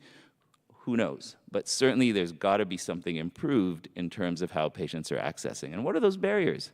Well, we know that most of the docs don't even want to deal with this. And so, you know, they'll send you to the niche cannabis clinic that's out there, and some of them are great, and some of them don't even know what medication you're on and will authorize you cannabis because that's why you walk through the door. And so those are some issues around access as well.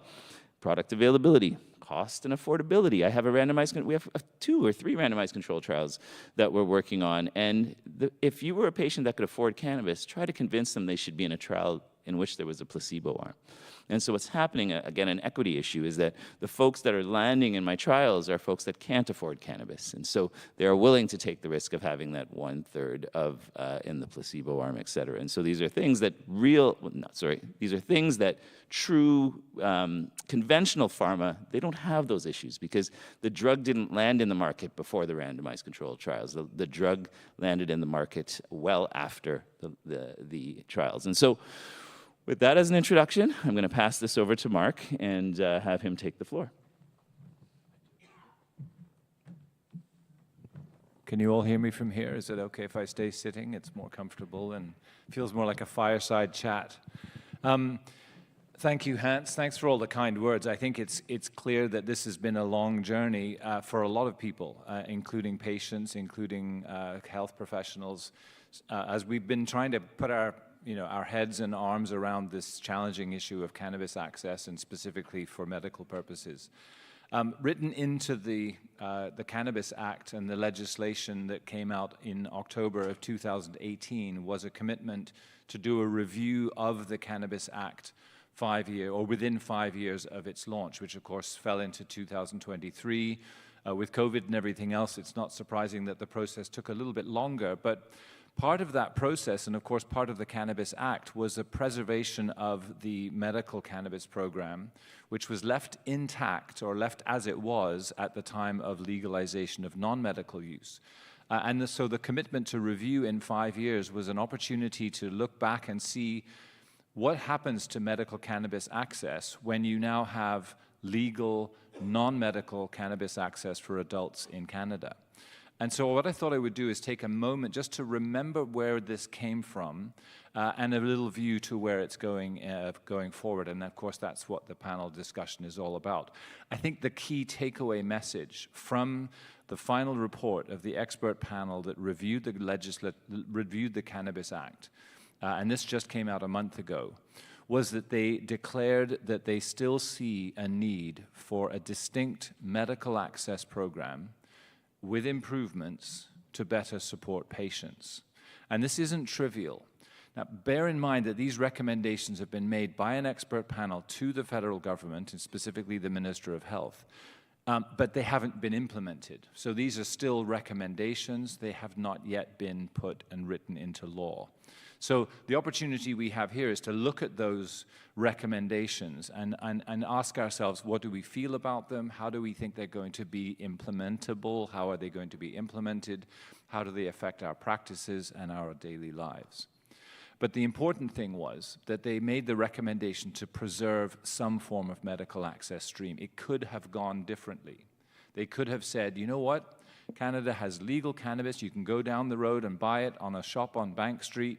And therefore, patients don't need a special authorization to possess cannabis, which was, after all, why it was in place in the first place. So the idea that there needs to be a maintained medical access is something that came out, and I just wanted to sort of call that out right at the very beginning. So are we approaching a new cannabis regulatory framework for medicinal cannabis? And I've sort of rather cheekily suggested that this is medical cannabis 4.0, because we've been through this before. And those of you with a few gray hairs on your heads may remember that this whole process actually began in 1999 with Section 56 exemptions from the minister for patients who needed access to cannabis for medical purposes. But in 2001, the first actual regulatory framework was put in place, the Marijuana for Medical Access Regulations, which ran until 2013, was then replaced by the Marijuana for Medical Purposes regulations. In 2016, it was changed to the Access to Cannabis for Medical Purposes regulations. And then, of course, you can see the red line here when the legalization of non-medical cannabis kicked in 2018. But across the top, those three medical cannabis regulatory frameworks were driven not by industry, not by health professionals, but driven by patients going through the courts to challenge the federal government to change laws to allow them to be able to possess cannabis safely. During this entire period, it was illegal if you were a Canadian to possess cannabis unless you had some form of documentation that meant you could possess it. And it's really important that we remember that that's where it's come from. And as we've been excited by the new legalization and the whole industry that's come along with it, the medical access has always been a patient-driven process. So as we approach a new regulatory framework, the question becomes, well, what's this next step going to look like? Clearly, there's going to have to be some changes. The whole process changes context when you have legal cannabis. You no longer need an authorization. And this is the document that has still to this day remains the medical authorization. And I hear this a lot. I hear people talk about prescribing medical cannabis or prescribing cannabinoids. There are a handful of prescribable products on the market that are available through pharmacies. But medical cannabis, as we're discussing it today, is an authorization to possess. This document tells you that you are allowed to possess cannabis, and it's written in number of grams of dried flower per day put to possess as a medical patient. And this process has gone through changes. The document's fairly straightforward now, and it's fillable. But if you're really only getting a document to possess cannabis because it's illegal otherwise, and now it is legal to possess, what's the value of a medical authorization document? And this is one of the things that we'll discuss in terms of changes.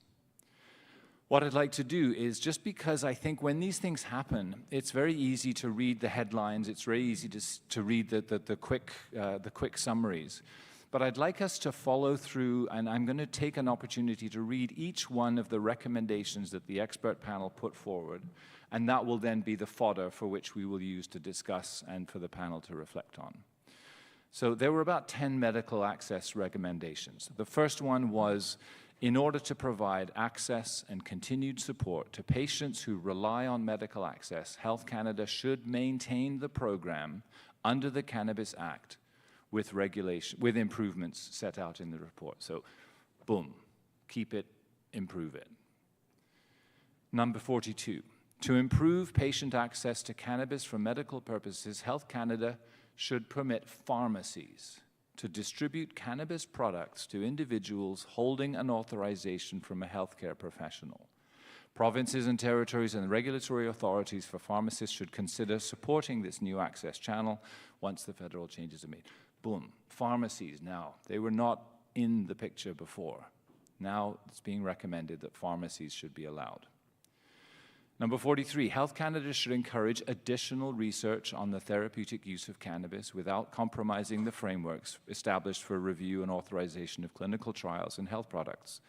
A transparent process to identify the potential therapeutic applications of cannabis that would benefit most from additional study.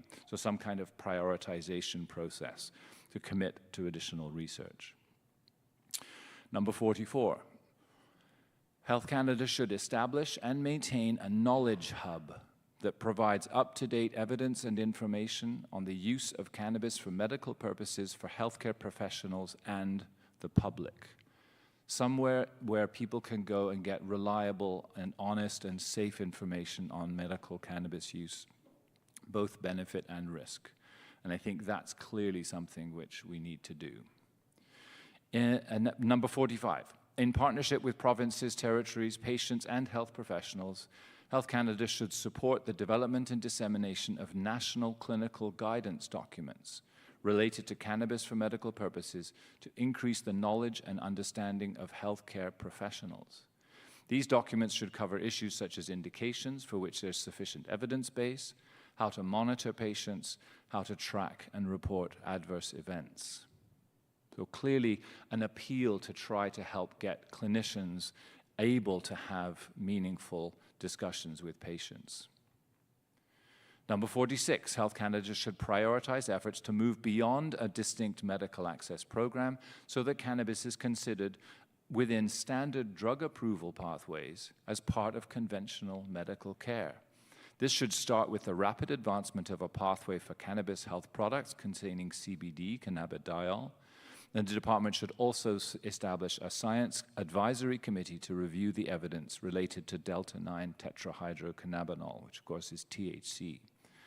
The CHP, or the CBD program, has already been initiated, but it remains sort of in a little bit of limbo as we haven't seen those regulations come into force. Number 47, to support patient care, Health Canada should amend the regulatory requirements related to the medical document to allow health professionals to include specific information about the product format and the dose of cannabis for the patient, similar to prescriptions for other substances. The idea being to move away from that medical authorization document and into something that looks more like a standard prescription. Number 48, to address public safety, Health Canada should limit the number of registrations for personal or designated production for medical purposes at a single site. And this is really only of interest if you choose, and as a medical patient, you are entitled to grow your own medical cannabis, but there have been suggestions that that program is in jeopardy. It's been threatened by some abuse. Health Canada should build on recent efforts to seek additional clinical justifications from health professionals who authorize high daily amounts. We've seen people authorizing 40, 50, even 100 grams of cannabis per day for some patients, and clearly that requires an additional layer of oversight. So Health Canada is recommending that the regulatory authorities should be able to refuse and revoke applications that are deemed a risk to public health or public safety. Number 50, and I don't think we'll get into this too much on the panel, but a strong recommendation to review whether the excise tax should be applied to cannabis for medical purpose products, and I think that speaks to cost. A couple of research recommendations, just quickly to finish up, recommended that Health Canada, Public Safety Canada, StatsCan, and the CIHR and other partners should work with stakeholders, including those with lived and living experience and from marginalized communities, to identify key research priorities. And this should include ongoing investment in cannabis-related research. I think this clearly speaks to the medical channel. And lastly, Health Canada should develop a standard dose or unit dose as appropriate for different classes of cannabis. The development of a standard dose should be prioritized and accompanied by a regulatory amendment to require it as an element on cannabis product labels. So there's a lot to unpack here. I've wanted to take that time to read through each one of them deliberately so that it's in our heads as we go through. We can discuss many of those as we go, but I'd like to turn the microphone over to Leslie Singer. And Leslie, there's a lot here. You and I have spoken about this many, many times. Over to you for your reaction.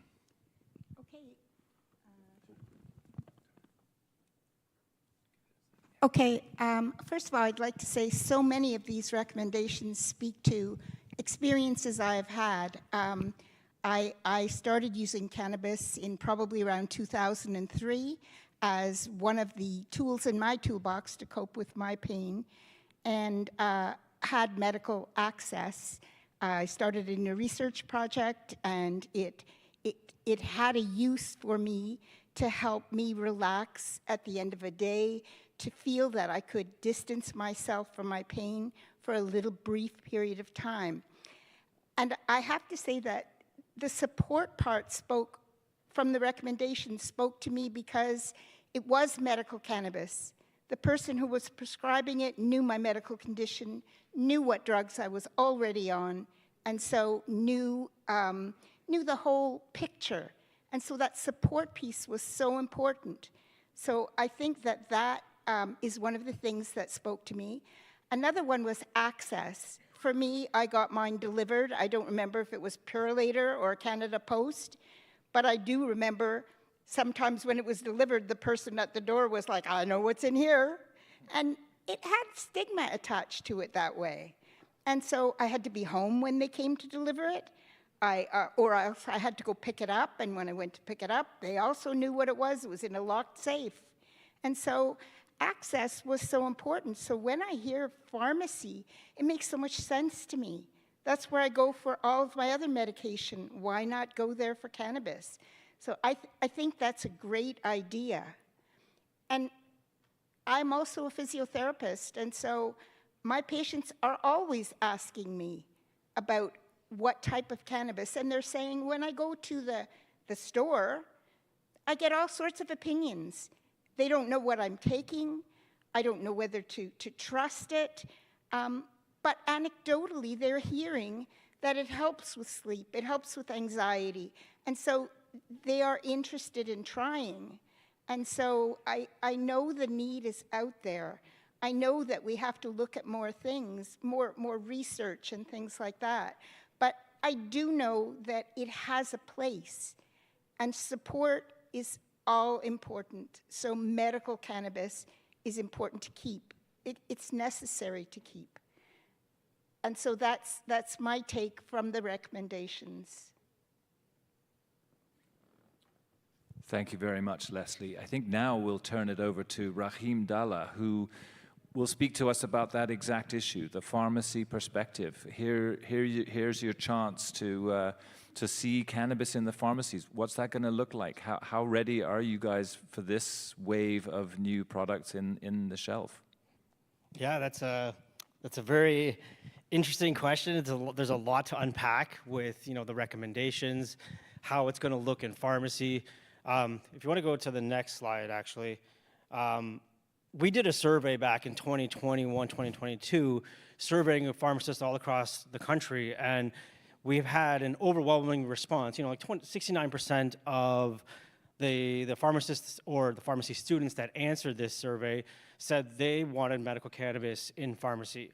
The next stat there, 48% said they were comfortable talking and providing counseling to patients on it. I mean, that speaks to one of the points in the review, saying that we need more education, we need a hub, and that's a big issue right now. Is, are we ready for that? Yes and no. We do require more education, and I think that's a major component for being able to speak to patients like Leslie. And again, like during that survey too, we also noticed, 34% of these pharmacists had more positive views since legalization came out. And, speaking from experience, speaking from someone that has a pharmacy that has cannabis in it and being able to distribute that to my patients on site, we're seeing more and more questions come to us. Oh, I'm taking this medication. Can I use medical cannabis? Can I use CBD? How do I use a topical? They're all coming to us because we're the first point of access. We are the most accessible healthcare professional. Our doors are always open, and we have to be prepared for that. And some of the colleges across the country, I'll speak to Ontario College of Pharmacy, they have mandated education for us. Every renewal period, every year, there has to be some sort of cannabis education, and that was set in place. And I think that's a good first step into our level of being able to take this on. In my practice, I start seeing chronic pain is actually number one, number two. People are coming in for osteoarthritis, rheumatoid, fibro, cancer-related pain. And, they're on a plethora of medications, things haven't been working, and they're coming to us for advice. The other two, insomnia, anxiety, and we all know these things are a triad, right? They all work together, they all present together. And with that being said, this is where I have a lot of unanswered questions. There's a lot of, okay, it's going to come to pharmacy. How does that look? Is this going to be a Schedule 1, Schedule 2, Schedule 3 drug? Is it behind the counter? Is it in self-service locations? And I think this is where NAPRA needs to come to the table and really put forth those regulations. I mean, I feel like it's, let's sort of speak, maybe a simple process, because if we say it's a Schedule 1, boom, now we know we have the regulations, we have the framework already set in place, and we can start using medical cannabis like that. So we write a prescription, as we saw on the medical document review there, that if it's more like a prescription, say Dr. Hans Clark, I want a 25 milligram CBD capsule, dispensed 30, repeat 5. Then we know exactly what we're dispensing. You know, as of right now, it's here, 1 gram a day for 30 days. Nobody knows what that means, and I'm really happy that they're considering changing the medical document this way. Another point is logistics and accessibility. Logistics being, are we ordering this from the wholesalers? Are we ordering this direct from licensed producers? There's been a lot of shortages, a lot of licensed producers go out of business, a lot of these products end up going off the shelves. Who's gonna be handling that? And that's some of the things that I've thought about. Are we gonna be able to get APIs, which is the active pharmaceutical ingredient? As a compounding pharmacy, we get APIs from places like Mediska, PCCA, these different suppliers around the country. And we're able to get the raw product and be able to compound it into whatever dosage form that fits the patient's needs. Is this gonna be worked into the cannabis? And my question would be, why not? If it comes into pharmacy, we should be able to do that. And this also speaks to accessibility, right? It's not just about accessibility on a patient side, it's an accessibility on a drug side. If Dr. Hans Clark, Dr. Mark Ware would want to write a prescription for 3.5 milligrams of THC and a 50 milligram CBD combination, we should be able to have that accessibility to be able to make that component for the patient, rather than relying on the current products that are currently prepackaged. So there's 1010s, there's 3030s, there's mixtures, there's different things. In a realm of where we're at right now in terms of the knowledge and the research of where cannabis is, this would be a really integral component to narrowing and fine-tuning our dosages. Another component, I thought, what are we dispensing, right? Is it all forms? In my practice at Hybrid Farm here, I don't sell pre-rolls. I don't sell anything smokable because I don't find that that's medication. And if we're gonna go into pharmacy dispensing, I'll echo the OCP's cannabis strategy, where they said they do not oppose the dispensing of medical cannabis. They do not oppose us dispensing medical cannabis, even if it's not regulated as a DIN number or a CHP, as long as there's equitable information about it.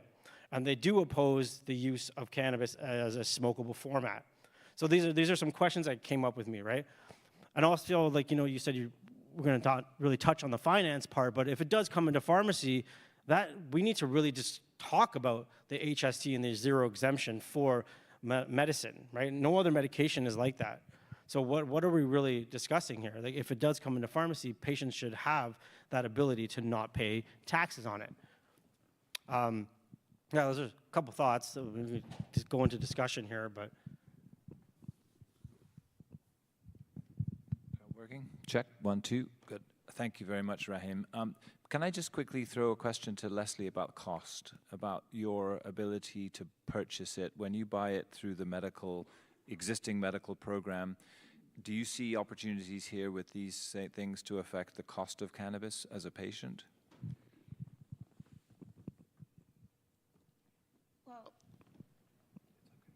Well, for me, when I was using medical cannabis, I had to have the ability to pay for it. I think that going forward, we have drug plans in different provinces. Is this going to affect this? Will we be able to get it through our drug plan, our insurance plan, or through our provincial drug plan?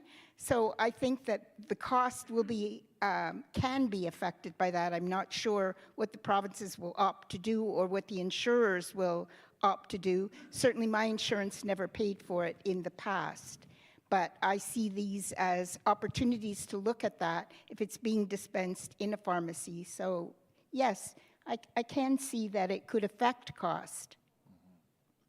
Thank you.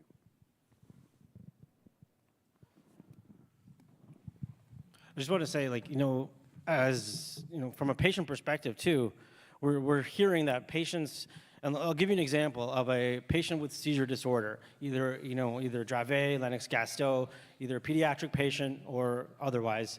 They're paying upwards of $20,000 to $30,000 a year just to subsidize their medical cannabis, and more specifically, their CBD costs. So I think it is a major issue that patients are facing right now, and a lot of them had to stop using cannabis and go back on opioids. And as we all know, this can be a lot more harmful and dangerous. So I certainly hope that if it does come into pharmacy, we do have provider numbers, we do have billing numbers, we do have that infrastructure already set up, that we'll be able to directly bill their patients' insurance to be able to get that subsidized.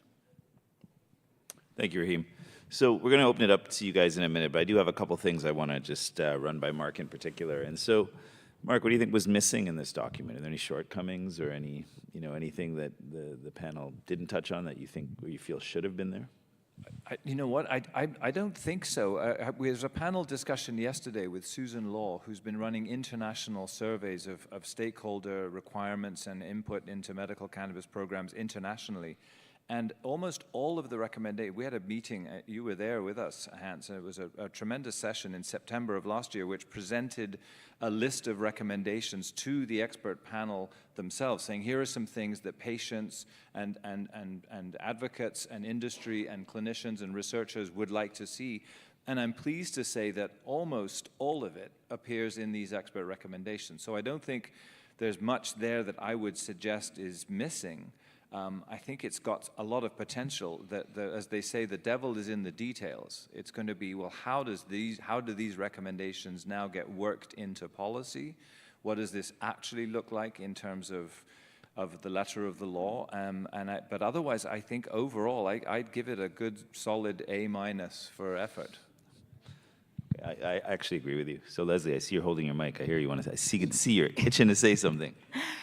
I just want to bring something to mind that we haven't spoken about, and that's, for me, listening to the last discussion on opioids. I was on opioids for many years, and several opioids, and have successfully come off them.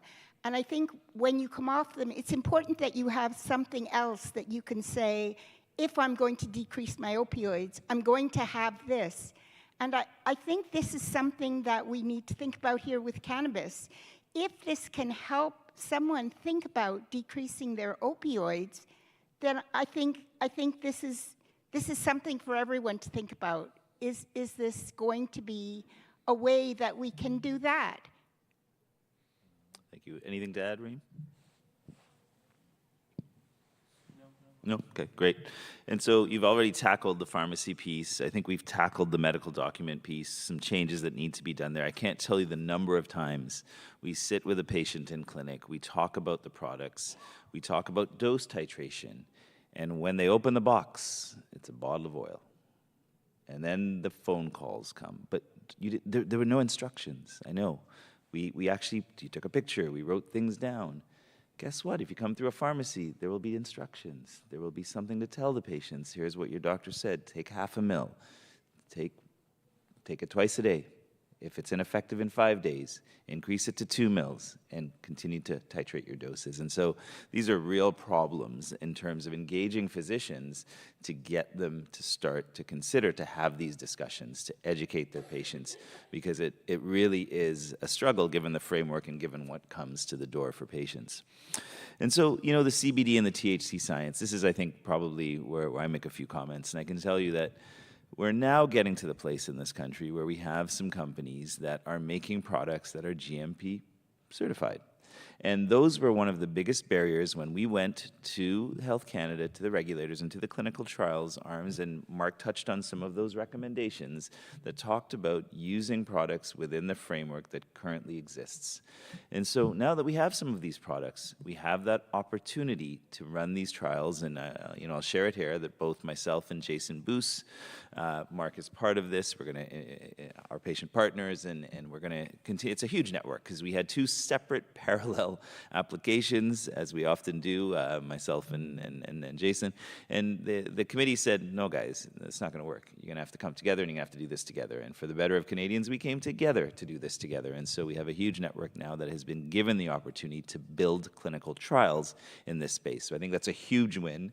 I think over the next 5 to 10 years, we're going to really be able to do some good science and get to the place where if you see a signal in one of these molecules, and we know that CBD has been been the baby of the dance, and everything that you can use can be treated with CBD. Well, it's not necessarily the case when you start doing this clinically, and there are some people that really say CBD has been very useful, whether it's for their myofascial pains, their fibromyalgia, etc. But if you're trying to sleep, if you have some neuropathic symptoms, Mark's studies early on were not CBD-based. There were people consuming THC from an inhalational perspective. And so this jury's a long way from being out, and as we continue to have the opportunity to do these studies, which we are the country that can do it from coast to coast. I know John's here, representing the UASP. You can use cannabis in one state, cross the border and get arrested in the next state. We don't have that environment here, and so we really have a unique opportunity to move some of these things forward. And so this has become a research priority for the country, and a research priority that's percolating to the top. So we're moving in the right direction, I think, in terms of helping patients out. I want to turn back because I actually did not know what the standard THC unit. We got on the first call to do this symposium. Mark said, "Yeah, we're talking about standardization and standard units of THC." I've never heard of this, and I know I'm in the space. So, what is a standardized THC unit, Mark? Next slide. All right. Here's a slide I prepared earlier. You knew it was coming, I think. I think so. So this is an interesting concept, and this gets us a little bit away from purely medical cannabis, but it's actually something that applies to all of our assessment of cannabis use. And it's a little bit misinterpretive when we call it a unit dose, because that sounds like it's a kind of a recommendation. The idea really comes from the public health need for having some way to measure consumption of a substance. And we know this with alcohol. I think all of us know with alcohol what a unit of alcohol is: a beer, a glass of wine, a shot. We have guidance on safe or safer consumption of alcohol. It changes. I mean, the most recent one was just recently suggesting how many units of alcohol are safe for men and women to use. And so we have a mechanism of understanding consumption.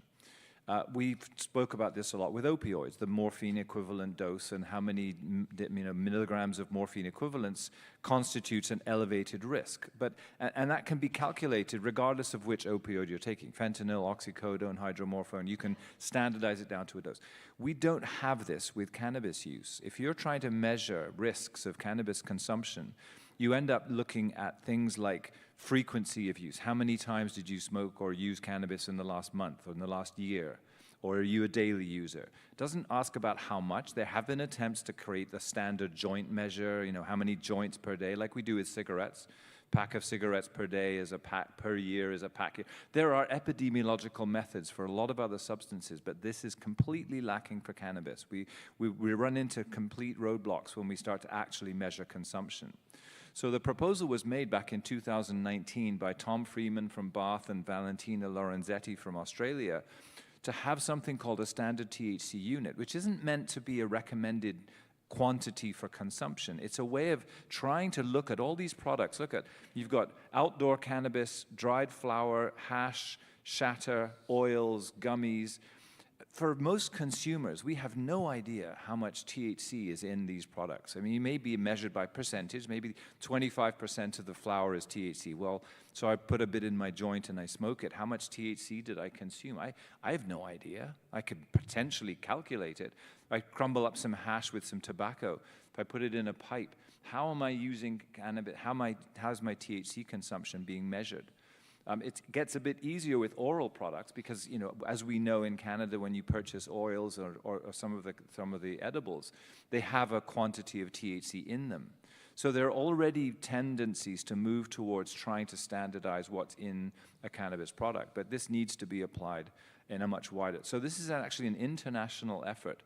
And I wanted to use this forum to bring it up because it can be actually based on medical use, where we know that for most medical products, and if you look at prescribable cannabinoids like nabiximols, which is a spray, it's approved for the treatment of spasticity and MS, the standard single dose is 2.5 milligrams, the starting dose of 2.5 milligrams of THC.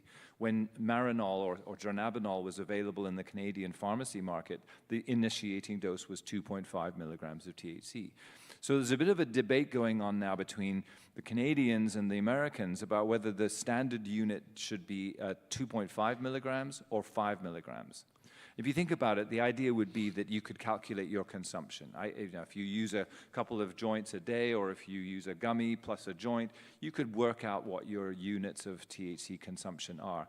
That now helps you understand where you are in terms of a potential risk profile. It's a long way to go, but the idea is that this unit would give us a public health measure of consumption that we could use to help inform people about potential risks. It would also potentially get back to patients. So you could start saying, well, I'm using, if you walk, most people walking into a cannabis retail store looking at the array of products who are trying it for the first time have really very little idea how much they're taking. And the number of stories I've heard of people, medical and otherwise, who've tried a cannabis product and just had too much too fast and had a very bad experience simply because they did not appreciate how strong. It's like drinking 3 shots of whiskey at the bar, not knowing how much you were taking.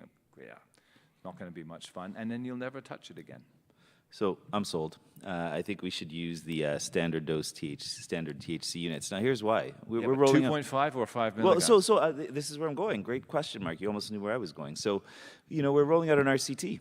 And what's our starting dose in this RCT, and how are we going to titrate? And so I remember speaking with a company who's got a GMP product, and I said, well, 5 milligrams seems reasonable. And they said, well, this is, it's a specific formulation. It's got rapidly absorbing metabolomics to it, and it absorbs really well across the gut. So I said, well, let me help my fellow Canadians, and I'll try to use one of these products that I'm going to give the general public to start consuming. And it was a 5 milligram dose. It was a 5 milligram dose, Mark. And it was interesting. It lasted a while. It was, it certainly, speaks to what Leslie says about a little bit of dissociation. I don't have a pain problem, but dissociation from my other issues maybe. And I can tell you that it was a significant dose. So I think 2.5 is where we should start, I'll be honest with you. And as you get older, I could think about the endocannabinoid system. We know it becomes more sensitive. And so there were some populations that I thought would be perfect for THC. I see some Ehlers-Danlos patients, and a lot of pot symptoms are navigated through that. I remember starting with some of that. I thought THC would be great for these folks. It could potentially, they could use it. They can't get out of bed. Vasodilation, pots, not a good combination. What does THC do? It increases your heart rate, it vasodilates you. So, and we were talking about 2 completely different sets of populations. And so those that are, recreational users that now are gravitating toward this, or patients that use higher dose cannabis, that's a small, probably standard THC unit for those. But if we're talking about bringing this into the medical space, where the average middle-aged Canadian now wants to start using this, we do have to start a little bit more conservative. So I think 2.5. Yeah, that's where the Canadian side seems to be. Where the US, the NIH actually came out with a 5 milligram proposal, but it was much more for their researchers to reinterpret their findings. It wasn't really a sort of public health measure. But I agree. I think 2.5 milligrams of THC is a fairly low dose. It's probably enough for most people to tolerate reasonably well without having too many. There will be some people who feel it, but if you find that that's not doing anything for your pain or for your mood or for whatever purposes you're trying it, you can always go up to 5 milligrams and start there. But you avoid that starting off with 10 milligrams, not knowing what 10 milligrams means. We don't have that language in our culture yet, and then you discover you've taken too much. Absolutely. Premise, start low, go slow, guys. And I think that would fit quite well here. So here's where we're going to turn it over to the room. We've talked about lots of things, discussed kind of where we're potentially going and where we hope to go. And so, the goal of today, why are we actually standing up here today? Well, one, we have the engagement of our government colleagues and our patients and our scientists, and we're all here in the same room. But what's going to come of it? And so we're going to actually put a document together to ensure that what happened today, actually, there is some actionable items from these types of discussion. And I'm going to open it up to the question, but I want to just let you guys know that I see Tiffany here. Tiffany Lee is the person who manages the Canadian Consortium for the Investigation of Cannabinoids, and we are having a meeting tomorrow. We still have a few spots left. If you'd like to come, please touch base with me. We can sort something out for you. Over to you, John. John Farrer, University of Pennsylvania in the U.S. You mentioned a number of important topics today, and I think they're key. One of them is the cost, and the second is, and it was only not covered in great detail is sort of the side effect issues with regards to these drugs.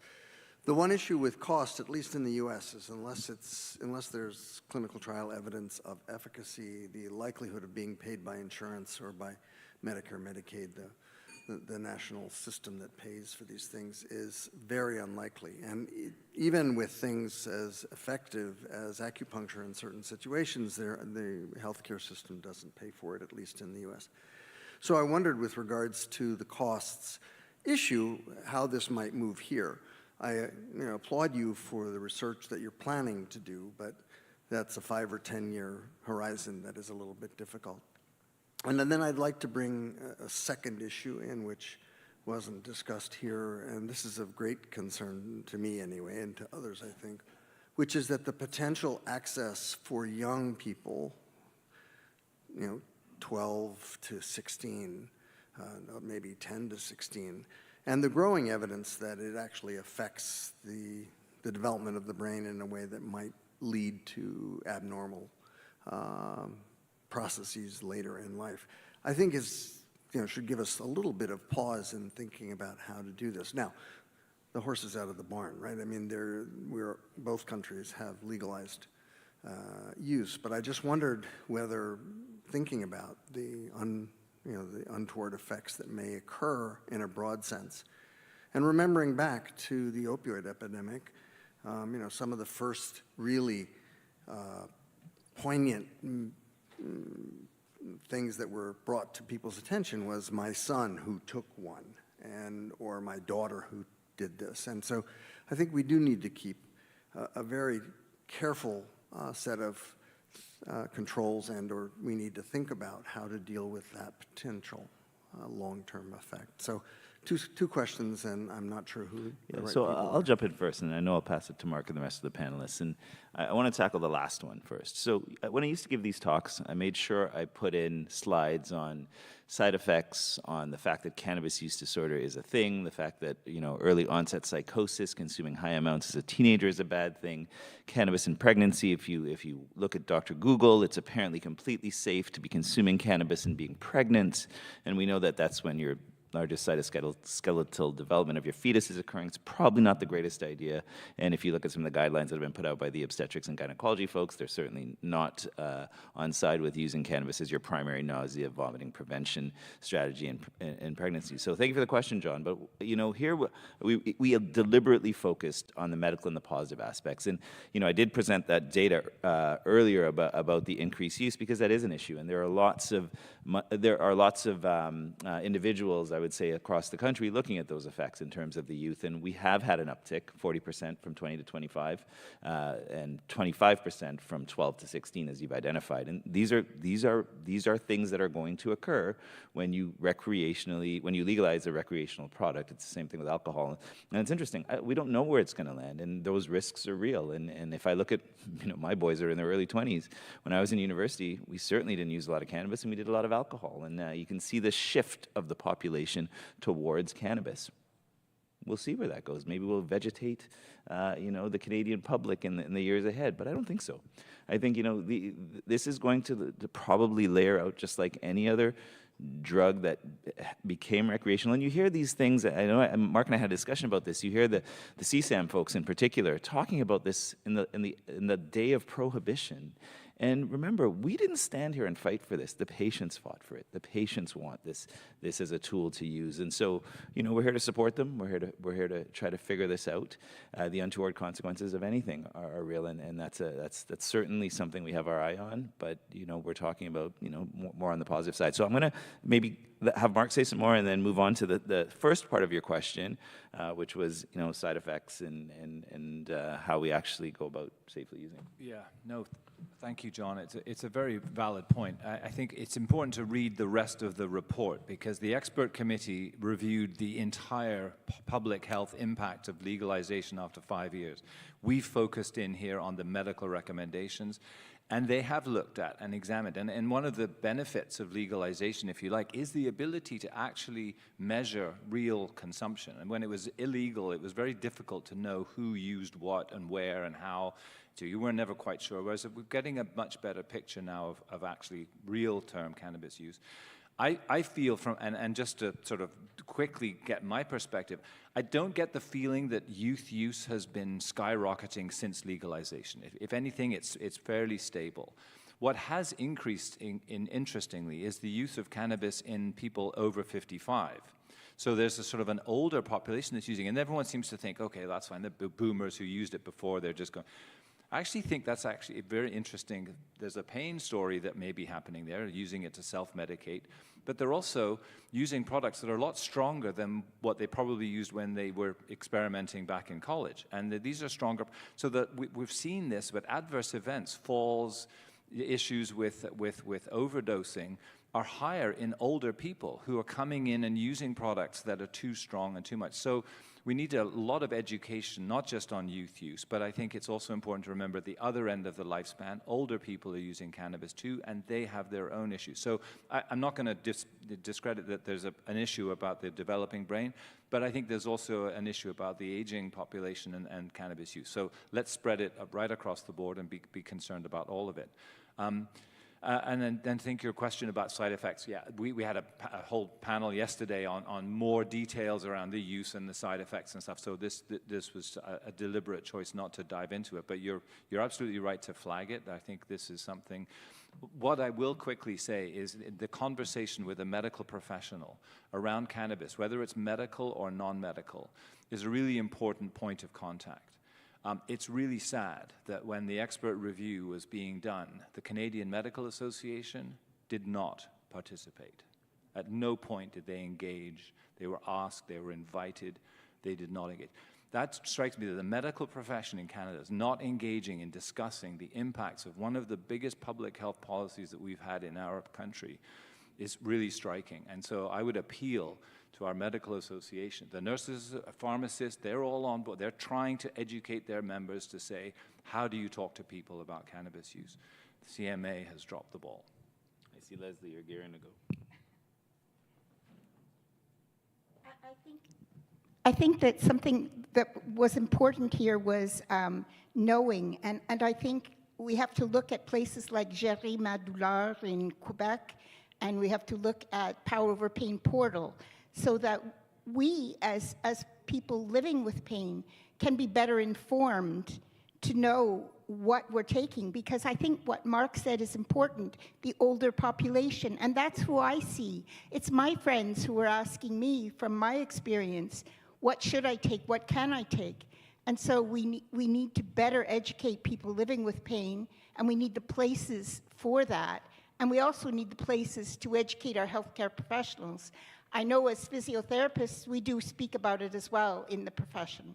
So we are on board as well.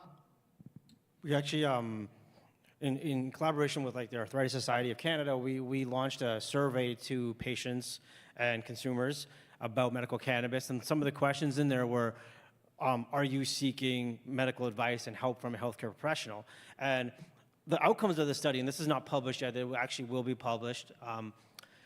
They said that there was better outcomes when patients were actually in talks, in discussion, and in therapy with a healthcare professional, be it a pharmacist, a doctor, even a physiotherapist, anybody that's looking after them and taking care of them versus self-medicating. And what we see now, obviously, and it was in our slides here, that since the legalization of cannabis, since 2018, until now, till present, there's been like a 47% reduction in the number of medical applications and registrations, which means that most people are going to the recreational store and self-medicating. And this is why, like, I obviously stress the point of let's bring it into pharmacy, let's bring it into healthcare professionals' purview so we can better further patient success. And back to the first part of the question again, John, the cost, right? And so, no, you're not going to get cannabis funded until you have a GMP product that the federal government can have faith in, that you have some evidence for, that is moving the needle forward in terms of whatever condition you're studying. I think where cannabis can benefit, and I know in the U.S., I forget the name of the bill, but the one where a drug is becoming generic, and then after 2 years in the marketplace you can switch. I think it's a 502B or something like that, if I remember correctly. And I can tell you, I've been approached by numerous companies already to say, you know, let's talk about how we can spin the old Epidiolex now into something else, into the chronic pain space, the sleep space, et cetera, and find that CBD, and we know it's not Schedule I, but I bet that in the US by I'm going to throw it out there, 2029, you're going to have an FDA-approved CBD formulation for an indication in our space, because there's a massive market there. As you know, if we have a $6 billion industry here, you have a $60 billion industry there in cannabis products alone. And, you know, from a THC perspective, again, I think, you know, if we have a molecule that we have a standard unit dose for, and we dose this, and our patients start to show us the benefits, and we have the outcomes, and we show that there's a reduction in pain and pain disability, guess what? That's what you asked for. It's time to talk about who's going to cover it and who's going to pay for it and who's going to get into the patient population. So still a road. I mean, you know, we've been on a 20-year journey to get to here, so we're probably on a 15-year journey more to get to that side, but it's slow progress. Hi, my name is Lindsay. I work at the Center of Excellence for Women's Health. I'm also somebody with lived experience of chronic pain and who has used cannabis for my chronic pain.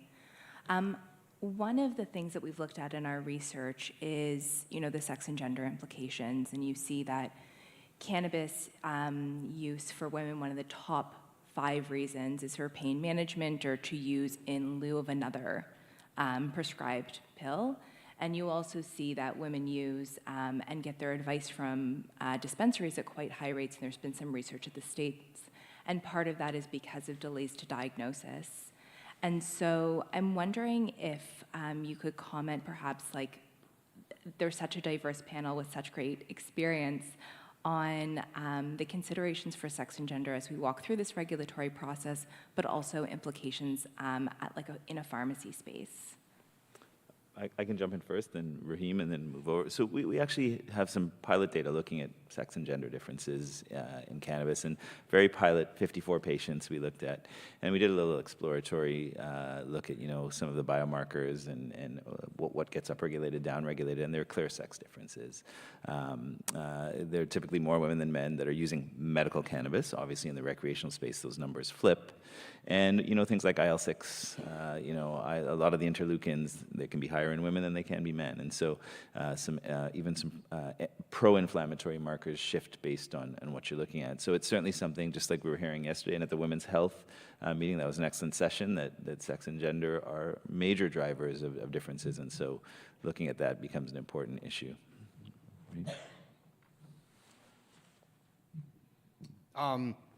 Looking from a women's perspective, this is a major thing I've noticed when I started my specialty pharmacy was that a lot of women have endometriosis. 1 in 10 women have endometriosis.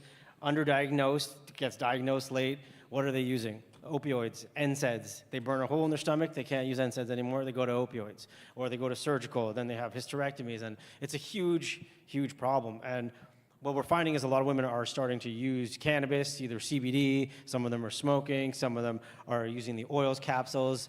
There's suppositories now on the market, which is something I can speak to because we actually started doing that in our pharmacy. And we've noticed they have improvements. They're using less NSAIDs, less opioids. They're finding they have better quality of life, and that's what it all comes down to, right? This is not about eradicating pain, because that is absolutely not a possible goal. It's about quality of life. And what you know, like our intervention really is about, if you're starting to use this based on Dr. Google and friends and family on a smoking component, let's get you on a more localized dosage form. Let's get you on a suppository or even a capsule that will effectively have a better, longer acting response without the harms of, you know, inhalation. But yeah, did I answer the question, or was that? I think another part of the question is, you know, you're in a unique position in which you actually do have managed prescriptions for cannabis and are able to dispense within your pharmacy.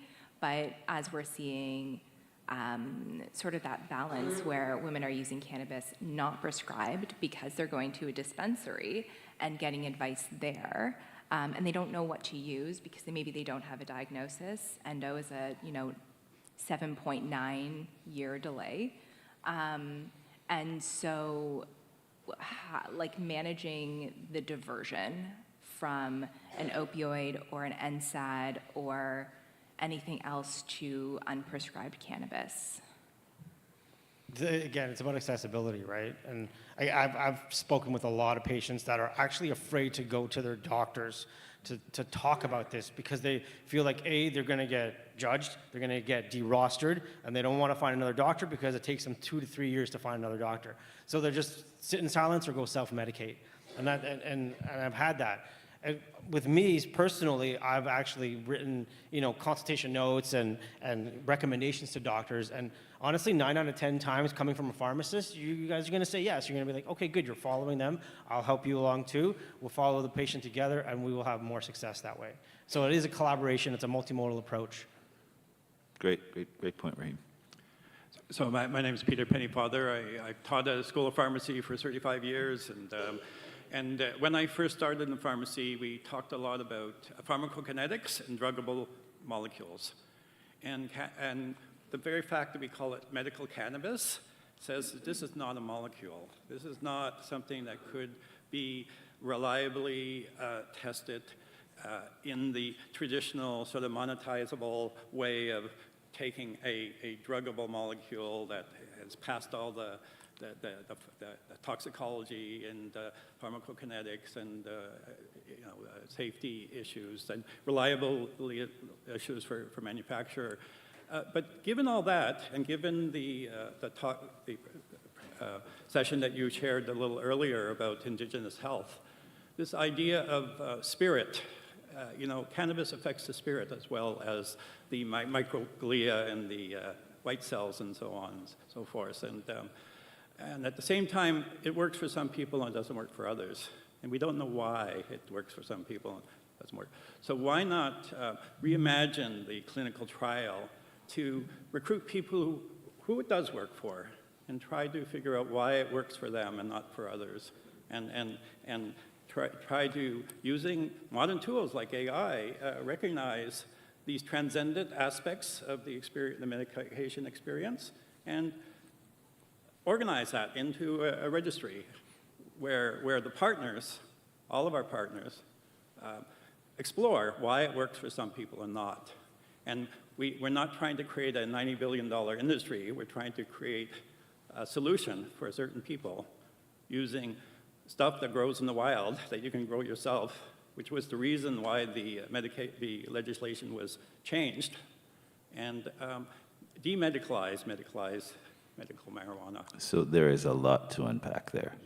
Okay, I'm going to try and then I'll pass it along to the panel. So I'm just going to start with I see Marianne sitting just back there. We submitted a paper the other day and we started centuries ago. This molecule or this product, this plant, has been around for quite some time. And there's a lot of what you're saying is absolutely accurate. It's part of, spiritual rituals. It's part of indigenous culture. It goes back for centuries. It's part of the Ming Dynasty. It's been part, people were buried in tombs with cannabis. There clearly are spiritual aspects to this. The Rastafarians, I can't forget my Caribbean people, and they are a place where cannabis is part of spirituality. It's part of their practices. Mark has spent lots of time in Jamaica. We see the importance culturally of this plant in specific areas of the world. But we don't live in those areas of the world, and we have those cultures that are here, and we should embrace those with the cultures that are here as well. However, I disagree somewhat that you can't get the because one of the places we get stuck in cannabis, and I think I got really mad at a meeting the other day with a pharma company that was telling me all about the phytocannabinoids and the 359 molecules, and if you don't have all of these molecules, you can't get the effects. And I said, show me the data. But I'm sorry, if your receptor doesn't see one of these molecules, it's unlikely that it has a significant biological effect. You may disagree, but at the end of the day, we have to take the molecules that are basically having the physiologic of downstream effects and harness those, and that's what we've always done from a medical bioscience perspective. Now, I hear you. It may or may not be, so I'm going to go, we're going to have a fight, but it's okay. We have so if you take any drug that you give to the population, even the ones that came through the pharmaceutical road, if I give 100 people a drug and it's 1 in 3 individuals that have an effect, that's a blockbuster drug.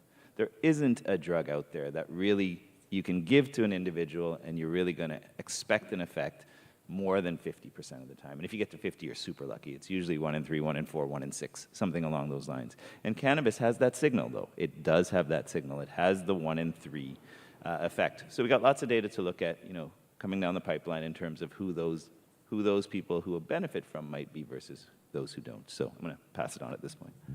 Yeah, I'll just quickly pick up a comment about real-world evidence and using large population data sets of people who are using cannabis, and there are millions of people every day using these products in varying forms and formats and doses.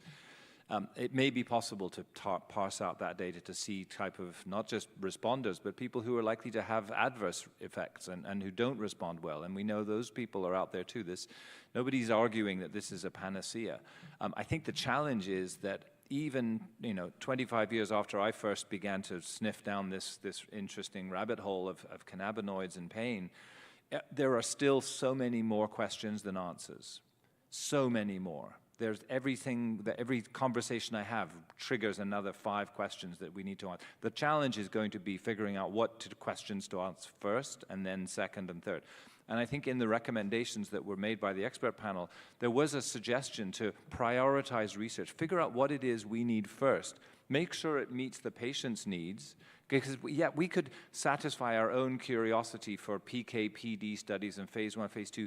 Bear in mind that there have been drugs that have been through that process that were deemed to be safe and effective that we are now suddenly discovering, oops, maybe they weren't quite as safe and effective as we thought they were.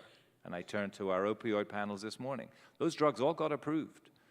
So the fact that we're not chasing that with cannabis in the same speed doesn't mean that we can't still talk about it with patients. It's already out there. There is a form of cannabis that people can access legally. We just need to build the right research portfolio that informs us at the right level. And there are tools to do that. It doesn't all have to be RCTs. There are other ways to address issues of safety, of dosing, of selection of patients that can be done in the absence of the big multi-center RCT, which we all know is going to take hundreds of millions and lots of time to do. Hi everyone, Aras Azadian, CEO of Avicanna. We are actually a medical cannabis company. So first of all, thank you for having this panel. I think it's a very important topic, and we often forget that, Canada is the leaders at this. We are the pioneers, and the work that you guys are doing individually and the physicians in this room is really being watched by the rest of the world. One comment about reimbursement and payment. It is taking place. It's in very early stages, and I can tell you on our end, we deal with 17 payers. The issue is it's very specific to very few clinical indications. So as more pharmacoeconomic data, I think, is available from the studies that you guys are part of, we do expect that to increase, and that is going to be a collaboration between industry and the medical community, really, to get that data together to go back to the payers and say, hey, it's not just epilepsy that should be covered, perhaps it's pain. And I think that is an opportunity. One question I have from an industry side is, and this is a comment or a topic that I've covered with a lot of physicians, is from the legalization aspect, since recreational became something that is obviously available everywhere, a lot of physicians have simply said, forget about it, let the patient go into a dispensary. And I think that's a problem, and I'm not saying it's everyone, but a large number of physicians are now saying that.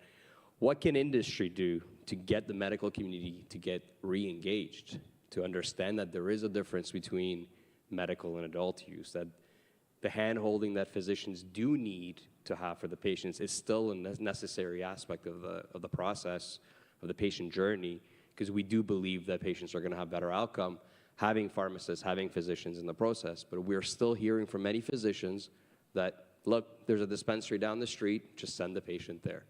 And I guess my question is, how can we advance that, and how do we get the medical community re-engaged? Want me to take that one? Okay, so, well, thank you for the comment, Aras. And just to be clear, this is the unique opportunity we have today. We have policymakers, industry, patients, physicians, scientists talking about issues. And so thank you for your comment. Thank you for stepping up and saying who you are. I will say that, again, I think we start with Mark. We just had an expert panel without engagement from our Canadian Medical Association. So it speaks to where we're at from a medical perspective, whereas the pharmacists have been fighting for this for a decade. I would say since I remember, if I'm going to throw out Ken Weisbrod at Shoppers, when they wanted in this space, and you've obviously taken over that space from them, that was the push to get pharmacy engaged. And now we see an expert panel with pharmacy engagement. So it's going to take leadership. It's going to take people like Mark, people like me, people like Jason, to move this forward and start to engage with others. And, you know, where's the partnership in terms of, you know, Tiffany sitting at that table in the CCIC? We have an excellent course that we can accredit for the world, and we'll need some engagement from multiple partners to maybe move some of these things forward. We can't keep asking the government for things. We also need to ask industry for things, but then we get down the slippery slope of, oh no, this could be an opioid, and it could be a cannabinoid. I'm gonna be pretty blunt. There isn't a single conference in cardiology, in endocrinology, in rheumatology, in respirology, where industry is not partnered with a cure or an advancement of the disease. But we have been burnt by one drug and one company, and apparently industry is not welcome in pain. Well, I'm going to say that that's not the case, and industry is actually welcome in pain. We know that there are other companies in other spaces working on molecules for neuropathic pain right now, and they will be coming back. And the one beauty of the abolition of OxyContin and the abolition of oxycodone is that, guess what? We're going to have drugs being made for pain patients again, because once those drugs came to the market, the pain space disappeared. So thank you for your comment. I don't know if you want to comment on, Mark, what's next, or how we get more physician engagement. I didn't really touch on that. I just did a rant. I keep coming back to this idea of more questions than answers, because, so why? What is the barrier that a clinician sitting in a busy office, when someone comes in and says, I'd like to talk about cannabis, what's the switch that goes off in their head to either say, well, yeah, I'm going to take a time to discuss this with my patient, or I'm going to say, I don't believe in it. I've heard that. I don't believe in medical marijuana, so, you know, don't talk to me about that. Or I don't do that in my clinic. Or there's a reaction. So what's going on there? Why is it a fear? Is there some sort of stigma thing? There have been surveys of, you know, clinicians and educators understanding this, but it's an area of, I think, of real interest. Is what is it about cannabis that sort of gets us so excited for or against? It's a really fascinating subject. I think the stigma still plays a big role, and maybe it's a generational thing. Maybe we need to, you know, have another generation of clinicians growing up with legal cannabis. I mean, my kids have always had some form of legal cannabis in the country since they were born, like medical cannabis. They don't know a world where there was illegal medical cannabis, that for patients to break the law, there was some way to do it. So this will change over time. But I think to Hans's point, there are very valid and good, credible sources of information out there. If clinicians are interested, there are ways to do that. And I think the expert recommendations made the point of making those accessible, making them available, and putting them in the hands of people so that they can make these decisions. It's complex. It's fraught with all sorts of moral and ethical judgments that people make every day, but there's no reason why a patient shouldn't be able to sit down with a clinician in Canada in 2024 and say, talk to me a little bit about medical cannabis, and have a meaningful, open, and honest dialogue. Do you think this is part of CMA strategy and their openness of, we don't want to be gatekeepers? Do you think it's part of the professional associations? I feel like in pharmacy too, I'm a lone wolf right now. I feel like I'm a lone wolf because they've all been really silent about this. NAPRA's been silent, the colleges of pharmacies have been silent. No one's really advocating or trying to advance this coming into professional care. And I think that's the same with doctors. I think a lot of them are scared to prescribe. They may get, you know, slaps on the wrist. And I think that's maybe a huge barrier that we all need to collaborate on this together to be like, this is not as bad as we think it is. We need to have open and public conversations about how to safely and effectively to use this new tool in the toolbox so that patients aren't walking around self-medicating and end up in the ER. Yep. You know, but if you do that, though, you get pigeonholed as being pro-cannabis. You're like, suddenly you're for cannabis. You're like, no, I'm not trying to promote it. I just promote the idea of having a conversation about it. That's the difference. And I think it's so stigmatized that if you do pop your head up, and I think a lot of clinicians are afraid if they do start to authorize or allow patients to use medical cannabis in their practice, they're going to be hit with a tsunami of people all going, oh, Dr. Thompson does cannabis. So they don't do it because they're afraid of the perspective or the perception that they are somehow pro-weed. This just baffles me. Yeah, I would agree with that statement. And so, thank you, Aras. I think, Ajit, did you have a question? And then Marianne has one as well. And so I just want to say that if you're coming in for lunch, please come in. Don't wait until we're done. Lunch is happening in this room. We're going to keep rolling. Just so everybody knows, there are almost 20,000 people watching this live right now. So we have 600 in this room and 20,000. So we're going to keep this discussion rolling until people get in for lunch. And so Ajit and then Marianne, go ahead. They want us to keep going until the room gets filled so that the folks online stay with us. Stay with us, folks. My name is Ajit Rai. I'm an anesthesiologist and pain resident currently living in You want to lift the mic, Ajit?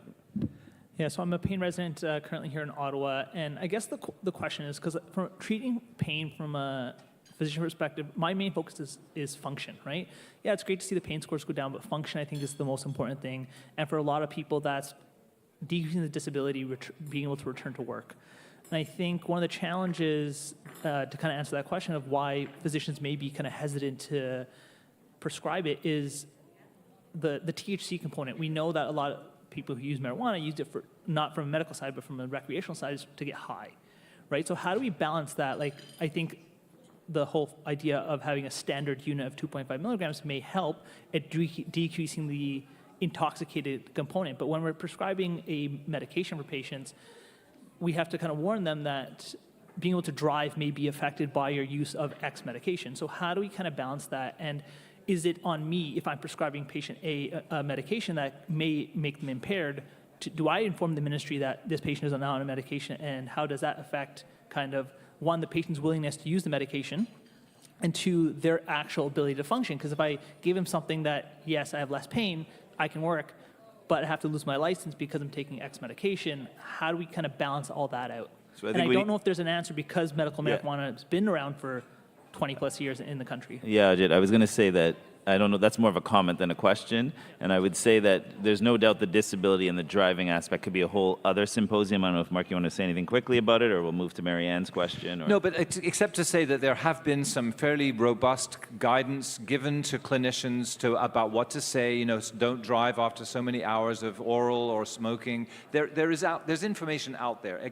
I think the challenge is making it accessible so that you can have a conversation about function, potentially impaired function, and give patients the best we know about what to know, so make informed decisions for themselves. And in Ontario, Ajit, I know you practice in Ontario, the OMA has come out and said that every consultation with cannabis, if you want to reduce your liability, must have the fact that you counseled your patient regarding driving if they're consuming a THC product. Marianne? So really to address the reticence of clinicians to want to engage in a cannabis discussion with patients. As medical students, as doctors, our treatments are really grounded in evidence-based medicine. And evidence-based medicine begins with RCTs and then moves up the stream. Eventually we get randomized, we get systematic reviews, etc. And that really guides most medical management.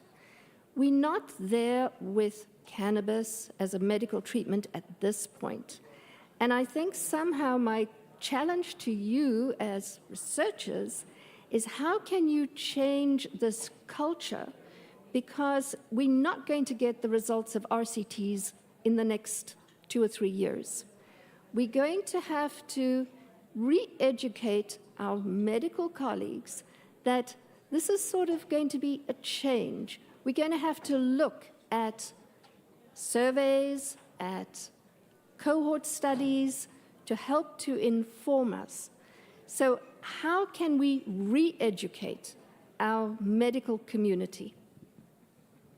You know, before, I know you guys want to answer this, but I wanted to say something about, well, you know, with the recommendations that came out and what's needed next, if it's going to pharmacy. And a big part of this is, and I truly believe that if we legalize this and put it in pharmacy before we recreationally legalized it, we would have had enough data to support the dosage, the indication. And I think that's what we need next is pharmacovigilance. And if we put it into, let's say, 1,000 pharmacies, we'll be able to give you that data of this person's using it for rheumatoid arthritis, they're using this dose, they're on these meds, and they're having these side effects. And that compiling that data over 1,000 different pharmacies will give you enough, I'd say, confidence to be able to say, okay, I can prescribe this to my patient, and then that's the next step of randomized control trials. So that's, again, to go to our point of the expert panel, that's one thing the pharmacy would need, and that's one thing pharmacy can provide, is that pharmacovigilance and oversight. Leslie, do you want anything else to say? Because we're going to wrap up after Mark. I'll finish with some last words, and we'll turn it over to our next. You're good? Okay. Mark? Thanks. Thank you, Marianne. It's a great question, and I will say that I think this is a challenge that clinicians face in many areas, the absence of evidence and still being able to have meaningful conversations about things that patients are doing or interested in doing. I don't know how we're going to necessarily change that in a nutshell, but I do think that there are plenty of places to get good information. I think one of the major issues, and it's getting back to what the clinicians' barriers are, is a lot of it's about safety. I'm concerned that this drug is going to cause addiction. It's going to cause driving impairment. It's going to cause my patients to be cognitively impaired. It's going to cause... Safety can be addressed through non-RCT. In fact, RCTs are relatively limited in terms of how they address safety, but large-scale observational pharmacovigilance adverse event databases can give us a lot of information that could reassure us about what the safety profile is, and that may be enough to say, well, okay, if I know it's safe, I'm okay to go down that road. It may not work, but we'll find out together, but I'm pretty sure it's safe. Maybe the focus should be more on safety than efficacy. Yeah, and I agree wholeheartedly with Mark. It's also going to take a leadership change and have people move this space forward to say that this is important for our patients. Our patient want this. And I think, we heard earlier about education, and every year you have to make education mandatory for physicians. I think we're a long way, but at some point cannabis has to bubble up to that level where, okay, if 1 in 3 individuals you're seeing are asking about this, maybe as a minimum you need an hour of learning about it or something along those lines. That's maybe pie in the sky, but certainly I want to thank everybody for their engagement. I want to turn the stage over to John, who is going to introduce our esteemed colleagues from the center, the CPCOE, for chronic pain of vets, and we've tried to keep everybody engaged and keep everybody going until now. I will say that we're going to ask that everybody today really pay attention to what's about to be told over this lunch hour. They always do a fantastic job, and these are our veterans that have fought for our country for years, and we are pretty privileged to have them here speaking with us. So, John, I'll let you move on and thank our panelists and thank everybody. Mark, Leslie, Raheem. Let's keep it going. I encourage everyone to come to the front. We have plenty of seats in the front for those watching the live stream. We're going to be starting in about 5 minutes. About 5 minutes gives you a little bit of a break to grab a glass of water at home. For everyone here in person in Ottawa, please come to the front. There are plenty of seats. We'll be starting in about 5 minutes, please. 5 minutes.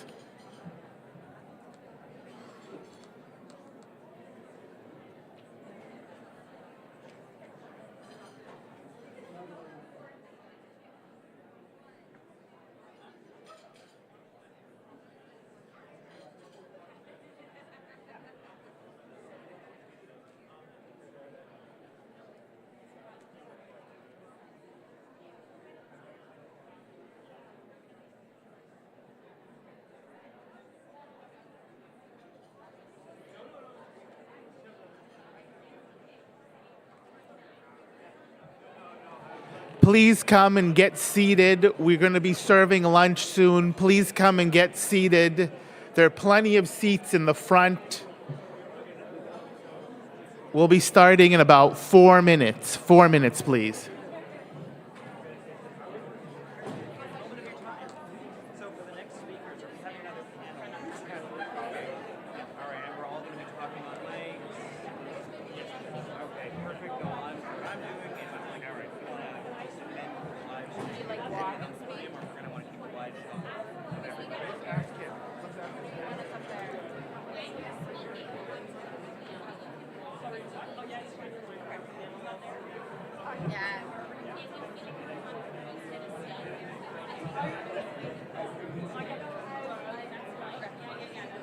Then we'll sit down this way, so that way you have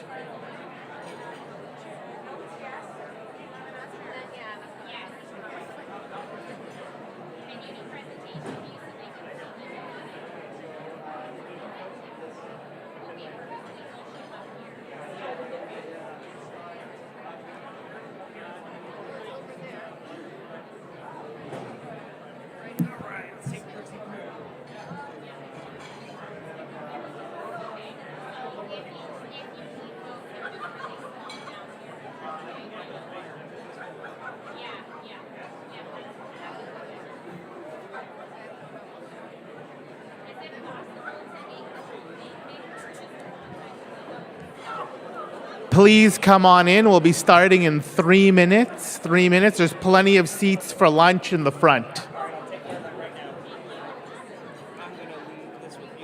Okay. 3 minutes, please. We'll be starting in 3 minutes.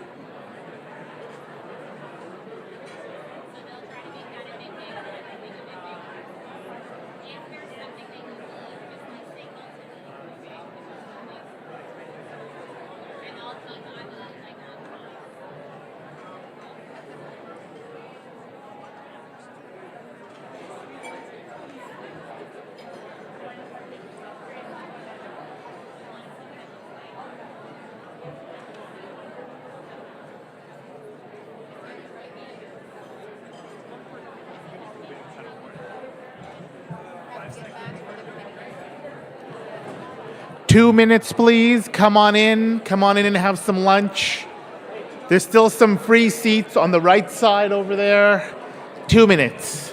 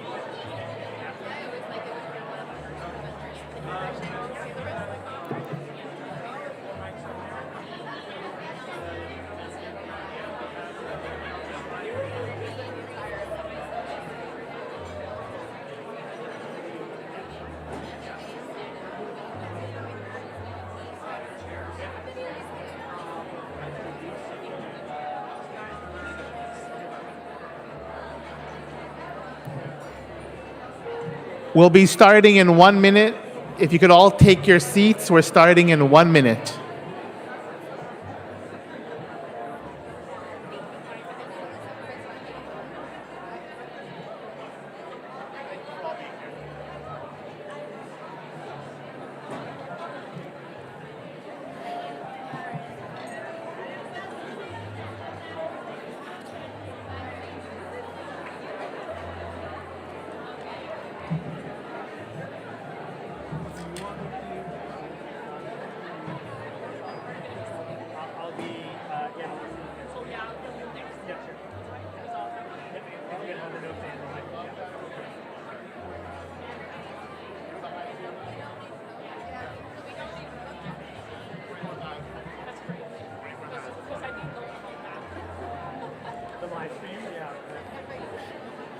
If you could take your seats, we're about to get started.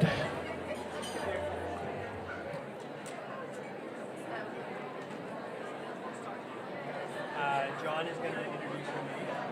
Ramesh is going to introduce myself and then I'll introduce you.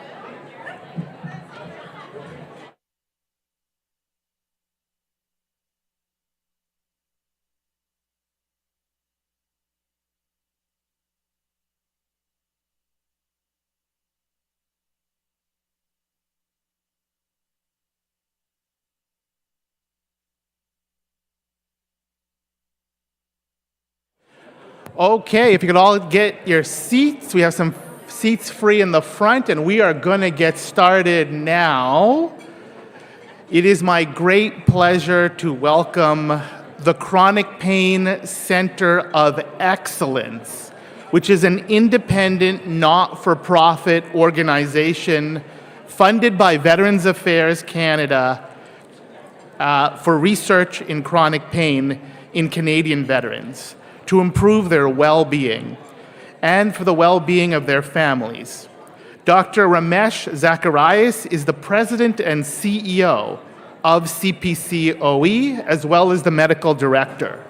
1 day a week, he works at the Michael DeGroot Pain Clinic at Hamilton Health Sciences, and 60% of his practice is treating veterans. Given the importance of this presentation, please give our veterans the respect they deserve and a quiet room for their panel discussion. As we get started, please keep the room as quiet as possible, and that would be greatly appreciated. And with that, my thanks to the Chronic Pain Center of Excellence and Dr. Zacharias.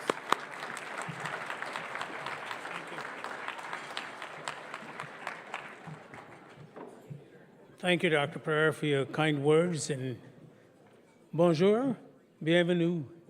Merci à tous de vous joindre à nous aujourd'hui. Aux vétérans, merci pour votre service. Welcome. For those of you who are on live stream, thank you you could join us. We're very passionate about what we do, and we feel very blessed. Part of our agreement with Veterans Affairs Canada is that we create strategic partnerships. And 18 months ago, we met with Dr. Pereira, Dr. Clark, and the board of CPS. CPS is the only national voice for patients, researchers, and clinicians in Canada. And we felt we wanted to be supporters of theirs to make sure that they can continue to do the good work they have done for many, many years. So when we met in October and November, 18 months ago, we decided to focus on 3 deliverables or action items. One of them was CPCOE will be a sponsor annually for the ASM meeting. The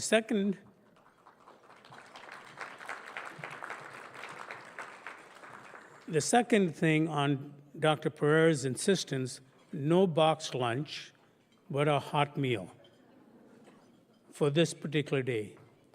And the quid for us was we get to decide the speakers for this lunch.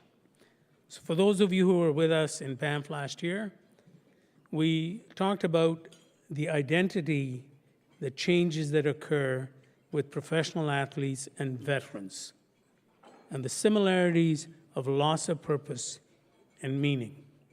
And we had Leo Routens and 2 of our vets present. Today, we're going to talk about the impact of chronic pain in female veterans. You heard all this morning that 1 in 2 Canadians suffer from chronic pain. Sadly, I say that sadly, sorry, I said 20% of Canadians have chronic pain. Sadly, 1 in 2 female veterans have chronic pain. So for all the women who sign up in the military, 50% of them will leave with chronic pain. We need to do a much better job, much better job. So the second thing one of our first things we funded was Dr. Joy McDermott. Her principal PI, Robin, who is currently a reservist and serving, is joined today on stage by Anouk Beauvais, who is a veteran who served in Bosnia as well as Afghanistan.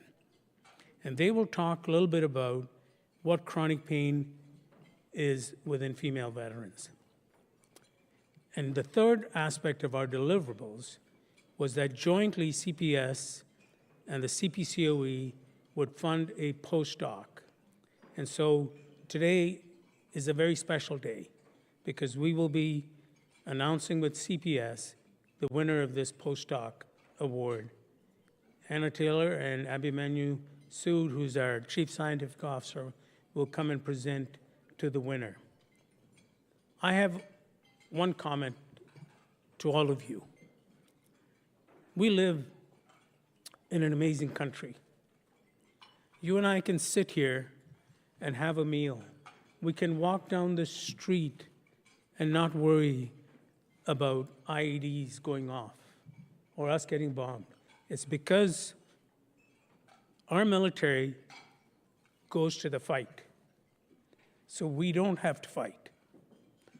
And as I said, 1 in 2 female veterans leave the ministry with their service with pain. So I will ask you, out of respect for their service, this is a great opportunity for you to network, but I suggest you take your conversations out of this room if you have to have it now.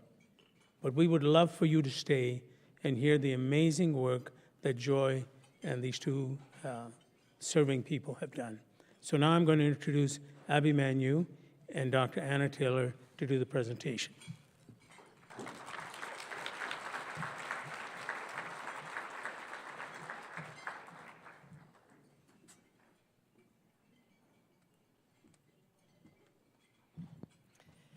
Thank you, Ramesh. Good afternoon, everyone.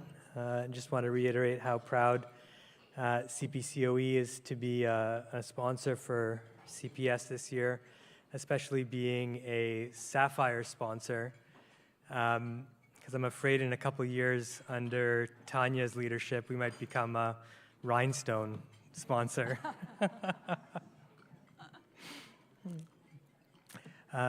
As Ramesh mentioned, the CPCOE, our mandate is really to build the infrastructure for research focused on improving the well-being of veterans living with chronic pain. And what I want to emphasize, and I hope you will learn from our wonderful panel today, is that what's good for veterans living with chronic pain is good for everyone living with chronic pain. Veterans access chronic pain care through the provincial territorial health systems. Finding ways to improve care, improve their well-being is going to be of benefit to everybody living with pain in this country. And we have a moral responsibility because of their service, but also because of the disproportionate levels of pain that they live with. And we've discovered through research over time that veterans live with about twice the level of chronic pain, but it's even higher amongst female veterans. We've funded a great deal of research to date. Close to about $5 million in research has been funded by the CPCOE in areas as wide as exercise, the role of yoga, chronic pain and PTSD amongst veterans. And we've funded projects in 8 different provinces across 28 institutions, 2 countries, more than $7 million in research. And a really important part of the infrastructure that we're building is for the future generation. So we've funded about $350,000 in capacity building initiatives. These are for master's and PhD students who are doing projects focused on veterans' well-being, focused on pain. And now for the first time, together with the CPS, we have our first postdoctoral salary support.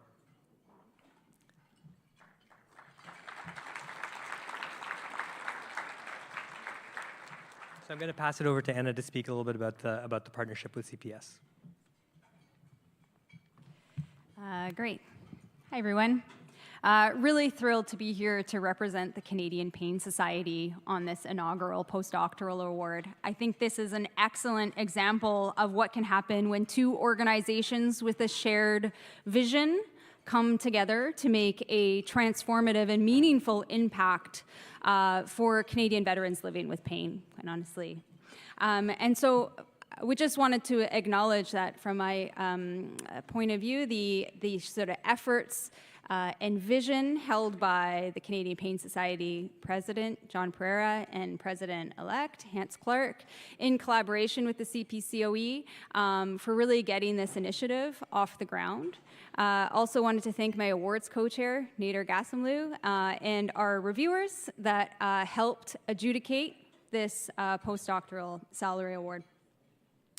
And then finally, I just wanted to thank the CPCOE for their generosity and their collaboration in creating this new opportunity. And I especially wanted to give a shout out to Chelsea White for her efforts, her dogged efforts in getting this award off the ground. It is never easy to do this thing the first time around, but I think it's really been a fantastic success, and I look forward to future efforts in the years to come.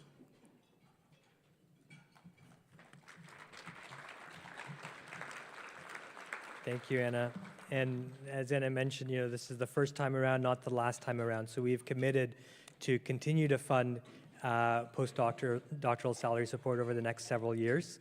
And we are so very pleased that our inaugural recipient has been able to join us today, Dr. Chris Edwards. Dr. Chris Edwards is a postdoctoral fellow, or soon-to-be postdoctoral fellow, at the University of Sherbrooke Faculty of Medicine, and is a strength and coordinating coach who's dedicated her life to supporting the human in uniform.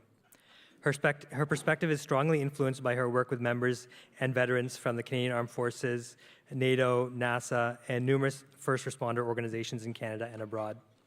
Chris is particularly interested in sex-specific considerations for injury risk and performance in military and first responders. Her current research focuses on female reproductive health, musculoskeletal injury, and treatments for pelvic floor-related issues in service women. The research project for which she was awarded the postdoctoral fellowship is entitled A Feasibility Study Examining a Multidisciplinary Approach to Chronic Pain, Physical and Mental Health Outcomes in Female Veterans of the Canadian Armed Forces. Chris, please come on up.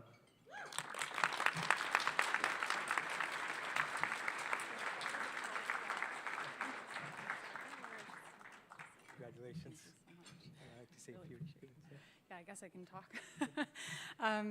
First, I have to thank all of the evaluators and the judges on this proposal.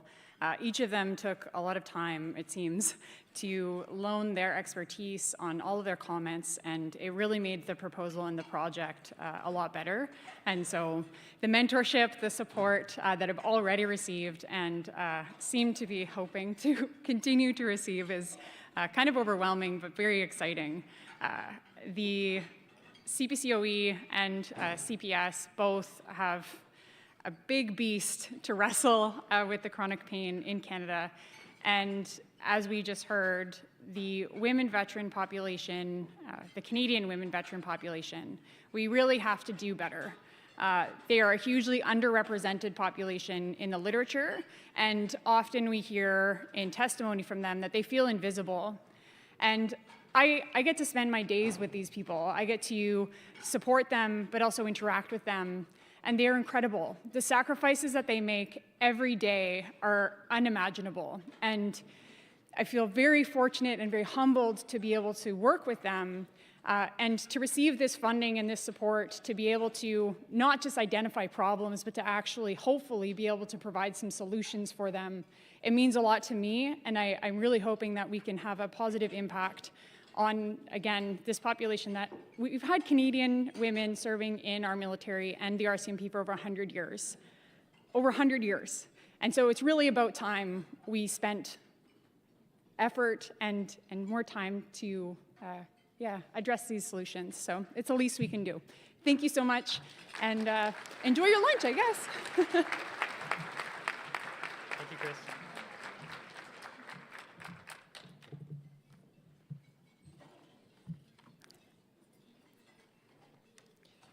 couldn't have had a better introduction to our panel. Thank you, Chris. And good luck with the research. We're very privileged to have a very decorated group of panelists here with us this afternoon. I'm going to introduce each of them at the beginning, and then we're going to flow into a panel. And as you'll see, there are mics on the floor. We've reserved quite a bit of time at the end for questions and answers. Last year, for those of you who are here at CPS, we had some fantastic interaction with the audience. So if you've got some questions, please feel free to write them down and then come up at the end to ask the questions. Okay, so our first speaker is Anouk Beauvais, who joined the military in 2000, where she served as a combat engineer and a PSYOPs analyst until 2009. During her service, Anouk deployed to Bosnia and in Afghanistan, and we're going to have the privilege to hear about her deployments. She retired from the Canadian Armed Forces as a sergeant in 2010. During her military career, Anouk completed a bachelor's degree in public communication from Laval University and a master's degree in international studies from the University of Montreal. After her time in the CAF, Anouk was employed as a humanitarian worker for various organizations such as the United Nations and the International Red Cross in many countries affected by war and natural disasters. In 2015, Anouk participated in an expedition to Antarctica with the True Patriot Love Foundation to raise funds for ill and injured veterans transitioning to civilian life. Anouk's humanitarian career came to an end in 2016, following a diagnosis of post-traumatic stress disorder linked to her mission in Afghanistan. Anouk now lives in Ottawa with her husband and 2 children. Dr. Joy McDermott is a clinical epidemiologist, physiotherapist, hand therapist, and distinguished professor of physical therapy at Western University. She holds a Canada Research Chair in Musculoskeletal Outcomes and Knowledge Translation, the Dr. James Roth Chair in Musculoskeletal Measurement and Knowledge Translation, and a CIHR Sex and Gender Champion. She's a fellow of the Canadian Academy of Health Sciences and the Royal Society of Canada. Her research focuses on upper extremity function, musculoskeletal health, design and evaluation of surgical and rehab interventions and programs, veteran and public safety personnel health, work injury, implementation science, and the intersectional impact of sex and gender and other personal social factors on health. That may have seemed long, but we could even go much longer for Joy's introduction.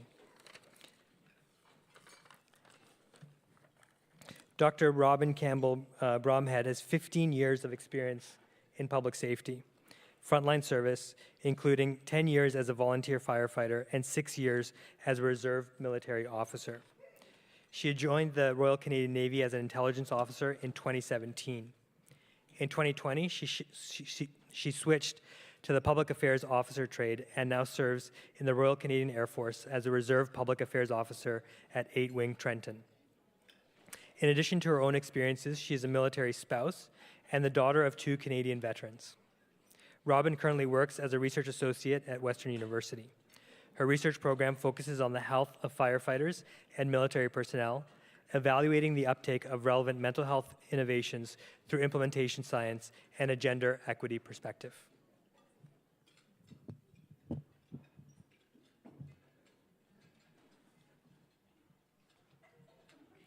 I'll pass it over to Anouk.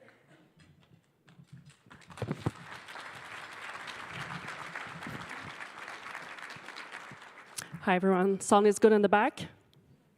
Good. My name is Anouk Beauvais. I am not a scientist. I'm a veteran, a soldier. I hope my story can inspire your work.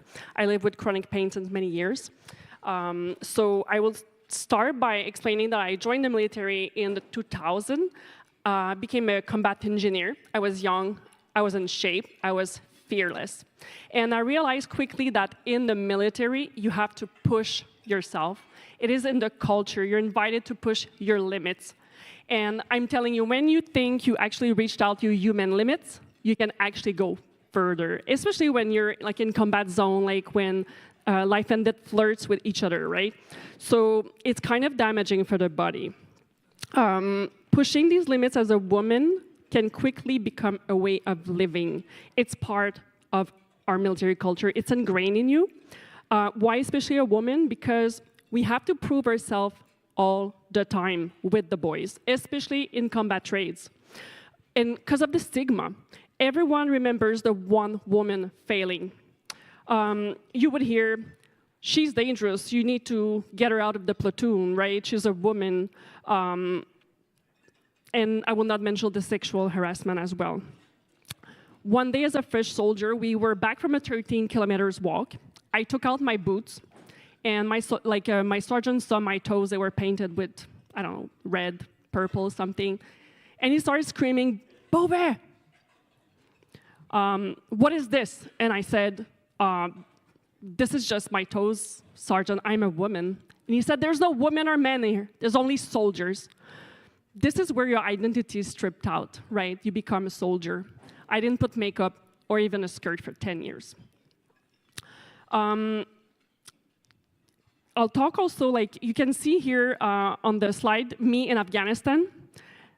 This equipment is heavy. I have a helmet. I have a weapon. I actually have a 9mm with a pistol with me as well. We have grenades, ammunitions, 2-3 liters of water. I asked a captain, medic captain this weekend. She said it was about like 70, 80 pounds on us every day. And this is 80 pounds on us if you're 5'5" woman or 6'6" man, right? So it gives you an idea. This is the tipping point of my pain journey. This is Bosnia 2002. For disclosure, I wasn't driving, okay? So it was rainy like the day before, it was slippery. We actually rolled in a ditch. You can see it's not pretty. Everything was ejected. There were no belts, I think, if I remember. I was actually holding myself on the frame like that. It's actually amazing. I took a picture because when we got out, we just took our weapons, tried to like realize what happened, and then someone said, "Stop! This could be a minefield." And this is where like the adrenaline like ingrains in you for the first time, and then you go back up, walking in everybody's same footstep, right? We were lucky because our radios were down, broken, but one of our Canadian military was actually coming on the road with a medic vehicle. And right away, because of the accident, you can see it was quite traumatizing. We were medevac to a US hospital in Tuzla. And in 3 minutes, that would never happen in any emergency room, I guess. In 3 minutes, we were stripped out, no boots, x-rayed. And then they said, "Congratulations, nothing's broken." Okay, I'm pretty sore though. Well, nothing's broken, so we have a chopper bringing you back to your camp tomorrow. We didn't see any doctors, we didn't see any physiotherapists. We just went back to the jungle. Of course, 6 months later, what happens? Pain, neck pain, back pain, spine pain. And I can tell you that, I don't know if it's like this, it's been a long time, but having pain in the military was not a great thing. It was a stigma. You were scared that people will laugh at you. You were scared that your chain of command would know and kick you out, right? You didn't want it to be in your medical file. So I was paying physiotherapy by myself outside of the military. You endure the pain secretly. And you can see after this accident, I kind of rehabbed myself with the help of like a couple of people around me and went to Afghanistan with, you know, the equipment you saw. Afghanistan was a tough one. I'll skip the details.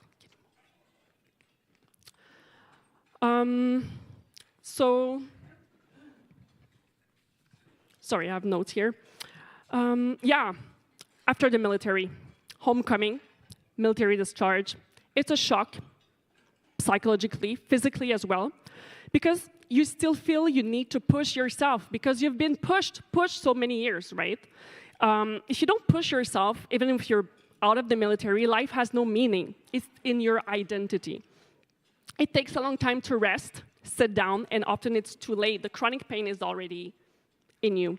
It's installed in your body, and it keeps getting worse with time. After the military, like you can see, I went back to Afghanistan for 2 years as a civilian. I didn't have 80 pounds on me. That was just ballistic plates, but still, rough life, right? Pushing limits. I stayed there like 2 years, and then I joined the International Red Cross, went with the United Nations, became a humanitarian worker, pushed limits otherwise, helping other people, natural disasters, wars, Ebola, stuff like that. It's pushing limits other ways. You can next. So tired, I went back home. So to relax, I decided to join True Patriot Love expedition in Antarctica to climb the highest mountain there, Vinson Massif. It was a great experience. Like, I mean, a bunch of veterans coming together to climb a mountain to feel like a hero again. It's amazing. But you know what? I'll tell you a secret. I did not reach the top. I didn't summit. I was too broken physically, too broken mentally probably, and it wasn't my choice. This time, I wanted to continue, but my guide who had gone like 2 times in like the Everest and 3rd time in Antarctica to climb mountain, he said, "You're going down, you're done." What a failure for a soldier or veteran. It was horrible, like I thought I failed. This time, I didn't follow the boys. I went down. He took my rope, and then, you know, in my shame, like walk of shame, I went down. But you know what? It was the best thing that ever happened to me. Why? Well, first, going down, because you know when you go up, you need to go down. It takes a long time as well. You have time to think. And my friends were telling me, Anouk, you're not in the military anymore. You don't have to prove yourself to anyone. No one's going to take away from you that you were in the middle of Antarctica on a mountain. Wow, that resonated with me. After this event, well, I decided to go back home, take care of myself, accept my situation, was diagnosed with PTSD, had various spine conditions recognized by Veteran Affairs, like cervical spine, dorsal, lumbar, like, so, yeah. Like you see here also, like mental challenges and physical challenges don't stop you from wanting a family. So, of course, 2017 now, I get pregnant. And it's funny because not many of my veterans friends could understand because they were men. Not even Veteran Affairs could understand because they usually serve men. So pregnant, as you can imagine, with my already chronic pain, my pain started to increase. My pain started to actually transform itself with the transformation of my body, and twice, because I gave birth a second time in 2019, and kind of a new pain started to appear, to start in my body. Pelvic floor, SI joints, glutes, bum. It was so extreme, I could not even walk. I could not even eat.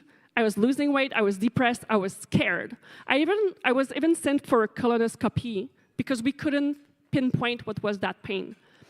I felt like everything I was explaining to the doctor was subjective, like it was a ghost pain. And it just went down after a couple of months, weirdly, with the transformation of my body again. I felt like no one was believing in me. It was kind of a really hard time. The first physiatrist who explained to me, it was a civilian, who explained to me the concept of chronic pain and the possible link with PTSD, myofascial pain, nervous system, etc. was in 2021. Only in 2022, when I was diagnosed with chronic pain at the pain clinic, the Veteran Hospital St. Town, it was 20 years after my Jeep accident. Can you imagine? Someone asked me, why do we need to talk about women's veteran? What's the difference with a veteran? Well, I'll tell you a story. I have a friend who also has challenges, mental and also physical. He was telling us how he was lucky to have his wife giving him his meds, remembering, you know, to take care of him and everything. And me and my woman friend, veteran Helen, look at each other. We're really happy for him. we're like, wow, great, dude, like, very good for you. And then it prompted a conversation, and we're like, you know, our husbands are not doing that for us. So we're talking about how her husband were not reminding us of our meds, right? So I'm generalizing here, but it's true that the women usually have the mental load. It's true that women actually take care of the household, and it's mom, mom, mom, mom, rarely dad, right? So our life is different. Our life experience is different. So her pain experience is different.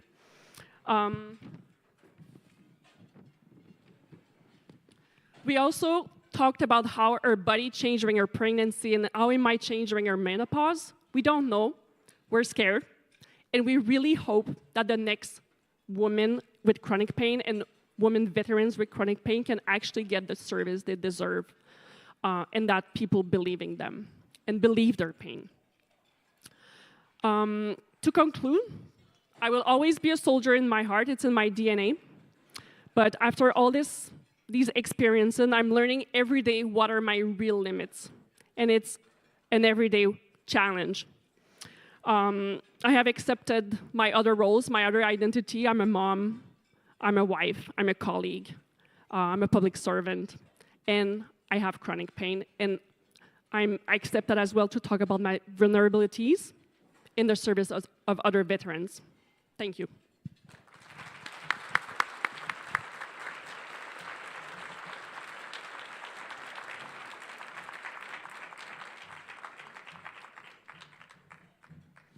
Thank you.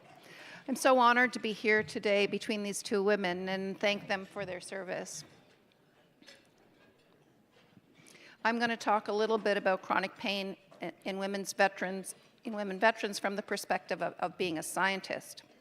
And we know that all veterans pay a price for their service in terms of their health. Some pay the ultimate price, but for many, it affects many dimensions of their health. Chronic pain, mental health, suicidal ideation, mood disorders, post-traumatic stress disorders, migraine, back problems, arthritis, cancer, hearing problems, gastrointestinal problems, and for men, cardiovascular problems are all more prevalent in veterans than they are in the civilian population. We've heard these statistics that 1 in 5 Canadians have chronic pain and that these statistics are much higher for those who serve. This is a study demonstrating with 16-year follow-up that those who had to be released from the service early, 2/3 of them were living with chronic pain, and for those who remained in service, half were living with chronic pain. So we've talked about there's a moral imperative for those who protect us, that as scientists we have an obligation to protect them in terms of the health consequences of their service. For those of you who have not worked with the military before, we always have to remember that it's a very unique context in terms of the type of work that they do. For many workers, we talk about the right to refuse dangerous work, and there's all kinds of legislation to protect most people in the workplace to make their workplace as safe as possible. This is not true in the military. There is no right to refuse. There's very little protection from dangerous work. And this is very much a part of the military identity that we speak about, is that mission-first philosophy. I'm an epidemiologist. The #1 rule of epidemiology is causation. Association is not causation. Every epidemiologist, every grad student knows that.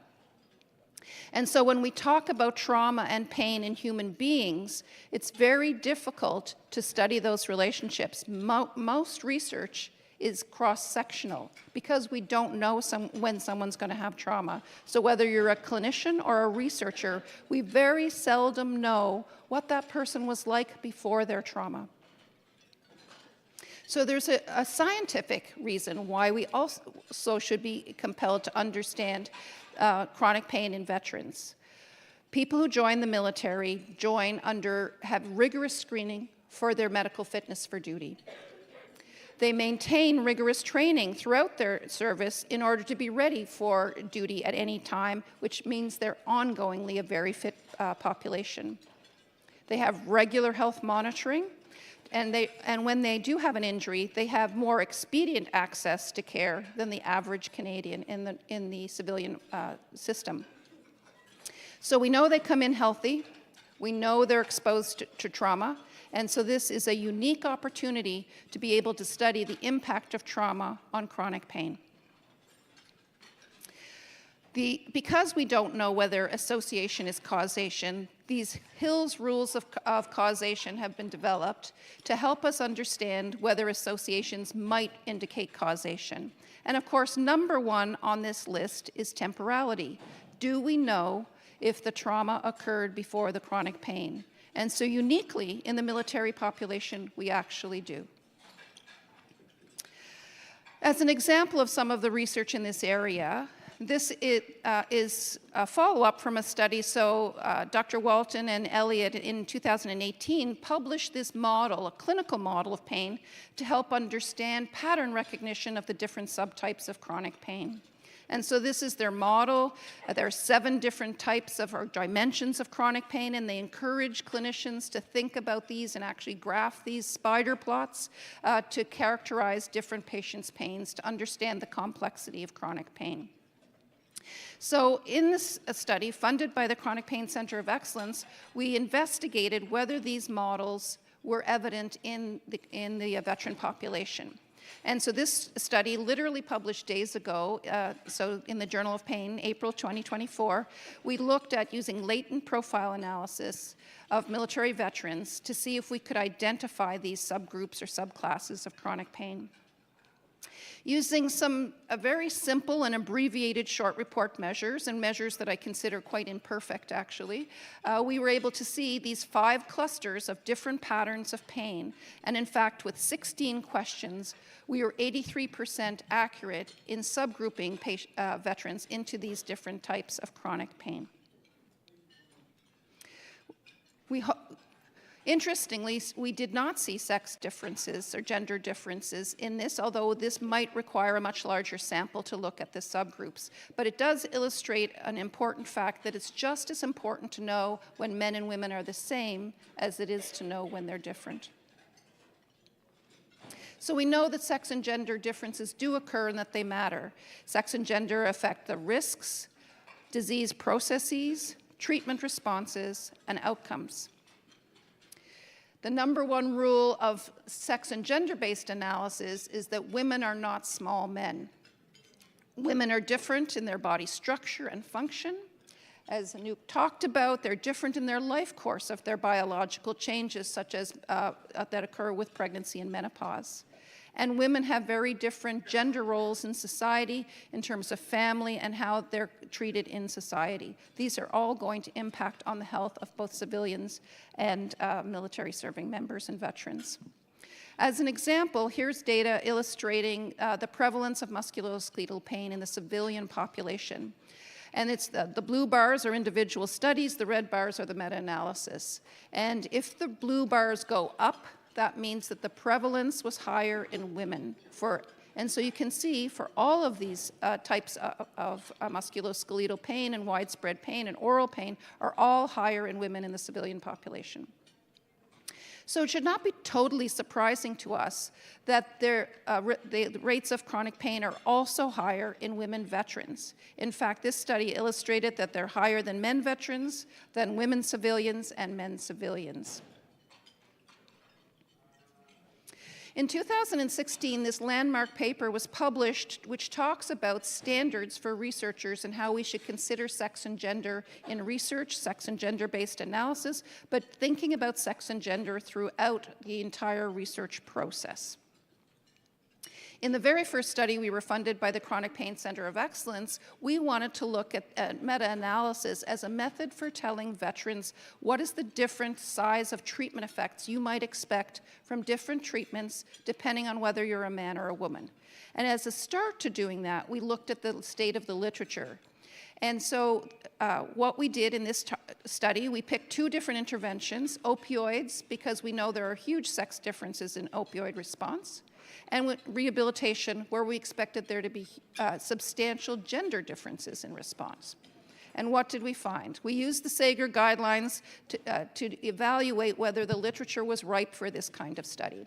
We found 21 randomized controlled trials specifically about veterans with chronic pain that addressed either opioids or rehabilitation. So, did the authors talk about sex and gender differences that they might expect? None of them did. Did the authors report how they measured sex and gender? None of them did. What about their results? Well, in 20 of the randomized control trials, both men and women were included in the research, but not one single one of those did a disaggregated analysis to look at the differences in effects between men and women. And in one randomized control trial, they excluded women. Did any of the authors discuss the impacts of sex and gender on the results? Again, none did so.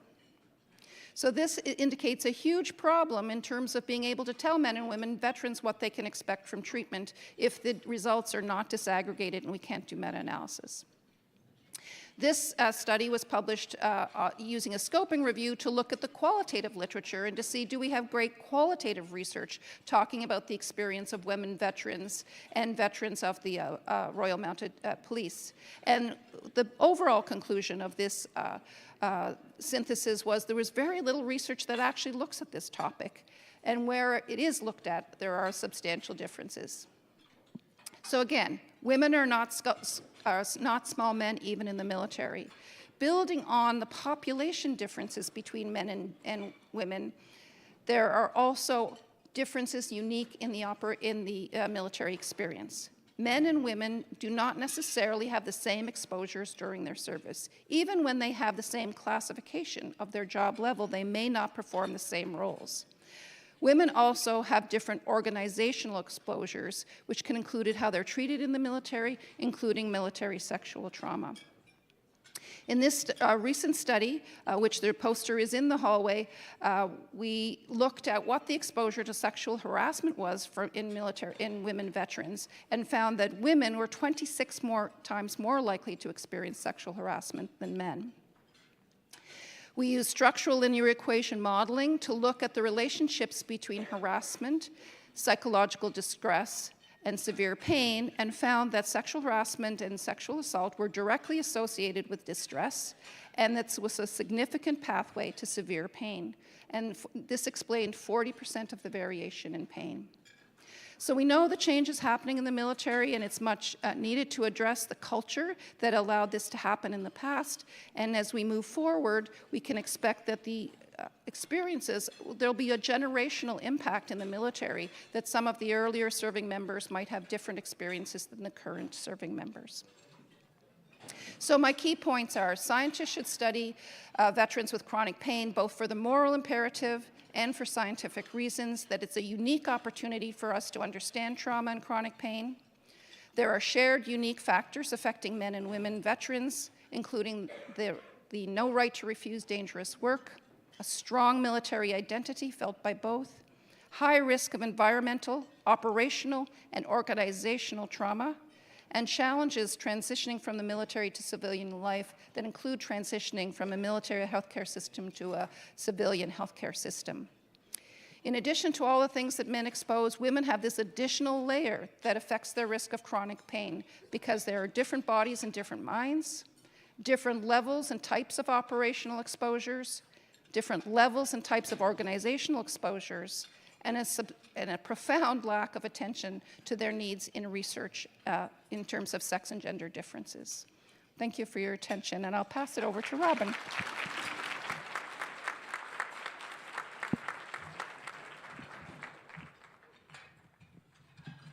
right, I'm shorter. Oh, thanks. How do I do this? Next? There we go. Hi, everyone. So I'll be bringing a little bit of a different perspective to this talk because I'm not a veteran yet. I'm still serving in the military. So I currently serve as the Public Affairs Officer at 8 Wing Trenton. And then I'm also bringing a family perspective. So as said in my bio, thank you for that, I am the daughter of 2 veterans, and my husband is also in the military. So just to give you a little background, so I joined the Navy in 2017. I joined as an intelligence officer. And I really wanted to live, the legacy of my parents. They were both in the Navy, so I had to join the Navy. I quickly realized the Navy wasn't for me. The best part of the Navy was that that's how I met my husband. And so I actually switched over to the public affairs officer trade, and then I went over to the Air Force, which is just a better fit for me. I really like the Air Force, and I like the trade. So just to explain a little bit for those in the room who probably may not know what I mean when I say I'm a reservist. So I serve in a part-time capacity. So I'm considered a Class A reservist, and there's different levels of what a reservist is. But in a nutshell, that's what I do. I have served full-time previously, but currently I serve as Class A. My husband is in the Reg Force, so he is regular force military, probably what you're used to hearing about. And just to give you an idea of why that is, and I think this helps with explaining a little bit about my story and being a woman in the military, is that we had to make a choice of how we served in the military. So we both were in the Navy Reserves. And so my husband decided to go Reg Force, and we decided that I would stay as a reservist because that way we want to start a family. We didn't want to have to worry about both of us being deployed at the same time. As a reservist, I have the option to not be deployed. I can refuse deployment opportunity as a Class A reservist. My husband cannot in the Reg Force. He will be deployed when they tell him to be. So part of the family planning, I would stay back. And so that's what worked for us. And so that is why I'm a reservist. So we made that decision as a family, so that way we could have that. And also we wanted to make sure we were always posted together. So there is also, as service couples who are in the Reg Force, the challenges of if you're separated to different postings. And so that's a little bit intro to with my parents. That was one of the reasons that my mother also left the military. My father was posted out west. My mother was posted Newfoundland, and they decided that my mother would leave the military so that way they could stay together. So I thought I would just share a couple of my experiences as being a woman, and I think this will help you in understanding why being a woman is a little bit different. So also important is that my experience in the military will never be what Anouk's was. We're serving a different time in the military. We serve in different trades. We serve in different environments. So that is something really unique about the military, is sometimes we're lumped as one. But actually, our experiences can be completely different depending on your trade and positions that you're in.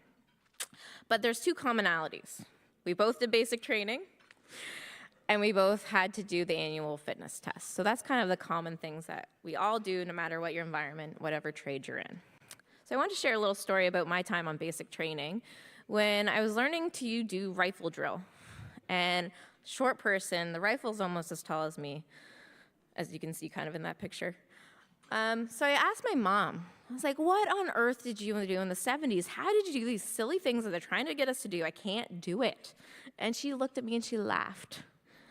I was not allowed to carry a weapon when I joined the military. So you can also see how our roles and things have changed so much over the years of what women can and cannot do in the military. That was pretty eye-opening to me. Also, just as the daughter of 2 veterans, is also interesting has been helping my dad now. My mom, unfortunately, has passed away, but navigating the systems of being a veteran and Veterans Affairs, of veterans living with chronic pain. Particularly, that was my dad. And what's interesting is our perspective on what is a veteran, who is a veteran. So I remember when my dad was having certain issues, and I said, you need to apply to Veterans Affairs. Well, I'm not a veteran. Dad, you served in the military for 12 years and spent 9 of those years living on a ship. I think you served in the military. I think you're a veteran. You're entitled to this. But it was because his father served in the war, in the World War II. And he was a prisoner of war. So, well, I wasn't in a war, so I'm not a veteran. And then it was interesting because then I reflected on my experience and I said, well, I haven't deployed yet. I haven't been in a war zone either, so maybe I'm not a veteran. And so it's also interesting in the research and with my experience of this idea of what is a veteran, who's a veteran, and maybe sometimes why we don't have the access or don't get access is because of our own identity in the military. And that's because there's certain things about that identity. Am I really going to be a veteran? Am I really truly a military person if I haven't been in a war zone, if I haven't deployed, if I haven't done those experiences and what that identity looks like? And then for me as a woman, and similar to what Nook said, this absolute pressure to push us beyond our boundaries. And because I don't want to be seen as different. I want to be seen as the same. I'm a soldier. We push to our limits, and we are also, in many ways, trained that way. You need to push to limit, go to the absolute limits. Just another quick story for me, just being a woman in the military. I've had 2 pregnancies now while serving in the military. You would think that I was the first woman to ever be pregnant in the military. I can guarantee that's not the case. But just this, because there's this idea of kind of what Joy said, you're small men. So it's like, oh, right, you need different they'll have different medical limitations. You know, you actually shouldn't be doing that annual force test. What uniform do we get for you? And so it's always, both times, it's been a process because it's this not necessarily always at the forefront of those who are working in this area, their minds of, okay, now what do we do? And with that, on pushing the boundaries as well, is you want to have those opportunities for promotion. You want to have those opportunities for postings. You don't want to have any setbacks in your career. So the first time I was pregnant, it was COVID, and I was on 24-hour notice to deploy at any point in time. Even though I was pregnant, as a public affairs officer, I wouldn't go into the field, but I would be expected to be back for support services. So that was one experience. And I wanted that because, again, I didn't want to be set back in my career. I was happy to be on 24-hour notice to deploy. Probably not a normal experience for most pregnant women. And then in my last pregnancy, I was had spent a year doing my training, my trades training, finally getting there. Then I get pregnant right before the field phase. I don't know if we should send you. There was a lot of hemming and hawing, and luckily we were able to figure out that it was safe for me to be pregnant and on the field, but I can tell you it was very challenging. There was a lot of nuances of how do we have somebody in the field who's pregnant and how do we make this safe. So a lot of things that way. And then around the same time during this experience, that's when Joy actually brought me into research, because I've always researched firefighters. That was my world was before I joined the military. And so she said, we're doing military and chronic pain. And I said, interesting, I never thought about that, because my whole thing has been mental health. And so with my experiences in the military, you know, my colleagues and I, we've experienced COVID, we've experienced the cyclone clash off of HMCS Fredericton, military sexual trauma, the crisis in Ukraine. That's been our experience. So the mental health side of it has always been at the forefront for me, and also, luckily in the military, that has been what has been very advocated about in those supports and services for these issues that our current military face. Chronic pain, not something I ever thought about until Joy brought me in, and really important, and is not something that is in the current system, I would say, around understanding what the impact of that is in some of those areas, and the need to bring more of that into the forefront. Yeah, and I would say that from a researcher lens, this is a unique group, women, veterans, military, and we need help in understanding chronic pain in these populations, and with that understanding that every women veteran is going to be different. Like I just said, Nook and I, we both in the military, but very different experience in what that looks like. And I think that's all I have to say for now. Thank you very much.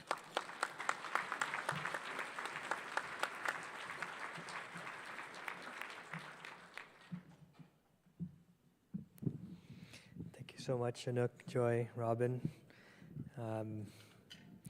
We have time now for questions. There's 2 mics on either side, so please feel free to come up and ask any questions. There are no rifles in the room, so there's no wrong questions. All questions are good. I'll start off by asking Robin. I mean, you're in this very. You can have a drink of water, no problem. I mean, you're in this unique position of serving in the military, also, being embedded in a military family, but also being a researcher. What does your experience as serving bring to your research, and what does your research training bring to your service?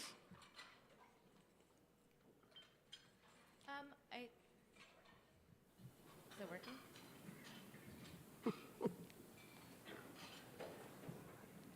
Is this one working? Yes, this one's working. I think that it brings, being in the military and doing this work with Joy around veterans and chronic pain and my own experiences, it brings an insider perspective to it. So knowing those different nuances that maybe those who haven't been part of the military community may not be aware of. And I think that's why it's important to have anyone with lived or living experience as part of the research, you know, having those perspectives that they bring.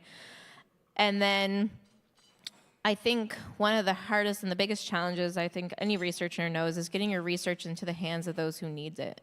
And that knowledge dissemination piece and knowing where we can put that research and where it will be important and where it will be used and getting it there faster. And so that's another piece that I feel fortunate about being in the military and able to know that even like I just said, those aha moments of, wow, what do we not know about chronic pain and all these services and supports we're getting around issues that we're facing right now, like the military sexual trauma or our deployments and the things that we're facing right now. So I think that's kind of the two pieces there and really important. Thank you, Robin.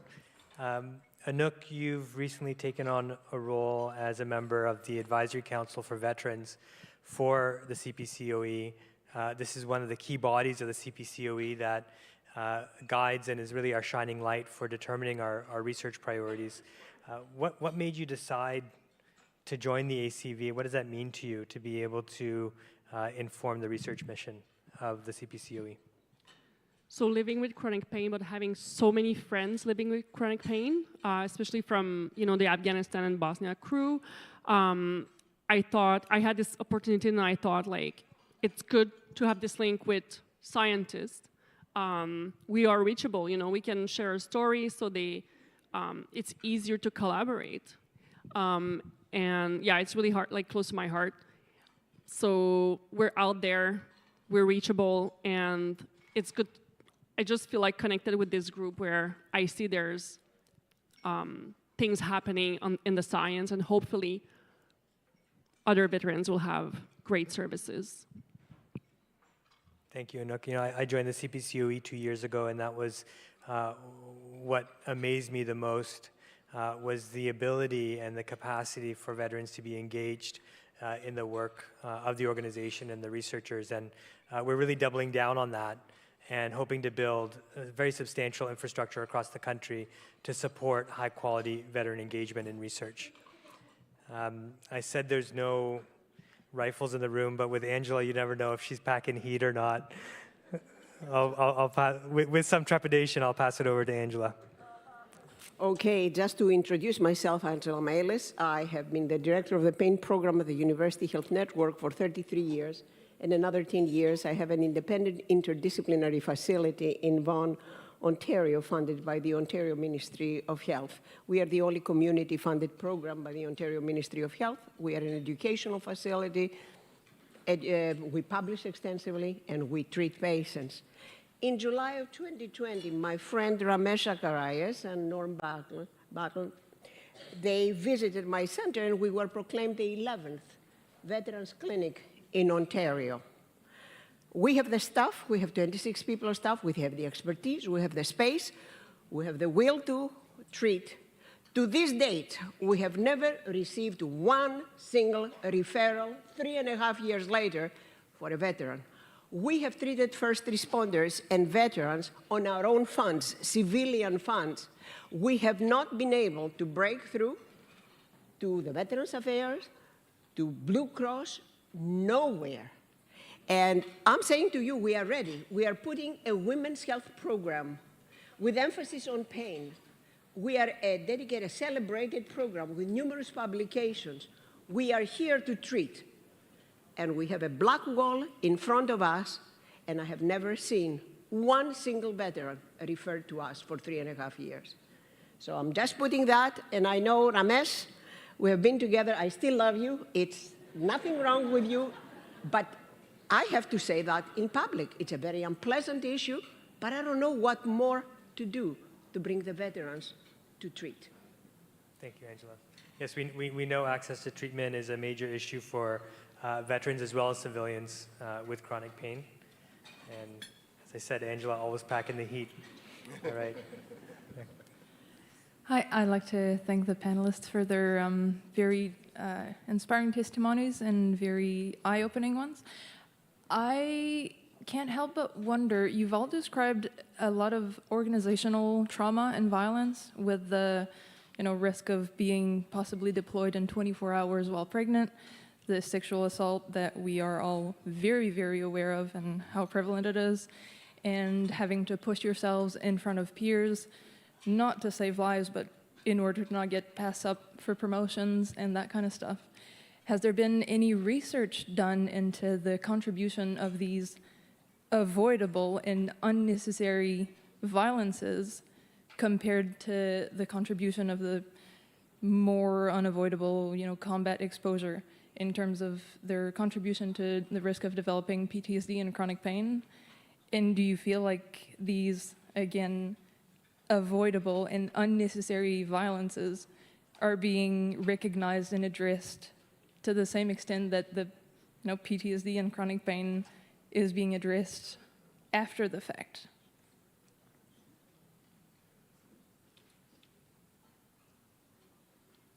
That's okay. You can, if you want to speak even about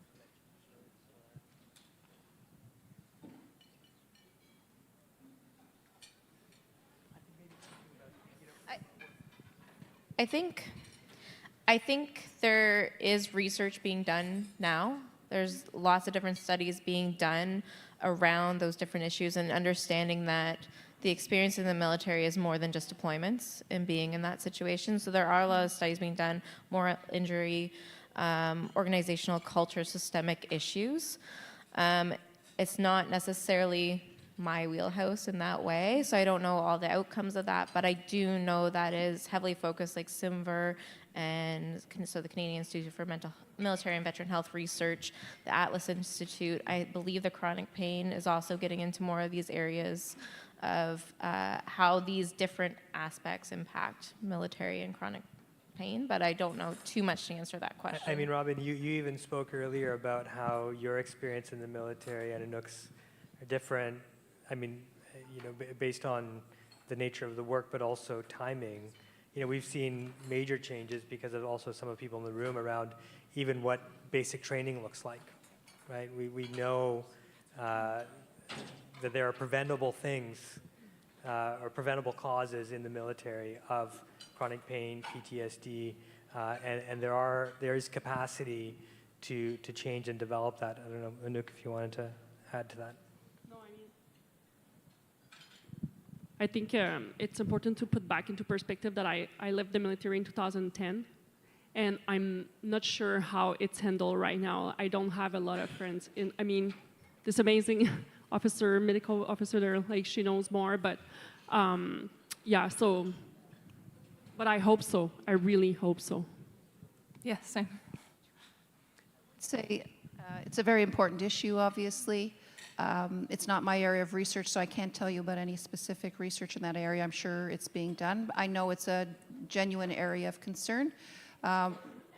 In addition to the negative experiences, there's also many positive experiences and many people proud of their service.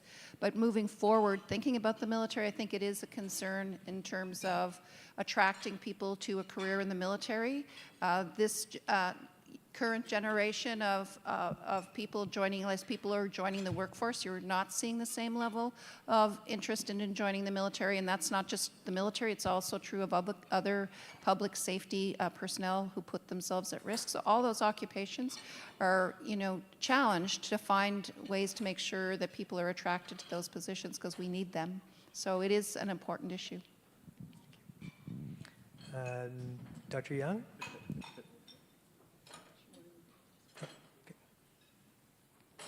Hi, I can have a go at answering that question. Joe Norman. I've been Could you just lift up the mic a little bit? Yeah, sorry. I've been the UK's pain consultant for the last 9 years until I've just left. In 9 years, I've never treated anyone with a chronic pain combat injury. It is frighteningly common. Injuries in women are much more common. We don't know why. They break down far more in basic training. We don't know why. We're scared to research it for political reasons.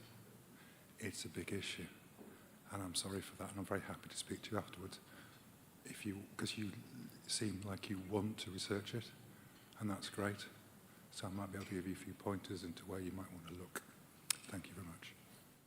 Thank you.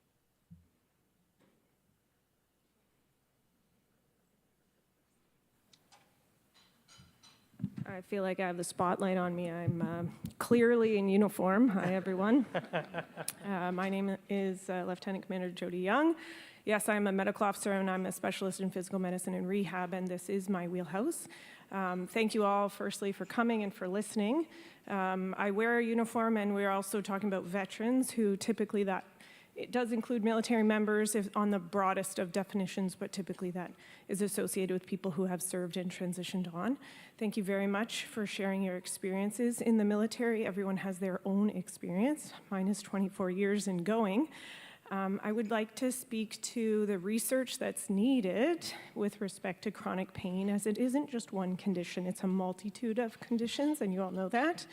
But I'd like to remind us all that it comes with a person, and that at the end of the day is what we're looking at, and where we add value to a person's life in terms of their social integration, their quality of life, their activity, and basically that's the WHO's definition of function, right? So this is where we need to look, and that looks inside the institution in terms of what we ask people to do, and we certainly research in our institution within many of our contexts, and now a budding need for interest in women and how we can support women as we have a goal to move towards 20% of women in the forces, and how we transition those people and how we protect those people to be able to continue to serve Canada. Because I'll remind people that people don't join the military with the idea that, oh, I'm going to get injured or I'm going to die, right? They serve to have a purpose, which is to serve Canada and to serve all of you people and this beautiful land that we live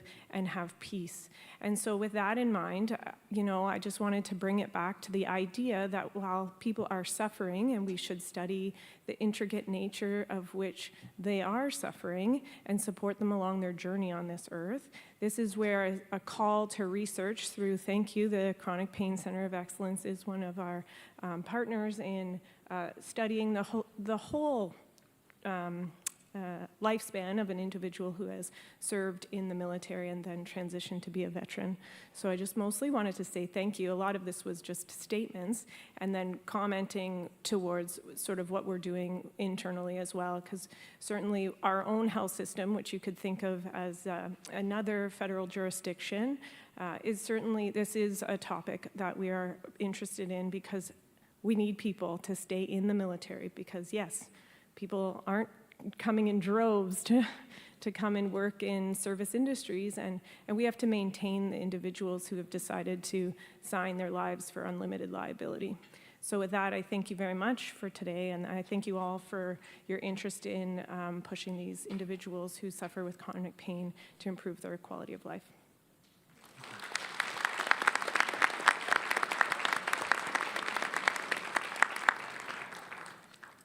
Abby. I tried to make a hairdressing appointment, and you got the last one for tonight. So thank you for your service. I really, really thank you so much. And thank you for highlighting this important discussion about women's health. I wanted to ask about, for the CPCOE, if there's anything being done about prevention. So we're really focusing on kind of the prevention workspace, and you guys get a lot of training. So if this could be part of the training, informing people that PTSD is a thing, that chronic pain is a thing, especially if you're female, looking at creating some content for education about what could happen to you once you leave the military. Just wondering about if there's any work in that space. Yeah, we'll get to that in a moment. Does anybody want to respond? I can respond to that. So, one of our process for determining research funding at the CPCOE is entirely veteran-led. And so we engaged now about a year and a half ago in a formal priority setting process informed by the James Lind Alliance priority setting partnership approach, which is an approach out of the UK. And in fact, we had consulting services with a JLA advisor who also works with one of our important federal agencies, CADIF. And as we went through that process, chronic pain and mental illness consistently came to the top of our priorities. So we identified 20 different priorities, and they were ranked. So we solicited from our veteran community what are important issues, what are outstanding needs that they're facing. We referenced that against the existing evidence because not every concern is something that can be addressed by research, right? And so what needs to be addressed by research, what's more of a perhaps knowledge translation or knowledge mobilization effort, and then identified what are our, and presented those to our advisory council, and they went ahead and ranked. And so we have 20 ranked priorities that we are going to be addressing, that we're committed to addressing through our research funding. And out of the top 10 priorities, which are our gold priorities, 4 of them related to chronic pain and comorbid mental illness, not just PTSD. In fact, you know, when we think about veterans' mental health, we often think about PTSD, but in fact, the prevalence of comorbid pain and depression is even higher than comorbid chronic pain and PTSD, particularly in women veterans. And so really the whole spectrum of comorbidity of pain and mental illness is of high priority to the CPCOE. Sorry, can you make that, can you expand this so I can see the slide a little bit better? So I'd like to take a little bit of time right now to talk about our current funding opportunities with the CPCOE. So we have more than $1.3 million in research funding available. The competition is open now until June 30th, 11:59 p.m. Eastern Standard Time. We got a lot of questions about that last time. And it's focused on 3 categories. Again, these categories are determined by the veteran prioritized priorities. The first is focused on, the first is on improving quality of life for veterans who are living with chronic pain and another comorbidity. That may be a mental illness comorbidity, that may be traumatic brain injury, and understanding how chronic pain and common comorbidities impact quality of life, what are important interventions specifically targeted at improving quality of life as an outcome. You know, I was at one of the research panel earlier, and you know, we have to be thinking about what are other important kinds of outcomes besides pain, and quality of life was identified as a really, really high priority by our veterans. And then building capacity of support networks, particularly family members, peers, to support the improvement of quality of life amongst veterans living with pain and another comorbidity. Our second track is around health systems and policy innovations. And I mean, if you read the objectives and you read the Canadian Pain Task Force recommendations, you'll see a straight line to these. What veterans need in terms of health system and health policy innovations is what all people living with pain in Canada need in terms of access to care, improved quality of care. So improving understanding of relationships, particularly at interfaces across the health system, from primary care to tertiary interprofessional models of care. Even comparing health services. We know that there are different services and kinds of health systems across provinces. We've had very little formal research doing comparative policy analysis or comparative health services analysis, understanding how and why we see different service trajectories across jurisdictions in this country. And finally, our last track is focused on the diverse experiences of veterans, advancing understanding of the experiences of different population groups and veterans. Veterans are a very, very diverse group of individuals, not only in terms of experiences in the military, but even prior to the military, after the military. Analyzing and understanding chronic pain diagnostic and treatment pathways, and understanding differences across population groups, And finally, evaluating interventions to improve access to chronic pain care. We've been hearing a lot about issues around inequitable access across populations. This is an issue for veterans as well, and therefore a high priority for our funding opportunity. Okay. Really, all research is eligible: pilot clinical trials, observational studies, evidence syntheses, qualitative studies, policy analyses, et cetera, et cetera. We expect submissions to be for about 1 or 2 year studies, but multi-year studies are potentially justifiable. Just have to give a good rationale for that.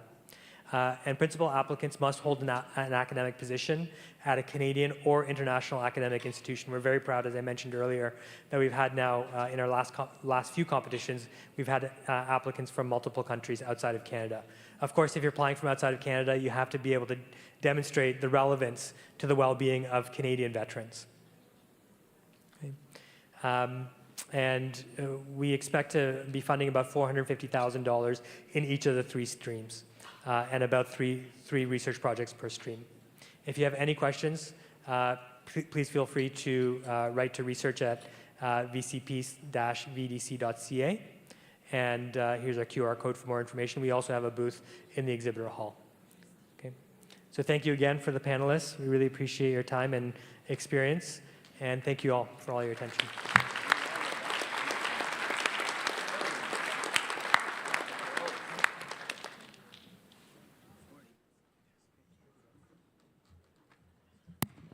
Thank you so much for that inspiring presentation.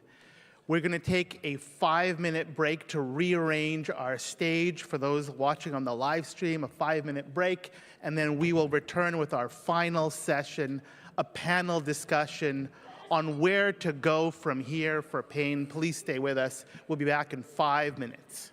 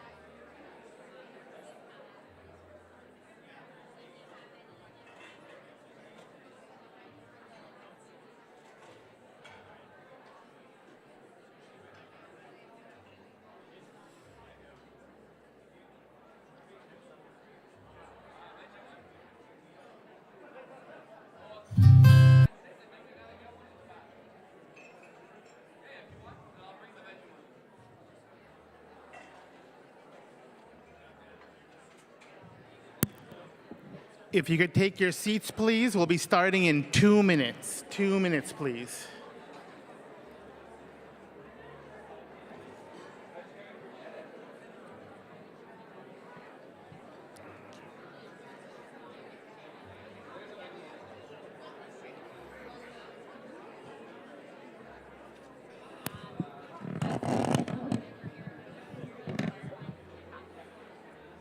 Come on up. Please, please. So it's Virginia first. No, sorry. This one, John? Is this first? Yeah, Virginia first. Okay, I'll go right to the end then. You go right to the end. You're Where second we- from the end. Okay. Yeah. You're second. Thank you. Yeah, and where's Tracy? If you could take your seats, please. We'll be starting in 1 minute. 1 minute, please. No, it's Tracy West. There's Tracy West.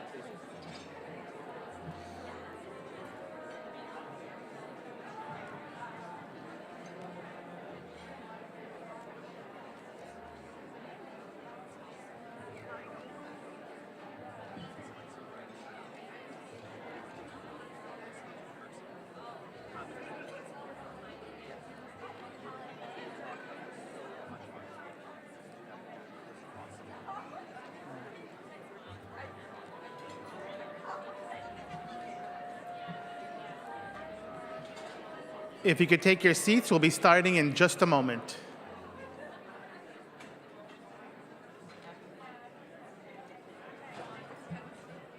Oh, you're here. Oh, you came on the other side. Okay, fantastic.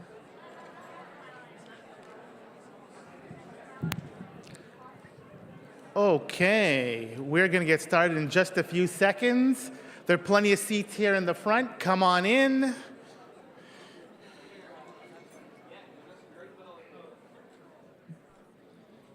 Thank you so much for your attention. Come on in. We're going to be starting. Fantastic. Thank you so much. For our final session of the National Congress on Pain, we have a panel discussion on how can we continue this work to collectively address pain priorities. In short, where do we go from here? I'd like to introduce the panelists. Closest to me, we have Virginia McIntyre, the Executive Director of People in Pain Network.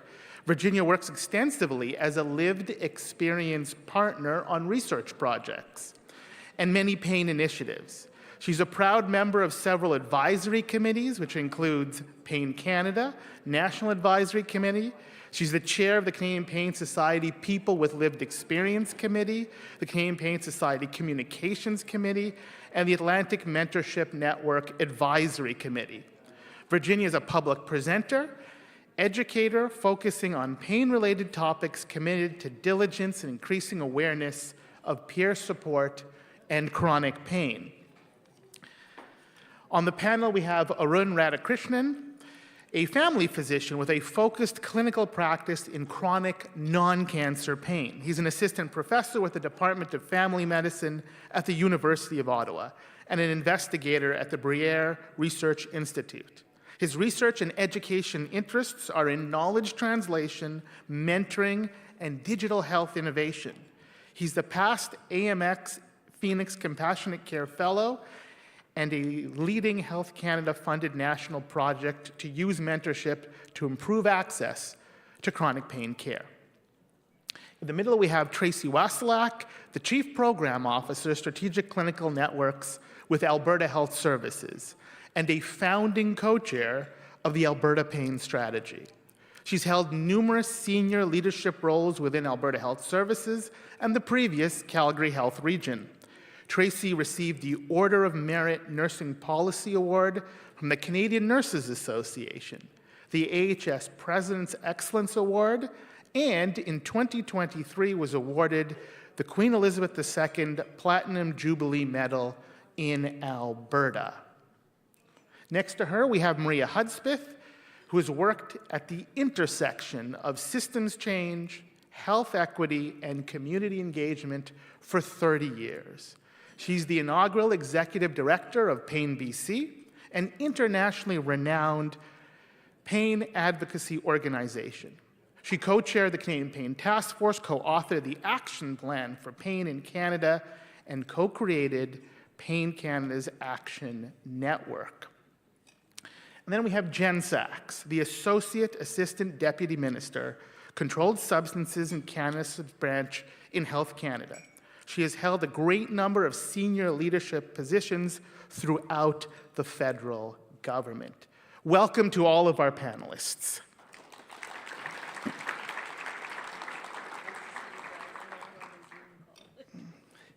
I want to make sure you all have your microphones there. Fantastic. We begin with Virginia. Virginia, as a person with lived experience of pain, what do you see as key accomplishments that have been made for people living with pain, and what do you see as the most pressing priorities still to be addressed?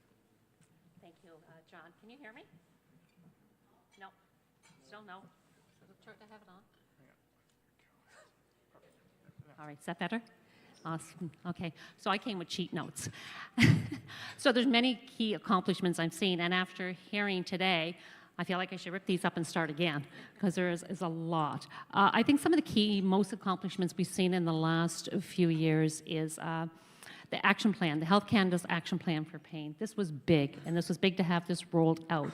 We've also had the pediatric pain management standards, another really, really big accomplishment. It's nice to see. I like to say, Alberta, I've been watching you guys. There's been some real good accomplishments there, and thrilled to see the involvement with people with lived experience within it.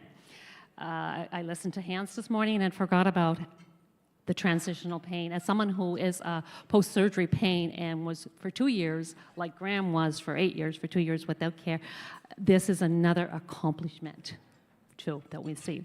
So I look at these as kind of the top-down. And, you know, there's also, and to quote a lot of what Maria says, working from the bottom up, too. So there are some really things that have happened in Canada from the bottom up, which is where Pain Canada has come into play and houses resources and is a hub of a lot of things, and they have the Live Plan B. Power Over Pain, the same thing, a real hub of resources. They have workshops. They have our peer support groups there. You name a podcast, it's there. And there's even a helpline. One other wonderful thing that is an accomplishment is under Pain Canada, we've brought together the national peer support organizations. So what it's doing with that, we come together, we share our resources, we learn from each other, we share our challenges, and throughout that we have developed a national consistency within peer support across Canada, which includes the network I run, People in Pain Network, Pain BC, Corrections, AQDC. So we're trying to get some consistency and competencies, and we're doing it. We have really, through this, exceeded my expectations that I ever thought I would be able to do for this network. So this, as I say, is at the bottom up, this is impacting people now. This is impacting the people who are living with pain. We're not waiting for the policies or anything. This is really impacting us right now, which is absolutely amazing. Like I said, it exceeded everything. And as Jennifer said this morning, this is important because, as she said, pain shattered my life. Well, pain shattered my life, 10, 12 years ago. It changed it. I had a pivot. It changed it. So as another key accomplishment I see is this. We are all in the room here together. So this is an extraordinary accomplishment and a huge, big success. So yeah, there's some priorities and there's some gaps, as always. Like I said, we have the Health Canada's action plan, we have the pediatric plan, but are they being implemented? So we need to get that out there. So these are definitely gaps and priorities that we need to really work on. Accessible and equitable care in our communities. Care is not in our communities, and for me to receive pain care, I have a 3-hour commute, which is fine now. But 10 years ago, when my pain was the worst, it wasn't fine. That made me sitting in a parking lot with ice packs, driving halfway home in tears and having to sleep alongside the road. That's not acceptable. We need to get quality pain care in our communities. There's a huge, huge gap there. There's a huge gap of knowledge and education. And we often talk about clinicians' knowledge and education. There's a gap between the public and our employers.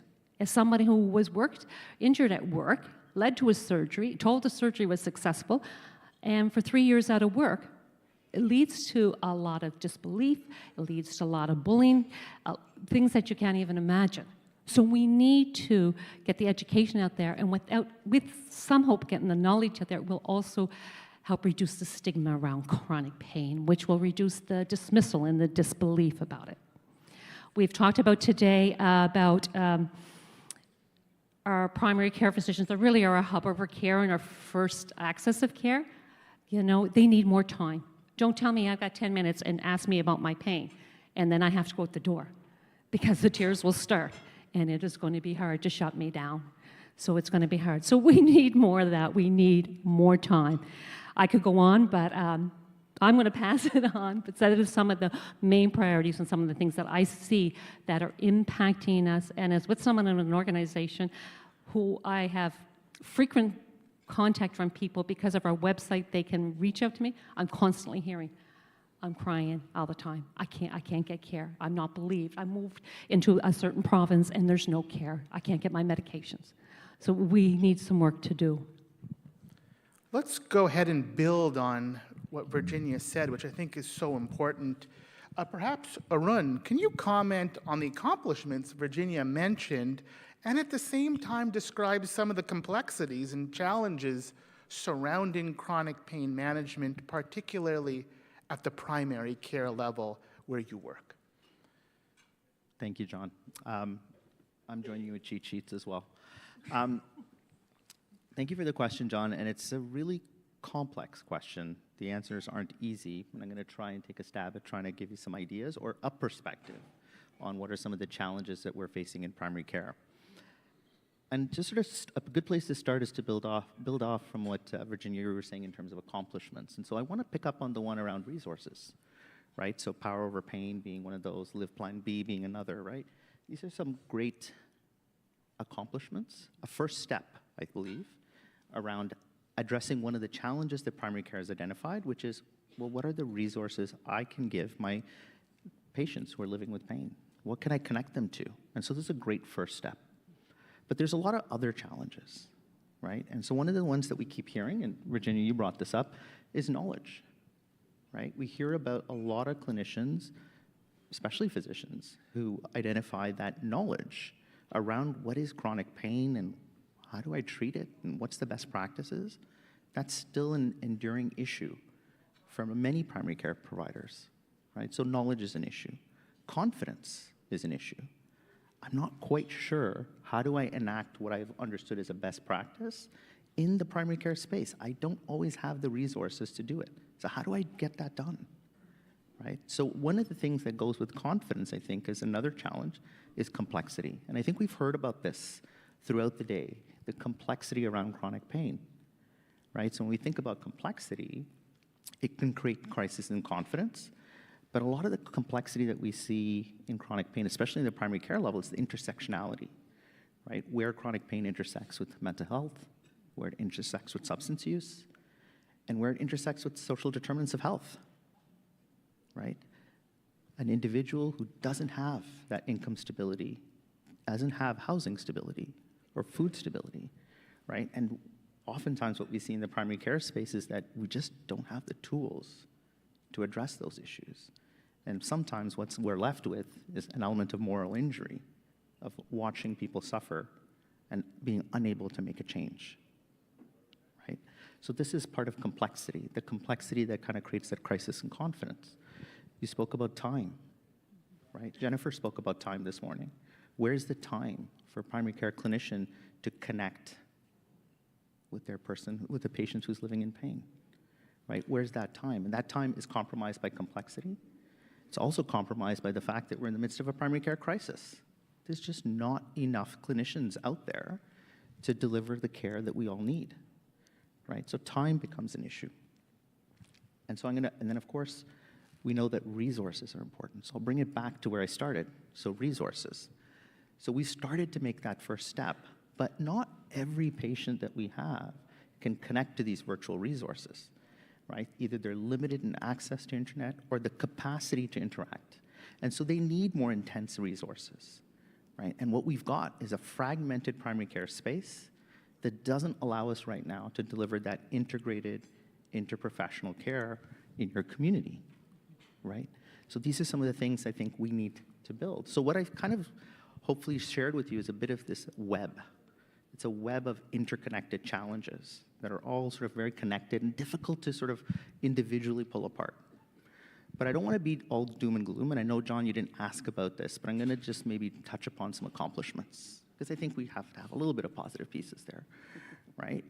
And so, you know, I'd say over the last number of years, with the incredible efforts of researchers and educators, provincial and federal funding and focus here, we've done some great things, right? We've started to work on education, so addressing that knowledge challenge, right? So we see education across the different health professions and different dimensions, sort of really focusing on how do we educate the next generation of providers, primary care providers. And a great example of that is the interprofessional pain course that's available through the University of Toronto, right? So that's a great example of one. In that same vein around knowledge, we're seeing guidelines and clinical tools that are helping sort of focus on how do we implement best practices in primary care? Because so often what the best practice is defined in the tertiary care centers, and it doesn't necessarily translate into primary care, right? And so beyond that, if we think, so these are all knowledge pieces. We see practice supports that are focused on confidence, Project Echo, eConsult, mentorship projects, which are near and dear to my heart. These are all working on how do we increase that confidence amongst our primary care providers, right? And then the last piece I'll come to in terms of accomplishments is innovations. So we're starting to see the needle move on what kind of technological innovations can we utilize to help address some of the challenges, particularly around knowledge, particularly around confidence, and to some extent resources as well. And so we see EMR-based tools that are available at the point of care to help from a decision support side of things. So hopefully that starts to give a little bit of a picture around the challenges, but also some of the accomplishments that we're making, sort of taking as steps towards addressing some of the challenges we talked about. Thank you so much. So real challenges and real accomplishments. Let's continue to build on that. Tracy, did the Alberta Pain Strategy, which you co-founded, address some of these challenges? What are the key lessons that you might share with other jurisdictions wanting to develop a similar provincial strategy? Well, thanks for that question. And I think in some ways my answer will be sort of yes and no. What I saw as an accomplishment of the Alberta Pain Strategy is we took advantage of building it at a provincial level. And what I worry about still in Canada is, like, I saw posters, I saw presentations of unbelievable excellence in this country.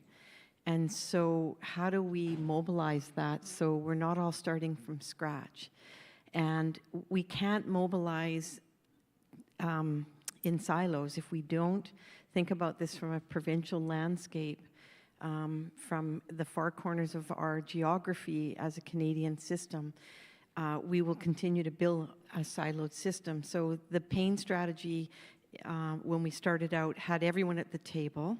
And I learned from my good friend here, Maria, very early on when we were starting out was build it with the needs of people with lived experience in mind.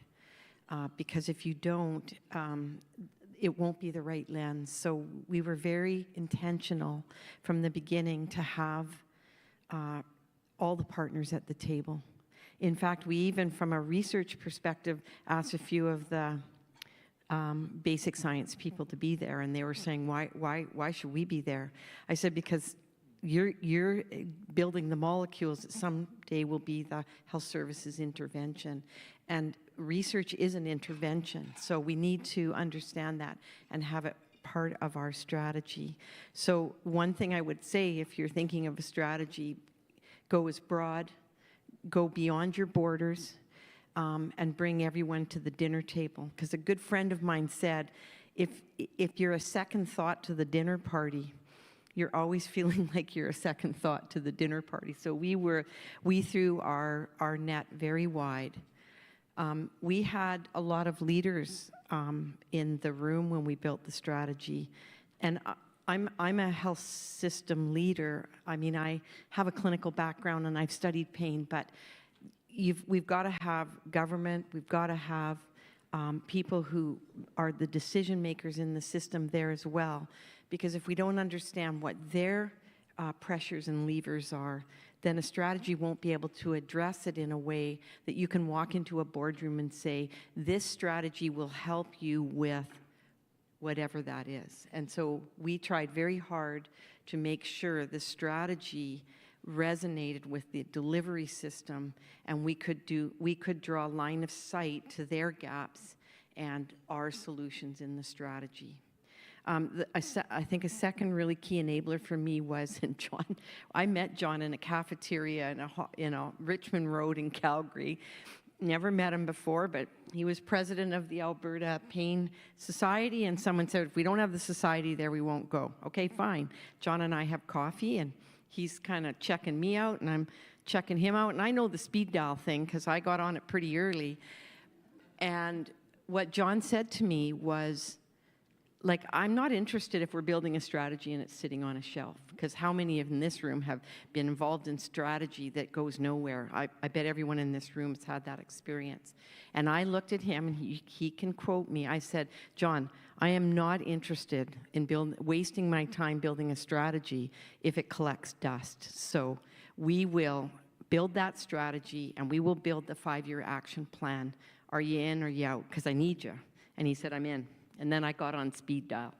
So my point is, think about it from a strategic level, but we broke it out into 3 areas, and then we asked the experts in those 3 areas, give me a 5-year plan, but make it quick wins, short, medium, and long term, because we're not going to be able to do it all, but let's pick the things that we think we can mobilize collectively together in our current context that's going to move us one step forward. Because if you can take one step forward, then everyone says, well, maybe we are moving.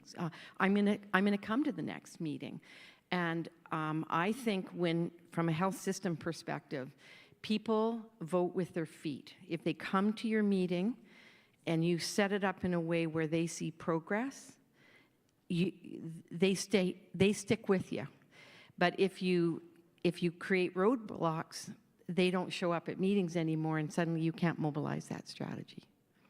So leadership matters, and having a large dinner table matters. And then the third thing for me was build your partnerships, because the health system's constrained, and if it was easy to put pain on the agenda, we would have all done it by now. So you need all the partnerships, and we had tons of them. And actually, I never got a dime from AHS to mobilize our work. We got SUOP grants, thank you very much. We got other funding agencies supporting us.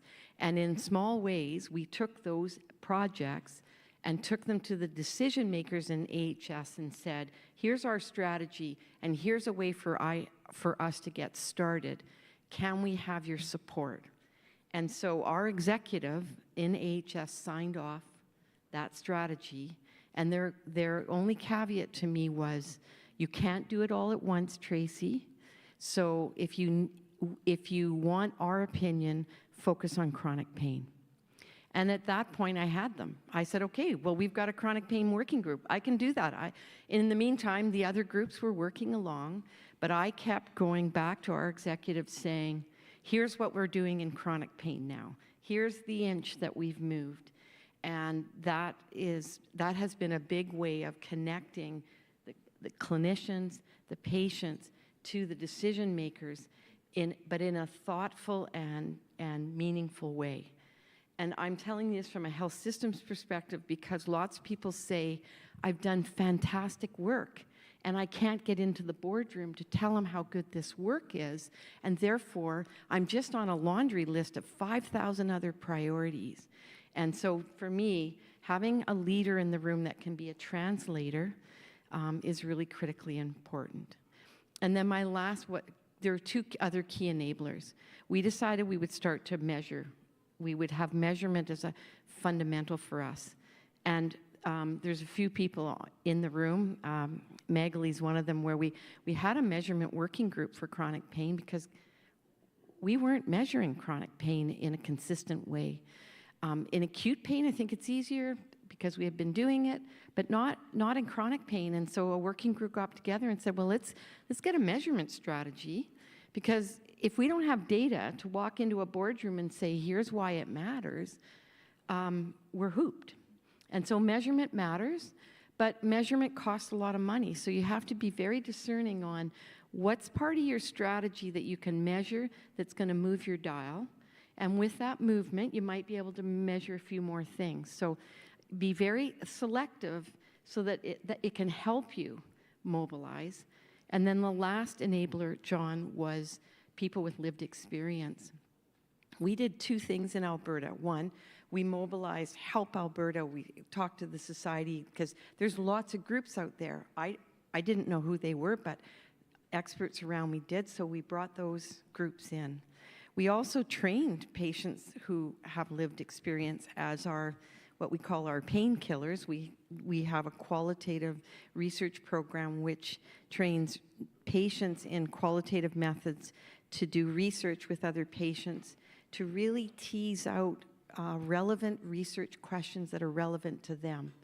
And that PACER team, we're now training PACERs across the country, but patients tell patients very different things than they tell sometimes their providers. So we used the painkiller group to talk about chronic pain. And then that group of patients with lived experience were asked to go to the ministry to present their work. And it was those patients that got us the funding for the $4.5 million for the virtual chronic pain program that got started. By the way, it got launched April 6th. But the ministries met with them, and they didn't want any of us in the room. Now, the patients came to us and said, oh my God, we're terrified. Can you help us get some key messages and stuff? And so from behind the scenes, we worked with them.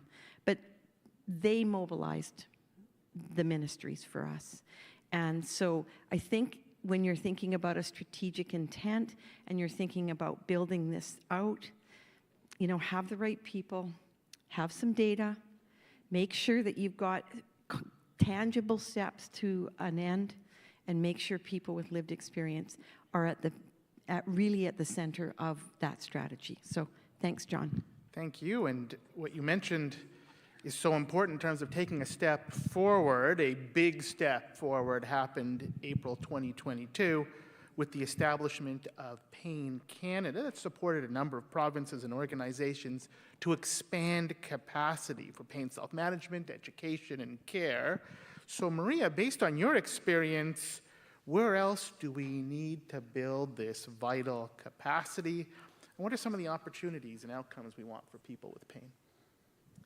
I think I'll speak from the Pain Canada perspective, from the perspective of my role in co-chairing the task force, and then also from the BC experience. I think the minister said this morning, and many of us have said, the challenge with pain is it's everywhere and nowhere. And I think we need to start looking at that actually as a strength. And we need to say, as we have been, oh, okay, federal government, you're working on disability benefits. Those impact people who live with pain. How can we influence those regulations so that they serve people who live with pain who often experience intermittent disability? How do we advance a social model of disability? We need to think about things like, oh, there's a new dental care program coming in Canada. How do we think about harnessing the power of the dental community to serve the needs of people with pain? So there are so many things out there that don't say pain on them. And I think for a long time, we've been waiting for everything to say pain. We need to, of course, advocate for things to say pain, big envelopes of money, all kinds of incredible policy opportunities, but we also need to look at everything and say, where does pain fit here, and be opportunistic and leverage these other types of investments, because if you talk to people with lived experience, they will tell you those things matter. Housing matters. Dental care, it matters. Disability benefits, they matter. They make a huge difference to people who live with pain. So I would say, let's start thinking it's everywhere as a strength. The other piece that I think we need to pay more attention to are where are these big opportunities to intervene early. So Carrie was speaking earlier from the McMaster Health Forum about some work that has been supported through the Chronic Pain Network and Pain Canada and with the Canadian Centre for Occupational Health and Safety to look at workers' compensation boards. Injured workers, huge issues with chronic pain and huge opportunity to prevent acute to chronic transition. The McMaster Health Forum recently undertook this jurisdictional scan, looking at chronic pain policies in workers' compensation boards all over, did an evidence synthesis. What did they find? Well, this is a system that serves huge numbers of injured workers who go on to develop chronic pain. Many go on to experience disability. Many go on to use opioids. But most of these systems have no chronic pain policy. So these are provinces where our workers' compensation boards are silent on the issue of chronic pain, or they have policy that is tremendously outdated. So to me, that's a huge opportunity to intervene. HANTS and the Transitional Pain Clinic, and that's opportunity to intervene after surgery or after injury. These are the kinds of things I think we need to pay more attention to. Lastly, we've heard a lot about peer support, about this sort of bottom-up piece that is an essential synergistic component with all of the top-down change work that we're doing. And this is something that we need to absolutely amplify and grow. We need to move beyond short-term investment in pilots where we see great things get off the ground and really see sustained investment and just recognize that people go in, they see their physician if they can manage to get one, but often they are otherwise dependent on the informal community supports, whether it's a peer support group, a lay coach that they can get access to, the fitness trainer at the community center. We need to build that kind of community capacity to support people who live with pain because that takes a tremendous burden off of our health system. Thank you so much. And so this is the National Congress on Pain. We want to look at things from a national perspective now. So I turn to Jennifer Sachs. Why was the work of the Canadian Task Force important, and what role do you see for the federal government continuing to play in supporting the action plan for pain? Thanks, John. So I'll start with the first part of the question of why the Canadian Pain Task Force was so important. And I think there's really three key pieces to it when I simplify it. And one is really the strong evidence and advice that underpin the Canadian Pain Task Force to provide that guidance to the federal government on how to move forward. So really thorough, really looking at three kind of reports at the end of the day, and provided that strong evidence base, provided a really good scan across Canada of what is going on, what needs to be addressed, and some concrete, clear recommendations moving forward. The second piece is recognizing, and a number of the panelists spoke to this, recognizing complexity, but also the many players in here. And so when we're addressing chronic pain, often we talk about different roles and responsibilities, and absolutely there's many players, whether that's from a patient perspective, a practitioner perspective, research perspective, but it's also all the different levers and tools and influence that those players have. And sometimes we underestimate that piece, and it's really important to think about all of those players and the roles that they can play, and how do we need to work together, coordinate, and the different levers that we can actually use across all of those players coming together. And the third, and it referenced it a little bit in my first, is that concrete plan moving forward, right? So the Canadian Pain Task Force was really clear, tangible, clear recommendations, pragmatic, that could be used to move forward. And that's been super helpful because there's a lot of players, but it's a lot easier to not have to develop another strategy or plan behind the plan, right? And it's clear, something that can actually show progress. And some of them are longer term, some of them are more medium term, and some of them are concrete pieces that you can actually move in the short term. And it's important to be moving in all of those lanes because you need to be able to have, as Tracy was mentioning, some of those concrete deliverables that you can show some incremental progress while you're addressing, and the longer term pieces, which are also important to be looking at, but working in all those lanes is really important, and that was really helpful with the plan. When I look at the second part of the question of what can the federal government continue to do, I think there's a few levers and a few areas where we've played in. One certainly has been working with our own federal departments and bringing into play, bringing that chronic pain lens to that work, whether, as you mentioned, that could be on disability benefits, whether that's bringing standards to long-term care, whether that's working with partners at Indigenous Services Canada. It's across the federal government, and we don't realize sometimes how broad, and we have to work across those silos, across our different departments, and bring that lens of chronic pain to that work. The other part, and it's been mentioned also a few times, is that funding lever that we've had, and we've certainly funded a number of very successful projects through our substance use and addictions program with SUOP. And I think, when I think about all of those pieces, whether that's, Power Over Pain Portal, whether that's ECHO, whether, there's quite a number of really successful projects. It's also having that knowledge mobilization, and how do we take those pilot projects and bring those out, give the profile to them, actually have them implemented and scale them up across. And I think that's really an important piece that we need to continue doing work.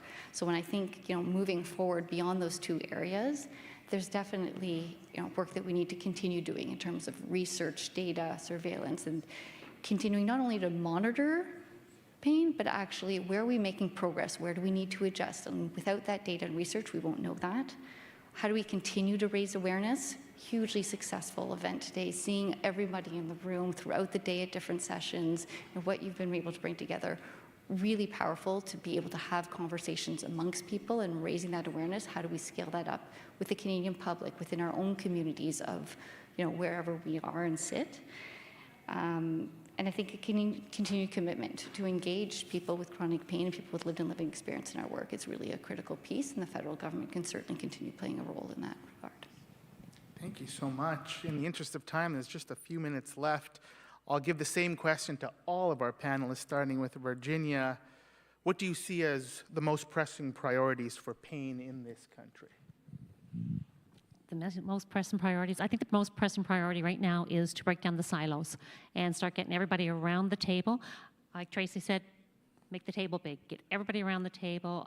Maria said, what matters to the patients, the only way you're going to know is by having them at the table. So to be quick, I think that is our most pressing priority. Let's come back. Let's get everybody around the table, and that way we can hopefully move forward this. We have learned today what's out there and who's doing what. I can't keep myself to just one. So I got to say a couple. I know we don't have a lot of time. So really, if we're talking about primary care, interprofessional primary care, if we can bring that in to our communities, that's a big step forward. Education, innovation, let's sustain that, right? We've built these wonderful innovative tools. Let's find a way to sustain it.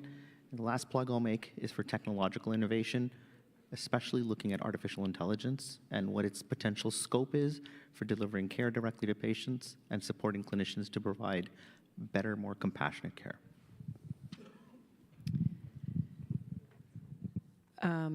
So I'm going to do this from a sort of my health system hat.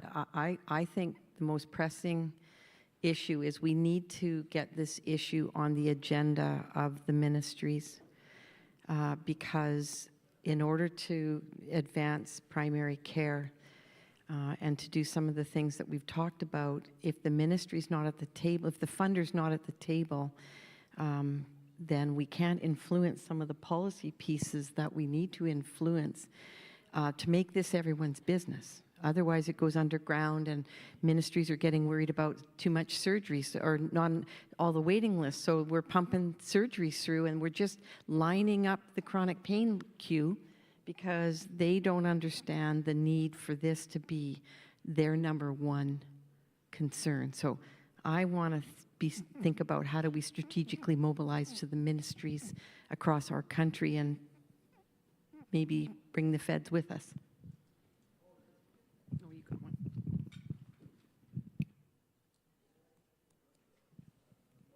I agree. I would say, Tracy, I agree with you because every single day what we hear from people who live with pain is that they can't access care. And I think we're seeing many of the provinces move forward creating strategic clinical networks for pain, or in BC, we have a new organization, a new initiative called Pain Care BC. It's a health improvement network. So we're seeing these structures, finally, formalized structures to advance and enhance pain services at the provincial level. But they're still primarily in the planning phase or just getting started. We really need significant expansion of access to clinical care for people who live with pain, including access to opioid prescribing for people who need them, those legacy patients that are at high risk of overdose.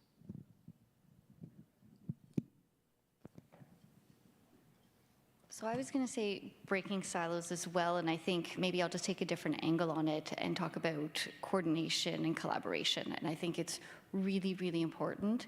You know, often we think about our own roles and responsibilities. Federally, we do it too of, well, this is within the federal purview, and then this is somebody else. And it's so important if we're going to move and address and make advancement that we come together and that there is that coordination, collaboration across different,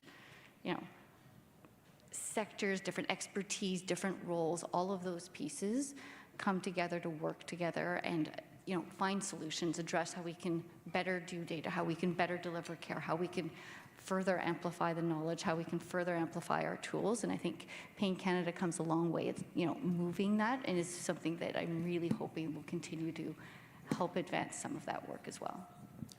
And the last word went to you. We are out of time. Just before we resume the annual scientific meeting of the Canadian Pain Society, I'd like to take this opportunity to thank all of our panelists for this discussion. I'd like to thank Health Canada, Pain Canada, all of the federal agencies that came here today, the provincial agencies. Thank you all for being a part of the National Congress on Pain. We started this morning saying that pain connects the dots. Thanks to our panelists, thanks to all of our speakers, I feel they've really connected the dots today. Thank you all for being here. Thank you very much.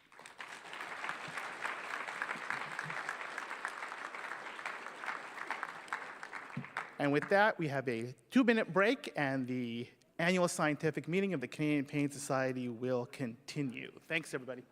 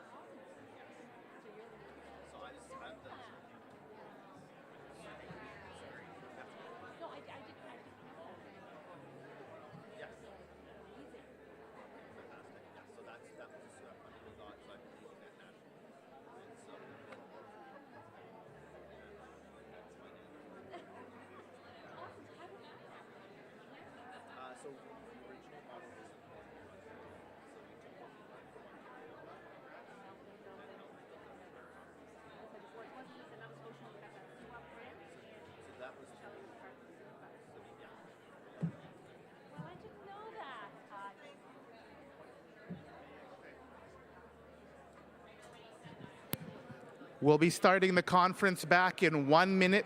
1 minute, please. 1 minute.